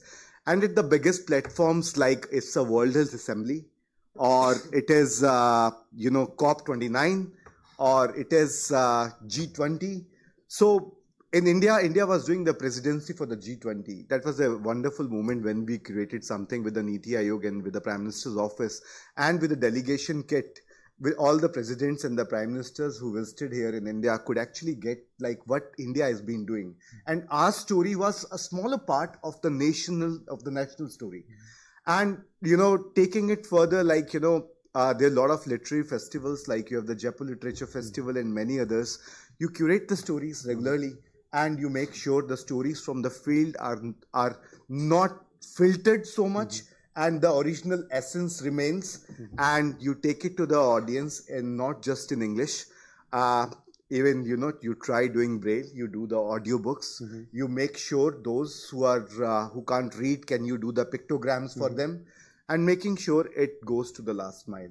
So that's what we have been doing. Yes. And there are some people who are, real game changers. Yeah. And we also latch to them and hook to them. Like the biggest, if I see in front of me, we have Mahatma Gandhi. I remember the glasses of Mahatma Gandhi on all the brands. Everyone was propagating about the brands. Like we were saying, Swachh Bharat mein mujhe wo chashma mil gaya hai, Harpic pe, Dettol pe.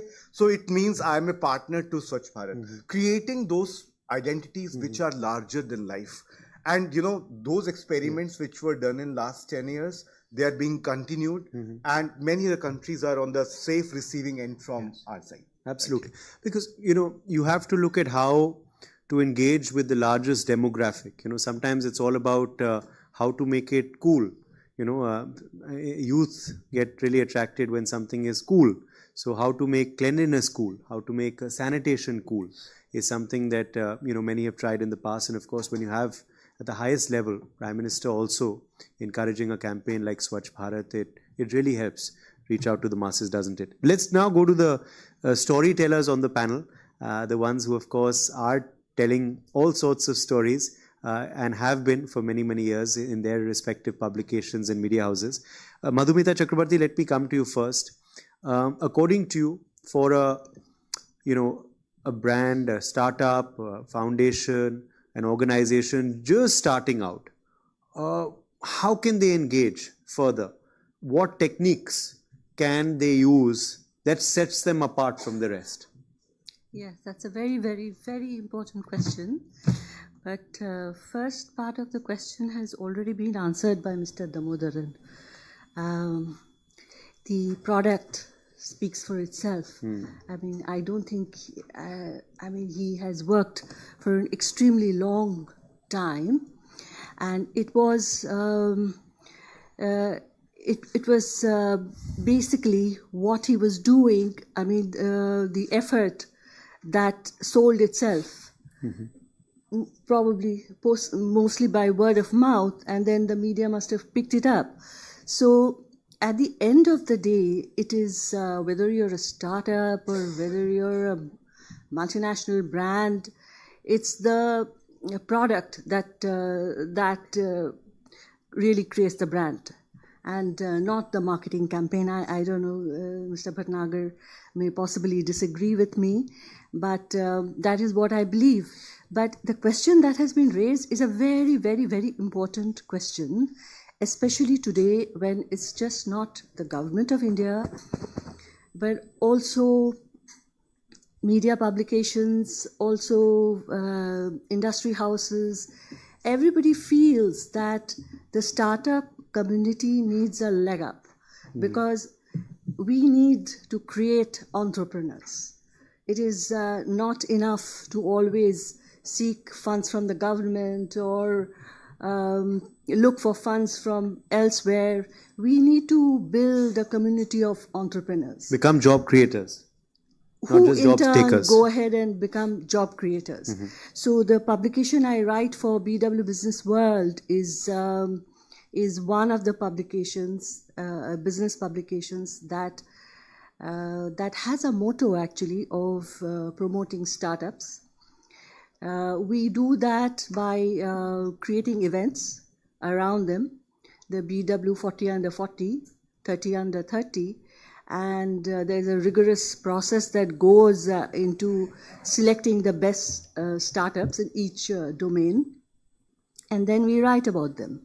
So I have had the opportunity of attending one or two of these processes as a jury, as a part of the jury, and I was completely amazed at the number of startups that came forward.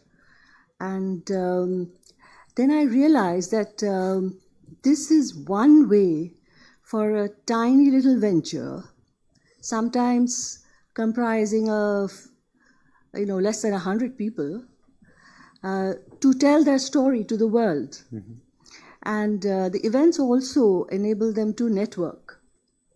But then, I'm sure there are other publications doing this, but we at Business World do it very ardently, and we do it more than once a year. And we write about the startups, we interview them, we try to locate the success stories, and at the events they are encouraged. Mm-hmm. I mean, I don't think the mementos that are given to them are worth anything, but it's, I didn't really mean to say that, but I mean, it's not the mementos actually, the very fact that... Okay, and if there's some startups over here that would potentially want to be featured by you, how do you reach out to them? How do you find them, or do they reach out to you? I think there's another team that works on this process. I think the process is that they are invited to participate in the exercise, in the event, and that is what I was saying, that if it's a BW 40 under 40 startups that work on sustainability, we usually find several hundred entries. Mm-hmm. And then we have to do this very difficult task of selecting that 40 out of, say, 150 or 200 of them. But then, like I said, one of the reasons startups come forward and participate is because they are able to network among themselves. Okay. And also, yes, I mean, it gives them that sense of achievement as such. But then having said all that, I don't think that is enough. I mean, that is just one, that is technique. Something that the media I'll come back to you. I'll come back to you for a quick follow-up question. Let me quickly get in Kaveri Bamzai now. We spoke about techniques. Let's just talk about mistakes as well, Kaveri ji, because very often a lot of organizations starting out do make mistakes as well in their storytelling strategy, in their branding strategy, in their marketing strategy. What are these mistakes, and how can they be corrected? What advice do you have? I wouldn't call them mistakes, but first I want to make a distinction. I think the distinction that we make between startups and NGOs has to go. Mm-hmm. They're all social entrepreneurs, and we should look at them that way. I think if there's a Shark Tank on Sony, it should be for all startups, regardless of what area they work in. And as far as people who could be considered for people who should be in the limelight, let me tell you a secret: the media is very hungry for new people. They're very hungry for new heroes, new role models. I think everyone is very tired with 100 or 200 people who are the usual celebrities. We're looking for people like Mr. Damodaran, and I'm very happy he's here. He actually, I was part of the ISC-FICCI, that organized the 2017 awards as well. But it's not just ISC-FICCI. There's so many other events as well, as Madhumita just said. But the point is that they need, the startups, as I would like to call them, the social startups, need to look at 4 Ps. I know there are lots of Cs and Ps that were bandied about today, but I have my 4 Ps as well. One is, I think they have to personalize the story. They have to, regardless of how big your team is, it could be 10,000 people, 20,000 people, but everyone likes to coalesce around one storyteller, around one founder. And I think you need to personalize that story. You need to professionalize. You need to do, you need your advocacy to be in place. It cannot be, as and when you need publicity, you suddenly wake up and say, oh, we must publish, what we've done. You need to have a professional advocacy team. There are lots of people, lots of out-of-work journalists who are looking to tell all stories better. They'd be happy to help you. You need to piggyback. I think what Ravi said was the idea of the national purpose. I think you need to piggyback on some larger national purpose. It could be Swachh Bharat, it could be Sustainable India, it could be Skilled India. There's so many government schemes, but you need to understand which sort of scheme or which national purpose you fit into. The minute you do that, I think it helps your narrative, it helps the journalist also. Remember, journalists these days are multitasking. You don't have one journalist any longer for one field. There's a journalist who's covering education, health, infrastructure. Tomorrow he or she could be covering crime. They really overstretched. I can tell you that there's lots of retrenchment that's happened. So you need to catch their attention quickly. And once you professionalize, once you personalize, once you piggyback on this national purpose, and the last, you need to pump up, everything that you do. You need to amplify it. You can't just say, okay, I've done this in print. You have to go to digital, you have to go to television, wherever you get an opportunity. And now you don't even need a mediator. You can just take your phone and put it on your Instagram. I mean, you don't even need us anymore to tell your story. Just take your Insta, put your stories on there, do some reels. Everything is a story. Everything around us is a story. India is so full of stories that it's incredible. And I think that is my 4 Ps. But there is another quick framework that I'd like to give, which I've stolen from Mr. Mashelkar Naina. I've stolen it from Mr. Mashelkar's framework for the awards. And I want to quickly tell you what it is. It's collaborate. The organization that you do should be collaborative, should show that it has more than just itself working. It should have a network. What it does should be replicable. What it does should have impact. And what it does should be scalable and sustainable. I think these 5 things are really what anyone is looking at. Let me tell you, you will get your audience wherever. You'll get your audience on Insta, you'll get your audience in print, you'll get your audience on Twitter, you'll get your audience on LinkedIn. There's so many different audiences now. They're all segmented, yes, but you have to bring them together. Absolutely. Let's take that then to Ali Abbas Naqvi as well. और क्योंकि मैंने पहले ही कहा था कि social media का ज़माना है, तो कावेरी जी ने भी जिक्र किया एक्स के बारे में, लिंक्डइन के बारे में, इंस्टा के बारे में. How can social media be effectively used? How can tagging be done effectively to reach out to relevant journalists, to reach out to relevant publications?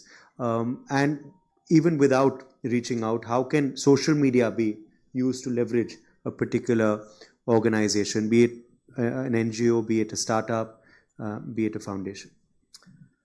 Thank you so much, Uday ji. And सबसे पहले तो मैं thanks करना चाहूँगा नैना जी का, ISC-FICCI का, जिन्होंने मुझे इनवाइट किया.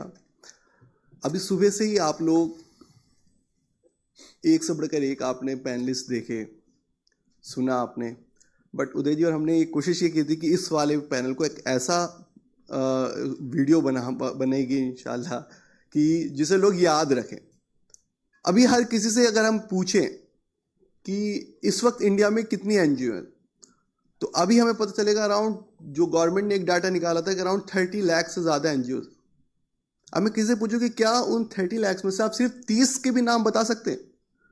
सो आप 30, आप कंफ्यूज खुद हो जाएंगे कि 4 या 5, 10 तक तो जी बता सकते हैं, बट 30, मैं कह रहा हूँ 30 लाख हैं, आप तो कुछ तो बताइए. वहीं स्टार्टअप पे आ जाते हैं. अभी अगस्त में गवर्नमेंट ने अपना डाटा जारी किया, उसमें बताया कि 1,40,000 स्टार्टअप्स आ चुके हैं, जिन्होंने अराउंड 15 लाख से ज़्यादा जॉब्स दिए.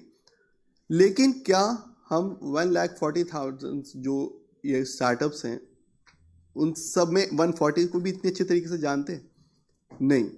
क्यों? हर एक कंपनीज, हर एक NGO ने अपने वर्क से रिलेटेड तो काम कर लिया कि हाँ, हमारे पास एक अकाउंट्स वाला हो वो ज़रूर हमारा करेगा, एक फंड वाला हो वो ज़रूर करेगा, किस तरीके से प्रोडक्ट डालेंगे. लेकिन एक सोशल मीडिया स्ट्रेटजी जो है उसे लाना भूल गए.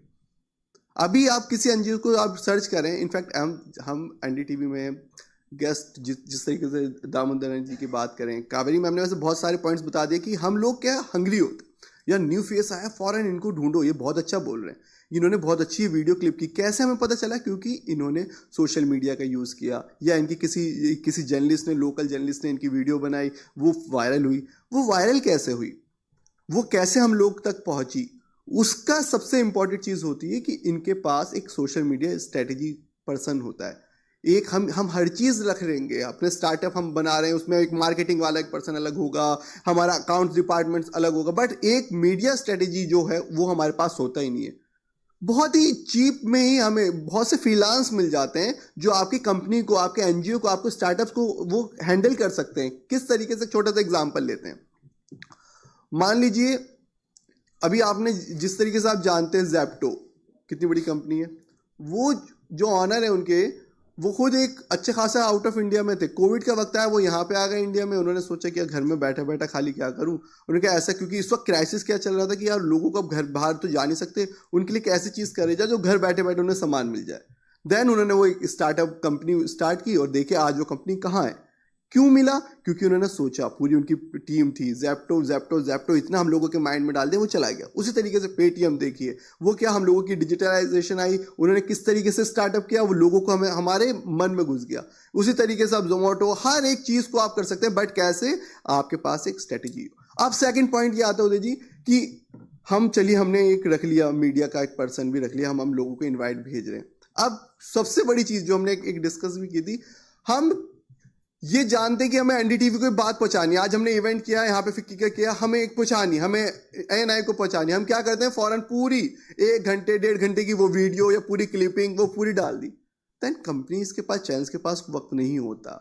हमारे पास डेली थाउजेंड्स, हंड्रेड्स के अकॉर्डिंग मेल्स आते हैं कि प्लीज़ ये ले लीजिए, ये ले लीजिए, हम नहीं ले पाते हैं।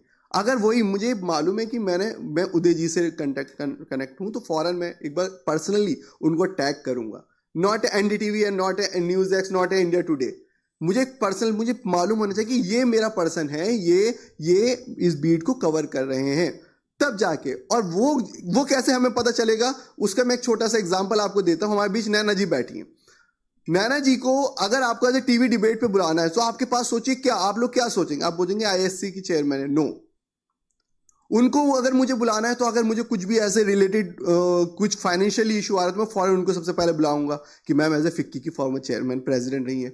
मुझे एज ए बैंक की रिलेटेड आया, तो मुझे फॉरन एज ए बैंकर रही है, वो बुलाऊंगा। एज ए वुमन एंटरप्रेन्योर के रूप में आया, मैं फॉरन कहूंगा कि नैना लाल को बुलाई। इनफैक्ट अभी रतन टाटा जी की जब डेथ हुई थी, तो रात के 1 बजे मैंने कॉल किया, मैंने कहा मैम कॉन्डोलेंस मैसेज चाहिए। Then she has done so. क्योंकि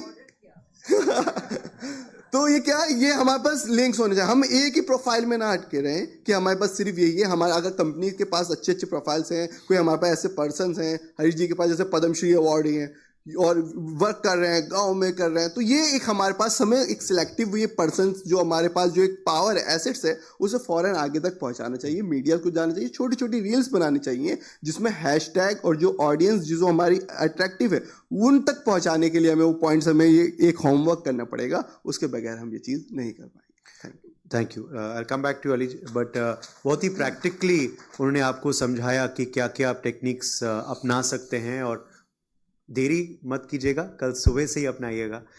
but let me quickly go back to you mister Damodaran on again Gramole, and what you used, the techniques you used to set your brand apart from the others. As we just heard, you've been honored by so many awards, including the Padma Shri, but your biggest award has been the change that you've been able to effect on ground, as you were just telling us in your opening statement as well. But what techniques, what strategies did you adopt and did your team adopt, which obviously set apart your brand from the others, and everyone now recognizes you, from our panelists to our audiences, and the work that your organization has done? Great. In fact, from my experience, what I would like to say before the audience is, you should not speak about your project. Your project should speak about them itself. Your product should speak on its own, and your service should speak about on its own. So just when I was implementing the program, the LCS, the FRP PAN, I introduced. In fact, I tied up with a local entrepreneur who made the fiber reinforced plastic pans. I worked with him and made the plastic and used that pan as a high degree slope pan with less consuming of water for flushing the toilet. So that made everyone look at our project. So innovation and creativity is always very important in our work, sir. So creativity and innovation is the brand mantra of Gramalaya, if I would like to say. Right from the beginning of our project implementation, we used to discuss with the communities. we are maintaining transparency and accountability in all stages of project implementation up to the withdrawal stage, like that. That made our project more successful. The second thing I would like to talk about, when TSC project was reformulated by Government of India, subsidy was reduced from 2,000 rupees to 500 rupees. Much importance was given on IEC component. That time, hardware component only 500 rupees was provided by the Government of India. With that 500 rupees, how can we build a toilet? Every NGOs were astonishing, and they don't know how to move with the project activities. But Gramalaya implemented the project. That time, single pit toilet was introduced with honeycomb brickwork. Thatcher roof material was used as a temporary privacy for the women and children. Anand Segar, 20 years ago, he visited our project sites. He personally visited all the individual household toilets, including interviewed the children in the areas, how they are using the toilet. So then World Bank came onto the project, and they published our project activities. That Gramalaya's TSC sanitation program with different IEC strategies could be a role model for South Asia. Like that, they published in their World Bank material. The other thing I would like to talk about, the pay and use toilet system was introduced in 2000 in Trichy City Corporation, where the community managed toilet system was introduced through the self-help groups. So the women self-help groups started taking up the community toilets in their slum as pay and use toilet system. That made the toilets very neat and clean. The users are willing to pay for the toilet facilities. Then I introduced the child-friendly toilet models, where the children normally they won't go inside the toilet and lock the door. They are afraid of using the toilets. But I myself designed the child-friendly toilet model connected to the underground drainage system. So the waste will go directly into the sewage treatment plant site. And 1,000 feet, 2,000 feet, I lay down the UGD line, underground drainage line. So that is another innovative project idea from Gramalaya. Then the ODF status. The first slum was introduced, then all the 187 slum in the Trichy City Corporation, with the support of Trichy City Corporation and the district administration, the IAS collector, everybody involved in the making Trichy as ODF status. The other innovative idea come from there. During tsunami, just a year ago, tsunami in 2004, I invented the plastic toilet pan. The plastic toilet pan, why I introduced? Because the ceramic toilet pan you cannot transport from one place to another, only 500. But if you invent the plastic toilet pan, polypropylene material, I made a big iron, made it a CNC milling, sir, that is called. CNC milling, computerized design. Then I made the polypropylene granules that was used in the UNICEF during the Andaman Nicobar tsunami period. So that is another innovation that made Gramalaya as very familiar with all the things. The last 10 years, I come across many schools are lacking water and sanitation facilities, no privacy for women to change their sanitary napkins, even for the teachers in the schools. Then we have introduced the girls-friendly toilet structures. 1,200 girls-friendly toilet structures in government schools in South India with different CSR partners we have built with all girls-friendly toilets there, where they can change their sanitary napkins, wash their hands in the hand washing station. Also, we have demolished the 90% of the incinerators, installed electric incinerators in the schools are defunct. It cannot be repaired again, no follow from the sellers. So we have introduced the manual incinerators, just a small hole inside the toilet. The girl can go and use the toilet, change their sanitary napkin, then they can just drop in the small hole. Then it will go outside, it will burn from outside. There is a smoke vent pipe, air vent pipe. It will go into the atmosphere. Like that we have introduced. But after that, we have again demolished all the manual incinerators. I have introduced the reusable, washable cloth pads. Right. So the first, one of my invention in India, the low cost, yet high quality reusable cloth pads we introduced. There is a saying in English, you have to eat your own dog's food, like that. So I use the pads with my wife and 2 of my daughters, and after a lot of R&D, now I have introduced throughout India, right from Leh, Ladakh to Kashmir to Kanyakumari, more than 2.25 women are using these cloth pads, make India 900 tons of waste won't fall into the ground. So that kind of innovation and we have made it. Last week, I should mention here, the last 2 points I would like to mention here. The last week we have convened the world largest conclave of MHM India Summit with the support of Detal Banega Swasth India. Ravi Bhatnagarji gave a lot of amount for me to convene in the Bharat Mandapam. That's a G20 conference was held. The same conference hall, 200 women participated with speakers from different parts of India. So that now you can see all the Instagram pages. If you roll up the Instagram, you can see hundreds of small video films and speakers, information, interviews are there. So the last one I should mention here, Ravi Bhatnagarji gave me an idea of soap bank concept in the schools, because the schools, when the children wash their hands with soap, they can't able to get soaps. And Ravi sir used to tell that 10 paise only it will cost to wash your hands with soap. So be motivated the children, the students to donate soaps. Now there is a soap bank concept. Every birthday the children will come, they donate 10 soap, 20 soaps. Teacher donated 80 soaps, like that.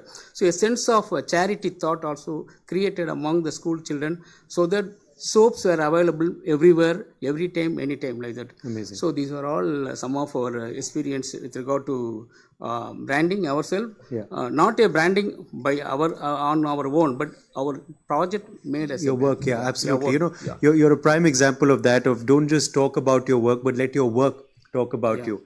And fantastic. And that's why, of course, as I said earlier, your impact and your biggest award has been the changes that you've had on ground.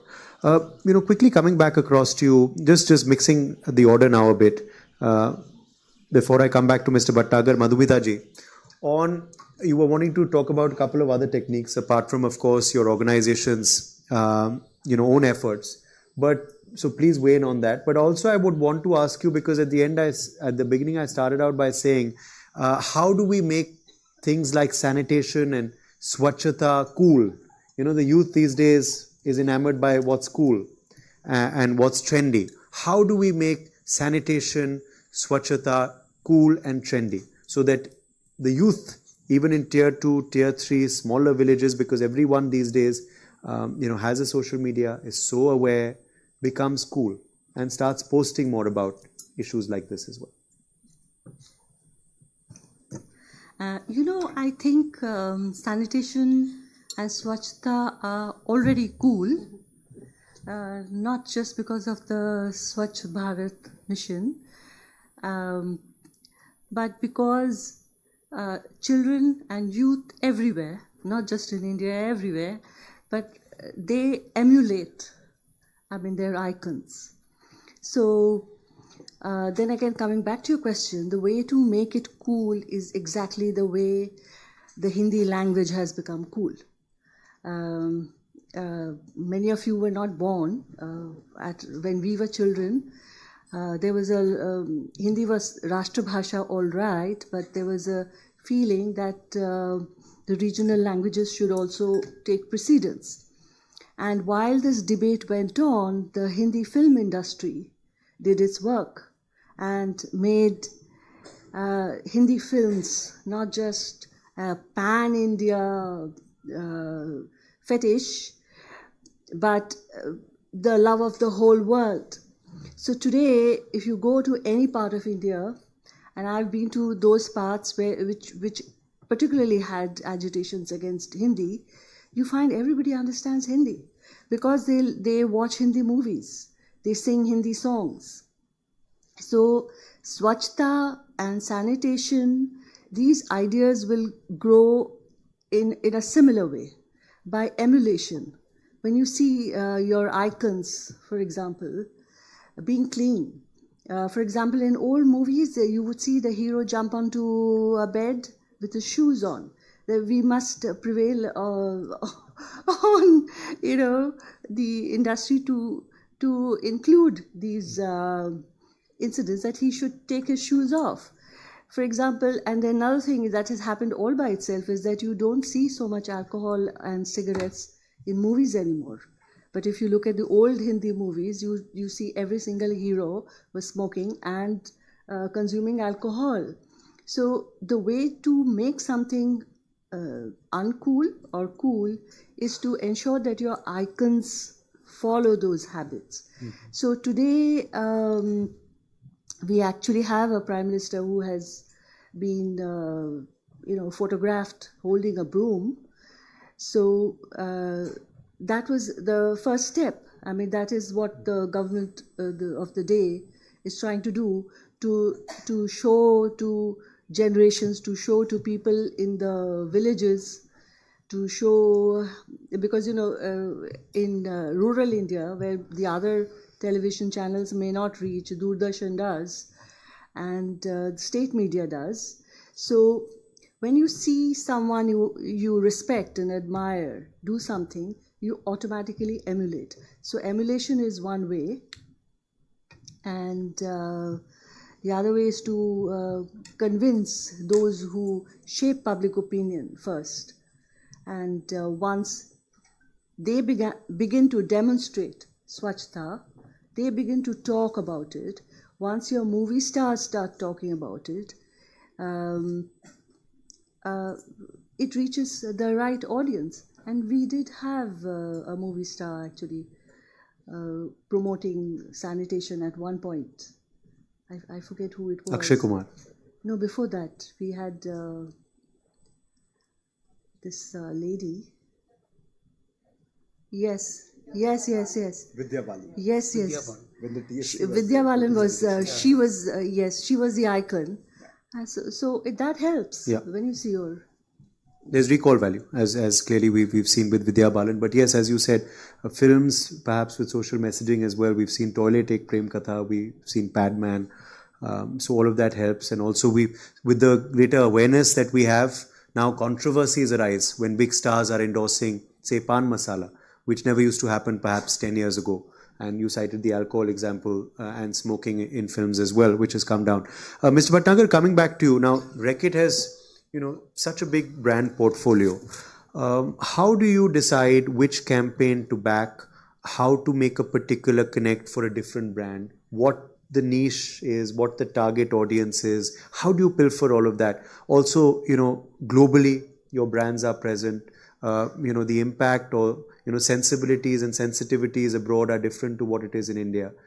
How do you distinguish between your brands and campaigns, and how do you actually devise what should associate with whom? It's a tough question, but let me answer you. Like we just saw a live example. Mr. Damodaran said you supported his conclave just a couple of days ago, and today we have you at another very important conclave. Thank you. So we look forward to work with the leaders who are resilient and who have the courage. I will give you an example of Naina herself because she's there. It was time of COVID, and many of us have lost our near and dear ones. Mm-hmm. Coming out of that, after losing a lot of people who were very near and dear ones, a discussion happened like this whole sanitation work should continue. And Natasha was the one, along with Naina ma'am, who talked about let's support the startups. And first time the Rashid Kidwai Awards for the startups were actually institutionalized, and we did it together. So in the same way, it's not just curating the events with the people like Mr. Damodaran. He's one of the trusted advisors too. We heavily rely on the advisors. We have a governance mechanism. We have a whole listening system in the company. We listen to civil society. We listen to the activist consumers. We listen to the media. We listen to our leadership, not just in India, but global too. Also, we listen to some of them who are our biggest critics. We also listen to those who fundamentally don't agree to the work what we do. So there are 6 categories when I look into in the overall the trust. When you see the Edelman Trust Barometer, so there is a barometer to see the trust actually what we use. So and we do the consultation, and the consultation process is ongoing consultation process today. Some things which are highly relevant to India, for India, we pick up those things. and everything is led by the national purpose, then we say, okay, the corporate purpose also comes and the brand purpose also comes. Because we are in a very, very difficult situation many times when we are labeled as a East India company by some of the competitors and by some others. Like they think like Reckitt is equal to East India company, and a lot of communication which gets generated. You don't make in India, you import in India, a lot of false, and with more of the AI generated reels and everything, you have a lot of fakes, you have the deep fakes which are there. So it becomes very important how you actually build your narrative. You build your narrative India for India with Indians, with the people here. You make it so powerful so that people in North America also now tell you, like the brand, like one more campaign which we are doing, which is the Durex Birds and the Beestalk, how we take it to the Mexico, how we take it to the North America, how we take it to the Brazil. So there are those conversations. It was not the case earlier. This is one of the learnings. And then, very strong rigor in research is required. Media research as well as epidemiological research, economic research, because people do ask you like, oh, so what employment you are generating? So if you are working on the purpose program, if 35 crores you are spending on the CSR, so what is the gender equity ratio? So are you able to move the needle from X to consent? Is consent is important, or the needle not moving? And the biggest thing is the opportunity what this particular government has given. Yes. I remember 10 years back when I was working with, and there was a time when Prime Minister Modi was meeting with Theresa May, then Prime Minister. We created something which was the hygiene index for India. 1 city, 2 city, Nana was a part of that. We took it to 25 cities. And one fine day, I got an opportunity and a call from the government of India saying, can you present it to us? We presented it and then they said ki theek hai, this is great, but naam bahut videshi hai. It is called hygiene index. Can we change it to Swachh Sarvekshan? We said, okay, let's do it. It's all yours. We don't need any credit. And these are some baby steps what we took for the nation building in our own smallest ways. Yeah, fantastic. And as we said, we spoke about making things cool. Another C is competition. When you bring in an element of competition, that also encourages people to get involved. So when there was a competition of which is the cleanliest city in India, everyone suddenly got involved. Everyone wanted to make it to that top 10 of clean cities or high up in the Swachh Sarvekshan. Okay, we're beginning to run out of time because I want to leave the last few minutes for some audience questions as well, which I'm sure there are. So quickly to Kaveri Bamzai, how important is it to balance authenticity? Should organizations stay authentic, or is strategic messaging the way to go?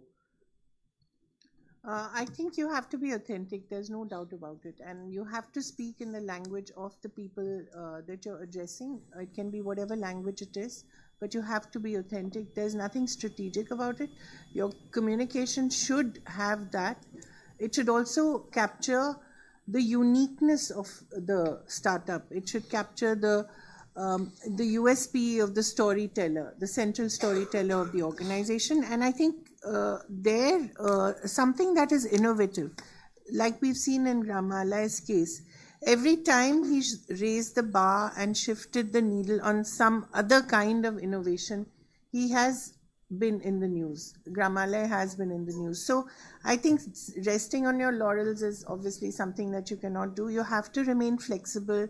You have to be authentic. You have to speak in the language of the people. You have to be innovative. So, do something that is newsworthy, and that will happen if there's something unique about what you're doing. And I think the last point I want to make, and I'm very keen to make it, is that what happens is that you have a one-off event and then you sort of slip back into a languor and you think, okay, now it's next year or the next 6 months. You have to make your event translate into a continuous campaign, whether you do it online, whatever way you want to do it, but you have to continue the campaign. It has to be sustained. I think that's very important, because what happens is now there's so many events, there's so many award ceremonies, there's such an inundation of information. You have to continue the conversation and keep the conversation going. Okay. Ali, we leave the last word to you before we open it up for questions on a quick, piece of advice that you will give, maybe quick steps on how to distinguish one from the other. और ये जो opinions भी होते हैं, opinions, thoughts, how important is that also in shaping up a brand or an organization's perception in the mass media market? बिल्कुल. सबसे important चीज़ जो इसके अंदर ये होती है, हमारे जिस भी कोई ब्रांड उसे हम कुछ ना कुछ ऐसी मिस्टेक्स होती हैं जिसकी बिना पे हम वो पब्लिक या मीडिया में नहीं ला पाते, जिसकी वजह से ना वो फेमस हो पाती है. 7 मंत्र हैं सिर्फ जो हमारे न्यू हैं स्टार्टअप्स जो हमें सुन भी रहे हैं, वो ज़रा बस छोटे छोटे लफ्ज़ों में बताते हुए जाएंगे जो आप उसको अगर अपना लेंगे that you will be become a good and known face. First सबसे इंपॉर्टेंट चीज़ होती है, हमने कहा कि हमारे इंस्टाग्राम्स पे बहुत सारी वीडियोस हमने इतनी डाली हुई हैं बट सर कोई रिस्पांस नहीं आया. क्या वो आपने क्या उसमें एक ऐसी चीज़ डाली है, पहले हमें ये देखना उसमें मैसेज क्या है. आपके पास मैसेज सबसे इंपॉर्टेंट है और वो करंट इशू पे अगर सबसे ज़्यादा मिल रहा है, लाइक जैसे एयर पोल्यूशन है और आपने उस पर कुछ एक ऐसा मैसेज बनाया कि हम बूढ़ों के पास जा रहे हैं और उनको अब फ्री मास्क दे रहे हैं, देन आप एक इंसानियत दिखा रहे हैं, वो एक मैसेज आएगा ह्यूमैनिटी को, फॉरन आपको हम एज ए एक्सपर्ट और सबको बुलाएंगे. देन सबसे पहला इंपॉर्टेंट है आपको एक मैसेज देना है कि क्या. सेकंड पॉइंट जो आता है वो and this a very important thing, stay relevant as well. Yes, अभी ट्रेंडिंग है प्रदूषण और air pollution, so have something on that. हो सकता है 2 महीने बाद it can be water pollution और सम अदर इशू. उसके बाद फिर हम शायद नहीं पूछें. अब यही चीज अगर मार्च अप्रैल में पॉल्यूशन पे कोई कर रहा है वर्क, हमें क्यों लेंगे? कोई नहीं लेगा, ना कोई न्यूज़पेपर ना कोई सोशल मीडिया. सेकंड चीज आती है कि हम उसको जो भी हमारी चीज है उसको हम बिल्कुल करेक्ट एक मीडिया को या जो डाल रहे हैं उसमें हम एक वीडियो मैसेज डालते हुए कि @उदय जी प्लीज़ देखिए ये हमारी एक इनिशिएटिव है, इसको हम किस तरीके से प्रेजेंट करें. थर्ड इंपॉर्टेंट चीज़ होती है कि हर एक इंसान क्या करता है, जो हमारी मिस्टेक्स होती हैं वो ये होती है कि हम 80 और 20% का जो ये एक रूल है उसे याद रखते हैं, वो हम भूल जाते हैं. लाइक क्या 80% हमें प्रमोशनल को नहीं देना है, हमें अपना मैसेज में फोकस रखना है. 20% आप बताइए वो जो अपना मैसेज का जो अपना प्रमोशन करते हुए कि हाँ ये हमारी कंपनी है, हमारी NGO है, हमारा स्टार्टअप है, इस पे हम ये वर्क करते हैं, वो हमें याद रखना है. अगर आपने ये 20 और 80% का ये फॉर्मूला नहीं अपनाया तो आप YouTube पे जैसे वीडियो को स्किप कर देते हैं ना जब वो प्रमोशनल आते हैं. क्यों करते हैं हम? क्योंकि आइए देखिए ये है दंतमंजन, क्यों हम उसको फटाफट स्किप कर देते हैं? क्योंकि हमें नहीं देखना है, हमारे इंटरेस्टेड. और वहीं कहीं हम होता है कि पूरी उस प्रमोशनल वीडियो जो आते हैं उसको हम देखते हैं. क्यों देखते हैं? क्योंकि हमें वो इन्फॉर्मेटिव लगता है. तो हमें सबसे पहले देखना है कि वो इन्फॉर्मेटिव है या नहीं. फोर्थ जो आती है वो सबसे इंपॉर्टेंट चीज होती है. मान लीजिए आपका बहुत अच्छा वर्क है, मुझे अच्छा लगा, फॉरेन मीडिया भी इंप्रेस हो गया, यार प्लीज गेट हिम. अब मैंने आपको ढूंढा, सबसे पहले तो पता चला सिर्फ आपकी एक फेसबुक पे पोस्ट पड़ी हुई है, वो भी 1-1.5 साल पुरानी, आपने कोई एक्टिव नहीं की. वेबसाइट पे गया तो वेबसाइट भी बिल्कुल जो 6-7 महीने पुरानी पोस्ट है वो है, उसमें ना आपका कोई मोबाइल नंबर है या कुछ नहीं. कहीं ना कहीं से मुझे आपके एक पोस्ट से एक मोबाइल नंबर मिला भी, मैंने कॉल किया उस पर तो उठा रहा है गार्ड, सर साहब तो चले गए, अब नहीं है, रात हो गई 8 बजे के बाद, अब तो कोई नहीं मिलेगा. मैंने कहा भाई मैं बुलाना चाह रहा हूँ. नहीं साहब हम नहीं दे सकते उनका नंबर. देन वो जो इतना अच्छा आपने वर्क किया, सब चीज़ किया, वो सिर्फ एक उसकी वजह से, क्योंकि आपने कोई नंबर या कोई कोऑर्डिनेट का कुछ नहीं डाला, वो चला गया. तो ये एक सबसे बड़ा इंपॉर्टेंट. इसके बाद हम आए वो मेन पॉइंट्स हैं कि लोग क्या है, किसी पर मान ली नंबर नहीं, वो आपकी जैसे पर्सनली आपको फेसबुक पे, ट्विटर पे, आपको इंस्टाग्राम पे पर्सनली मैसेज भेजते हैं, लेकिन हम क्या होता है हम उसके ना कोई रिप्लाई दे पाते हैं और वो पढ़ेंगे पता नहीं होगा कोई, देन हम उसको स्किप कर देते हैं.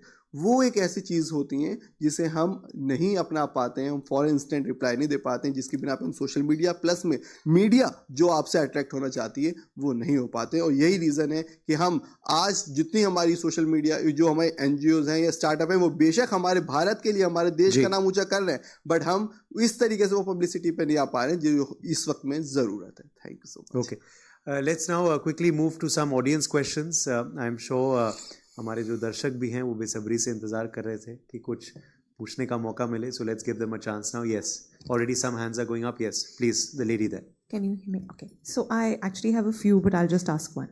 So just going to the last bit that Ali said, what is the ratio for consistency? So my brand, there is a certain way I talk about the brand, there are certain things I do with the brand, and like say for example trend. So if my brand doesn't work with pollution, or if my brand doesn't own, like what I'm saying is that what as a brand marketer, as a person who's working in the sanitation, who's making a difference, how do you compete between brand and brand consistency and trends? I think Ravi would also be a good person to answer, but that's also because it comes in from abhi ye trend chal raha hai, aap post kar do, and that comes from the sales team, that comes from the field team, but we can't do that because there is a brand language, a brand tonality. So I just wanted to put it out there to understand, from the experts in the panel, what do you think of that balance? Just that question. You can start. I can. देखिए, आपने जो चीज़ की है, आपका brand जो भी है, आपने कहा कि नहीं अभी ये वाले टॉपिक्स है बट मेरा नहीं है, मैं अभी नहीं डालना चाहता, याद रखिए वो कभी वेस्ट नहीं जाएगी, वो आपकी जाएगी.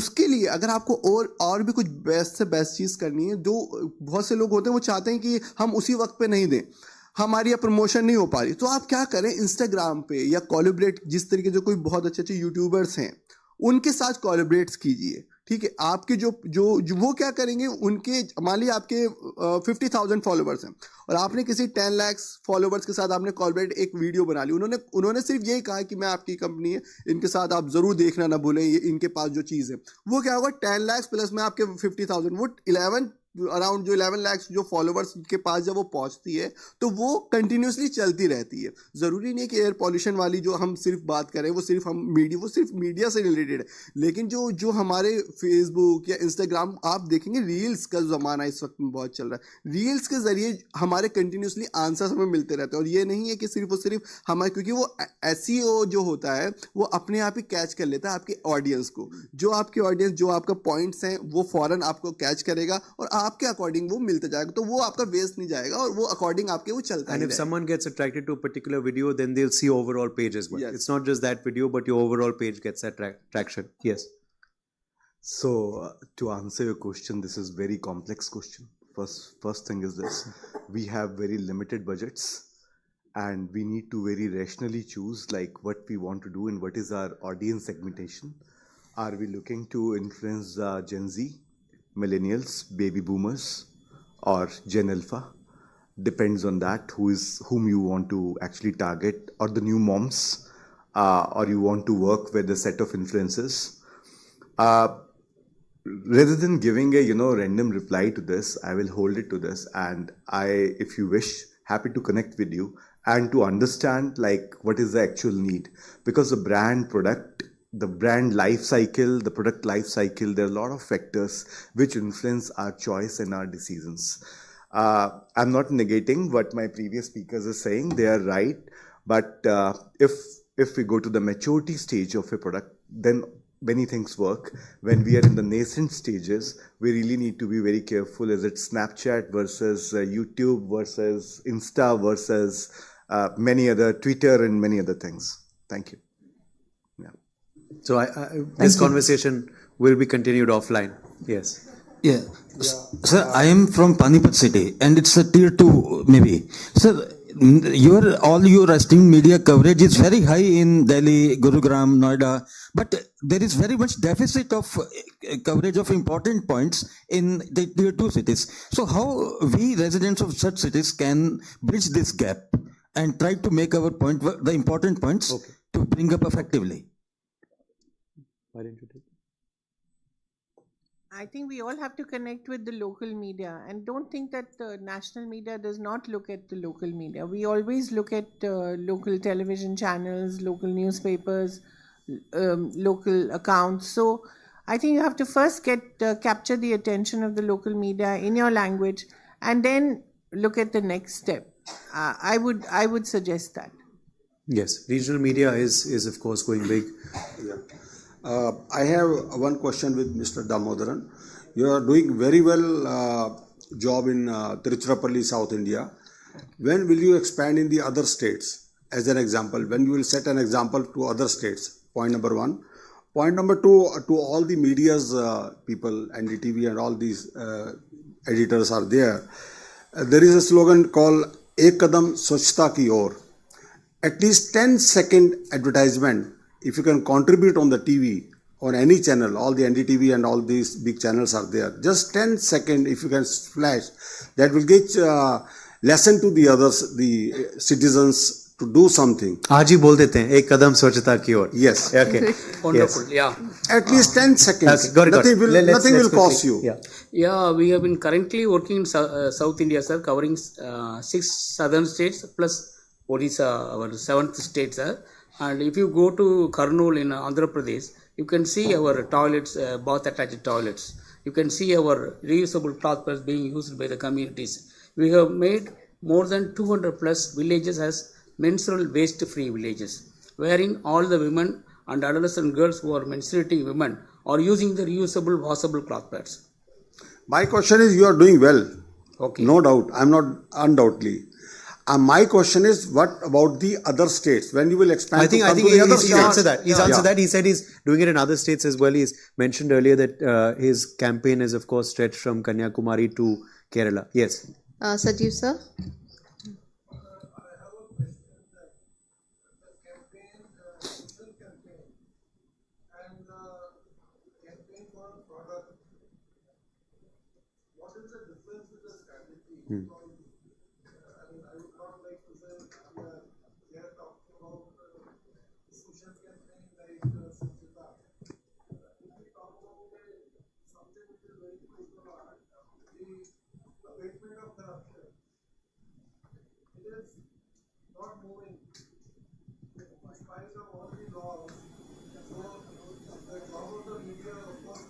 So social issues. Okay, Madhumita ji, why don't you come? Kaveri ji, yes. Yeah. Point taken. So social causes, yeah. Before, I think we're also always in a hurry. Remember, all these campaigns have taken a long time to actually mature. Anti-tobacco campaign, the anti-firecrackers movement. These were all campaigns that took 20, 30 years. So I think we should not be in such a hurry. The anti-corruption movement has also been quite organized. Janagra, for instance, has done so much work in it. And so have... Something which is so important. You have also mentioned about traffic discipline. That is also very important. For instance, now a lot of work is being done in road safety. But what I'm trying to say, whether it's air pollution, whether it's tobacco, anti-tobacco use, all these are very long-term campaigns because it takes so long to change social attitudes.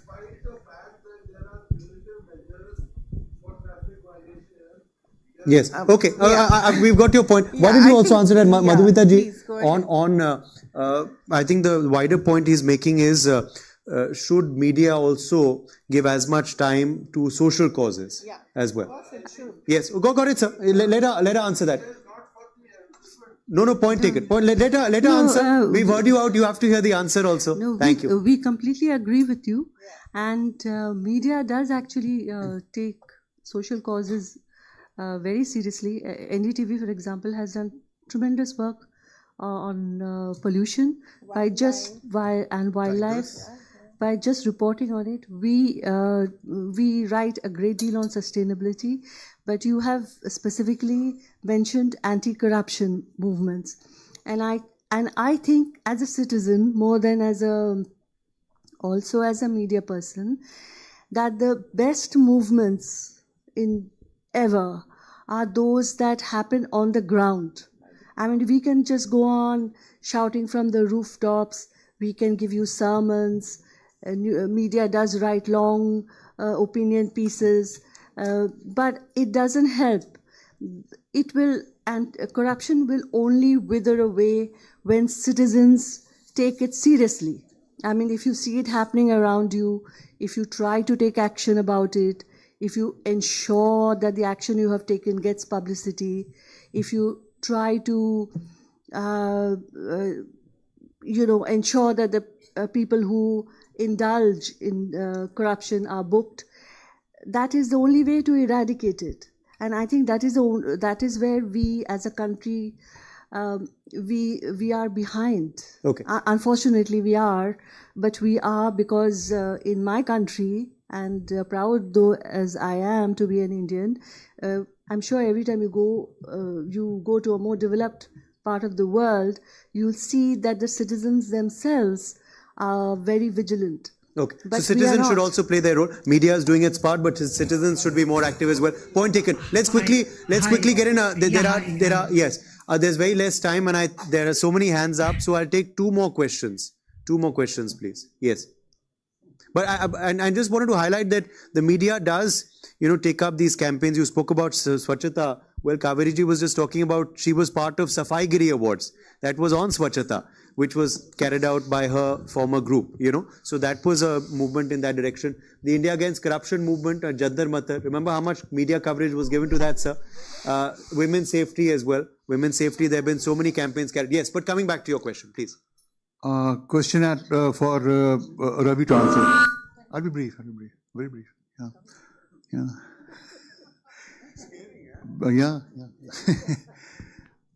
एक तो बोलेगी, I would like to congratulate Rekit and of course Ravi, because wherever I move in the government and even outside government, Banega Swachh and Banega Swachh India is being hugely appreciated, and by none other than people like Mr. and I think multiple times. So that's one. So, but then see, I have a question that most of us in this room, around my age group or in my age group, have literally grown with Dettol. So the journey from Dettol to Banega Swachh and Banega Swachh India is one thing. But what is it doing Rekit without Dettol? Then how do you think that journey will happen? Very interesting question. This is a corporate affairs question, actually. Yes. The hat, actually, which I wear. I can tell you, most of the companies work on the power brands. Like we say power brands, some other companies have the top brands 3, 4, 5. Where I will not say we are lucky to have the power brands like Dettol, Harpic, Durex and Lysol, but I will say the company has a rich heritage. And the foundation of the company started when the first sepsis cases started in the country like UK. And we were the first company to report to and respond to that when the mortality rates of the new moms was 70% of sepsis. So that is the origin of the company, Rekit. And when I look into that, then the solutions were found, and Dettol was one of the solutions which was given to the healthcare providers in the healthcare facilities. And then, people used to say कि ये वो company है जो sepsis से माँओं को बचा लेती है, new माँओं को. So for us, actually, that has worked. If I see the heritage of our second brand, which is Mortein, which is 130 years old approximately.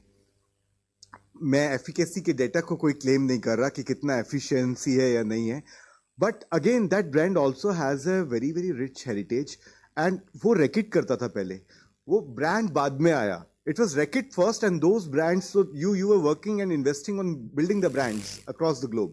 Rekit Brazil से आया, Mortein Brazil से आया, Dettol UK से आया, कामा सूत्रा जो हमने जब एक्वायर किया from Paras and from others, वो इंडिया से हमारे पास में आया. Move which we all use, it came from India. So there are a lot of things which came as a part of the joint ventures. There are a lot which came from the acquisitions. There's a lot which was our original. So definitely, it's very difficult to just play around with your core brand. And for the new brands, जैसे हम बोलते हैं Zepto, it's not easy to build a brand like Zepto or with Zomato or Swiggy. People have really invested really hard to make them what they are today. And being a global brand, always there are advantages. There are Indian big media houses like these who write for you, negative and positive both. But there is a lot of push which also comes from Time, from Fortune, from New York Times. So they also want to do the stories. And then they have the country affiliates who also write for you. So there is an advantage in that, but there is a huge disadvantage also on that front. We can discuss it offline. Thank you. Okay, one final question. I think, Rahul, yes. Rahul Vashisht. Hi, my name is Rahul Vashisht. I'm founder of Orbit Media. Your mic, you can put it on. I think I'm audible, yeah? Yeah, now we can hear. Right. So I'm founder of Orbit Media. It's a young marketing company. So my question to Mr. Ravi Bhatnagar, sir. Sir, how do you see the role of young agile agencies, right? Because this is an evolving age of AI-driven marketing, right? And also, we really wanted to understand that what we do today just to make sure that we are future ready. See, future proofing is very important as you are a new agency, young agency. We really need to do the future proofing of the brands also. The corporate reputation and the brand reputation both. Hence, it's very important and very pertinent to actually invest into the newer startups, newer agencies, smaller, nimble agencies. I will give you two examples, buddy. First example is the Cannes last year. The work which was done for us by an agency was not Havas, it was not McCann, it was a very small agency which was just started by 3-4 people. They came out from one of the big agencies and they made their own agency. So we won the Cannes. We had a, copper. Yeah. This year again, Cannes, we got a silver. Again, it didn't come from McCann, it didn't come from Havas, it didn't come from Rediffusion or O&M. It again came from a very nimble, very small agency, which was also a offshoot of one of the big agencies. 3 log chhod ke aa gaye, unhone bola hum aur creative kaam karenge. We said, yes, let's work together. It's a trust. And you know how much you want to actually take the risk, your risk appetite, the business risk appetite. And there are certain brands which are larger than life, which I say like Dettol is there for us, which is the powerhouse or the engine like a Ferrari, engine of the Ferrari. So I will not take pangas with that when it comes to the hard bread and butter with that. But if I want to create the, comms for the Gen Z, for the populations, different demographies, or for the media dark areas, I will definitely go to the younger agencies, and where I get the faster results. They use the AI, they use the tools. There are a lot of advantages working with the nimble agencies. And at Reckitt, we are very open for that. Thank you. Okay. What are these agencies? We should also know. So I will send you the whole set of offline. Yeah. Okay.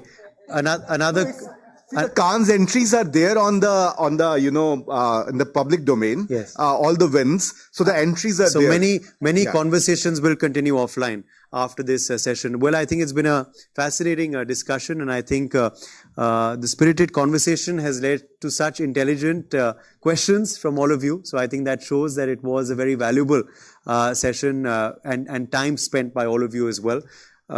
It truly is, at the end of the day, of course, important to engage audiences, tell your story further, expand your reach. That's how you get further support as well. That's how you can further build the good work that you're doing. Stay authentic, make good partnerships, look for niche tie-ups, look at timing is very relevant, look at what's trending, and for any other help, feel free to contact, I think, our panelists who will be happy to contribute as well to your building your stories for the growth of our country. We are one team.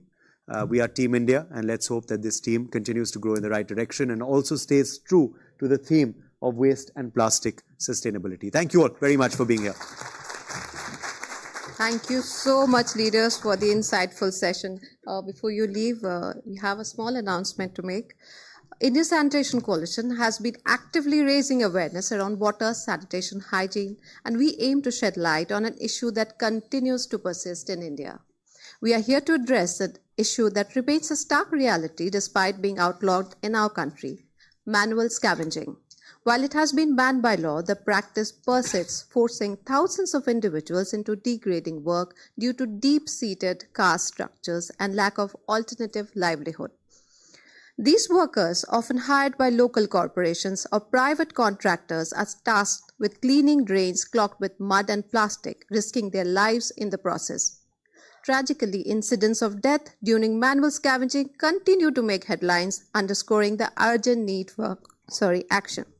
The government has emphasized mechanical desludging and the use of protective equipment, with initiatives like Prime Minister Narendra Modi's Swachh Bharat Abhiyan shining a spotlight on this critical issue. However, much more remains to be done. That's why we at the India Sanitation Coalition have launched a campaign to confront this issue head-on. Together, we aim to raise awareness, advocate for better policies, and empower communities to break from this vicious cycle. This is more than a campaign, it's a call to action. Manual scavenging. The inhumane practice of manually handling human excreta from sewers and septic tanks continues in many parts of India despite being banned under the Prohibition of Employment as Manual Scavengers and the Rehabilitation Act, 2013. At the India Sanitation Coalition, our ISC for Dignity campaign is dedicated to ending this degrading practice through advocacy, awareness, and impactful storytelling. While we've sparked conversations and inspired action, the journey is far from over. Our vision is clear: eradicate manual scavenging nationwide, amplify stories to drive meaningful change. We are collaborating with educational institutions, NGOs, colleges, and social workers to raise awareness and work towards a future free from manual scavenging. This is a call to action to join us. Together, we can build an India where sanitation is a right for all. Thank you so much. Thank you, ma'am.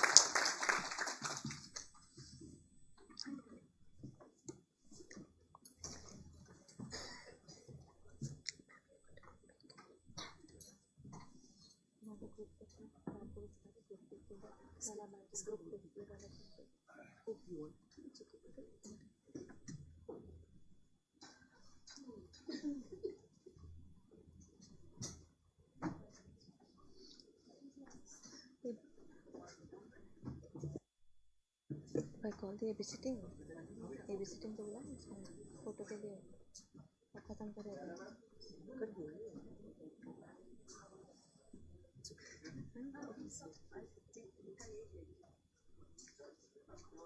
आ जाओ चलो हाँ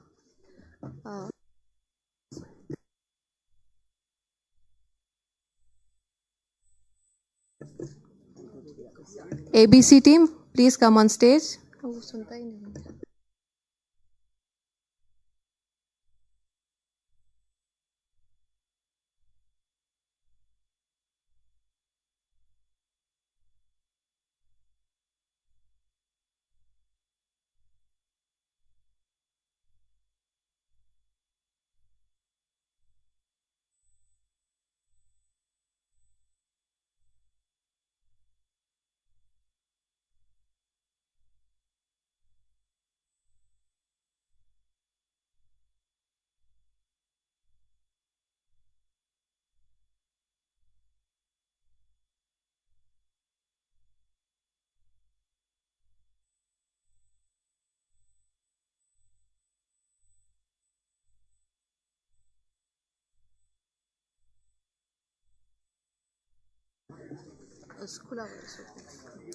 Right, before all of you run away, just wanted to say a few words of thank you. And also, please remember, today was only the first day.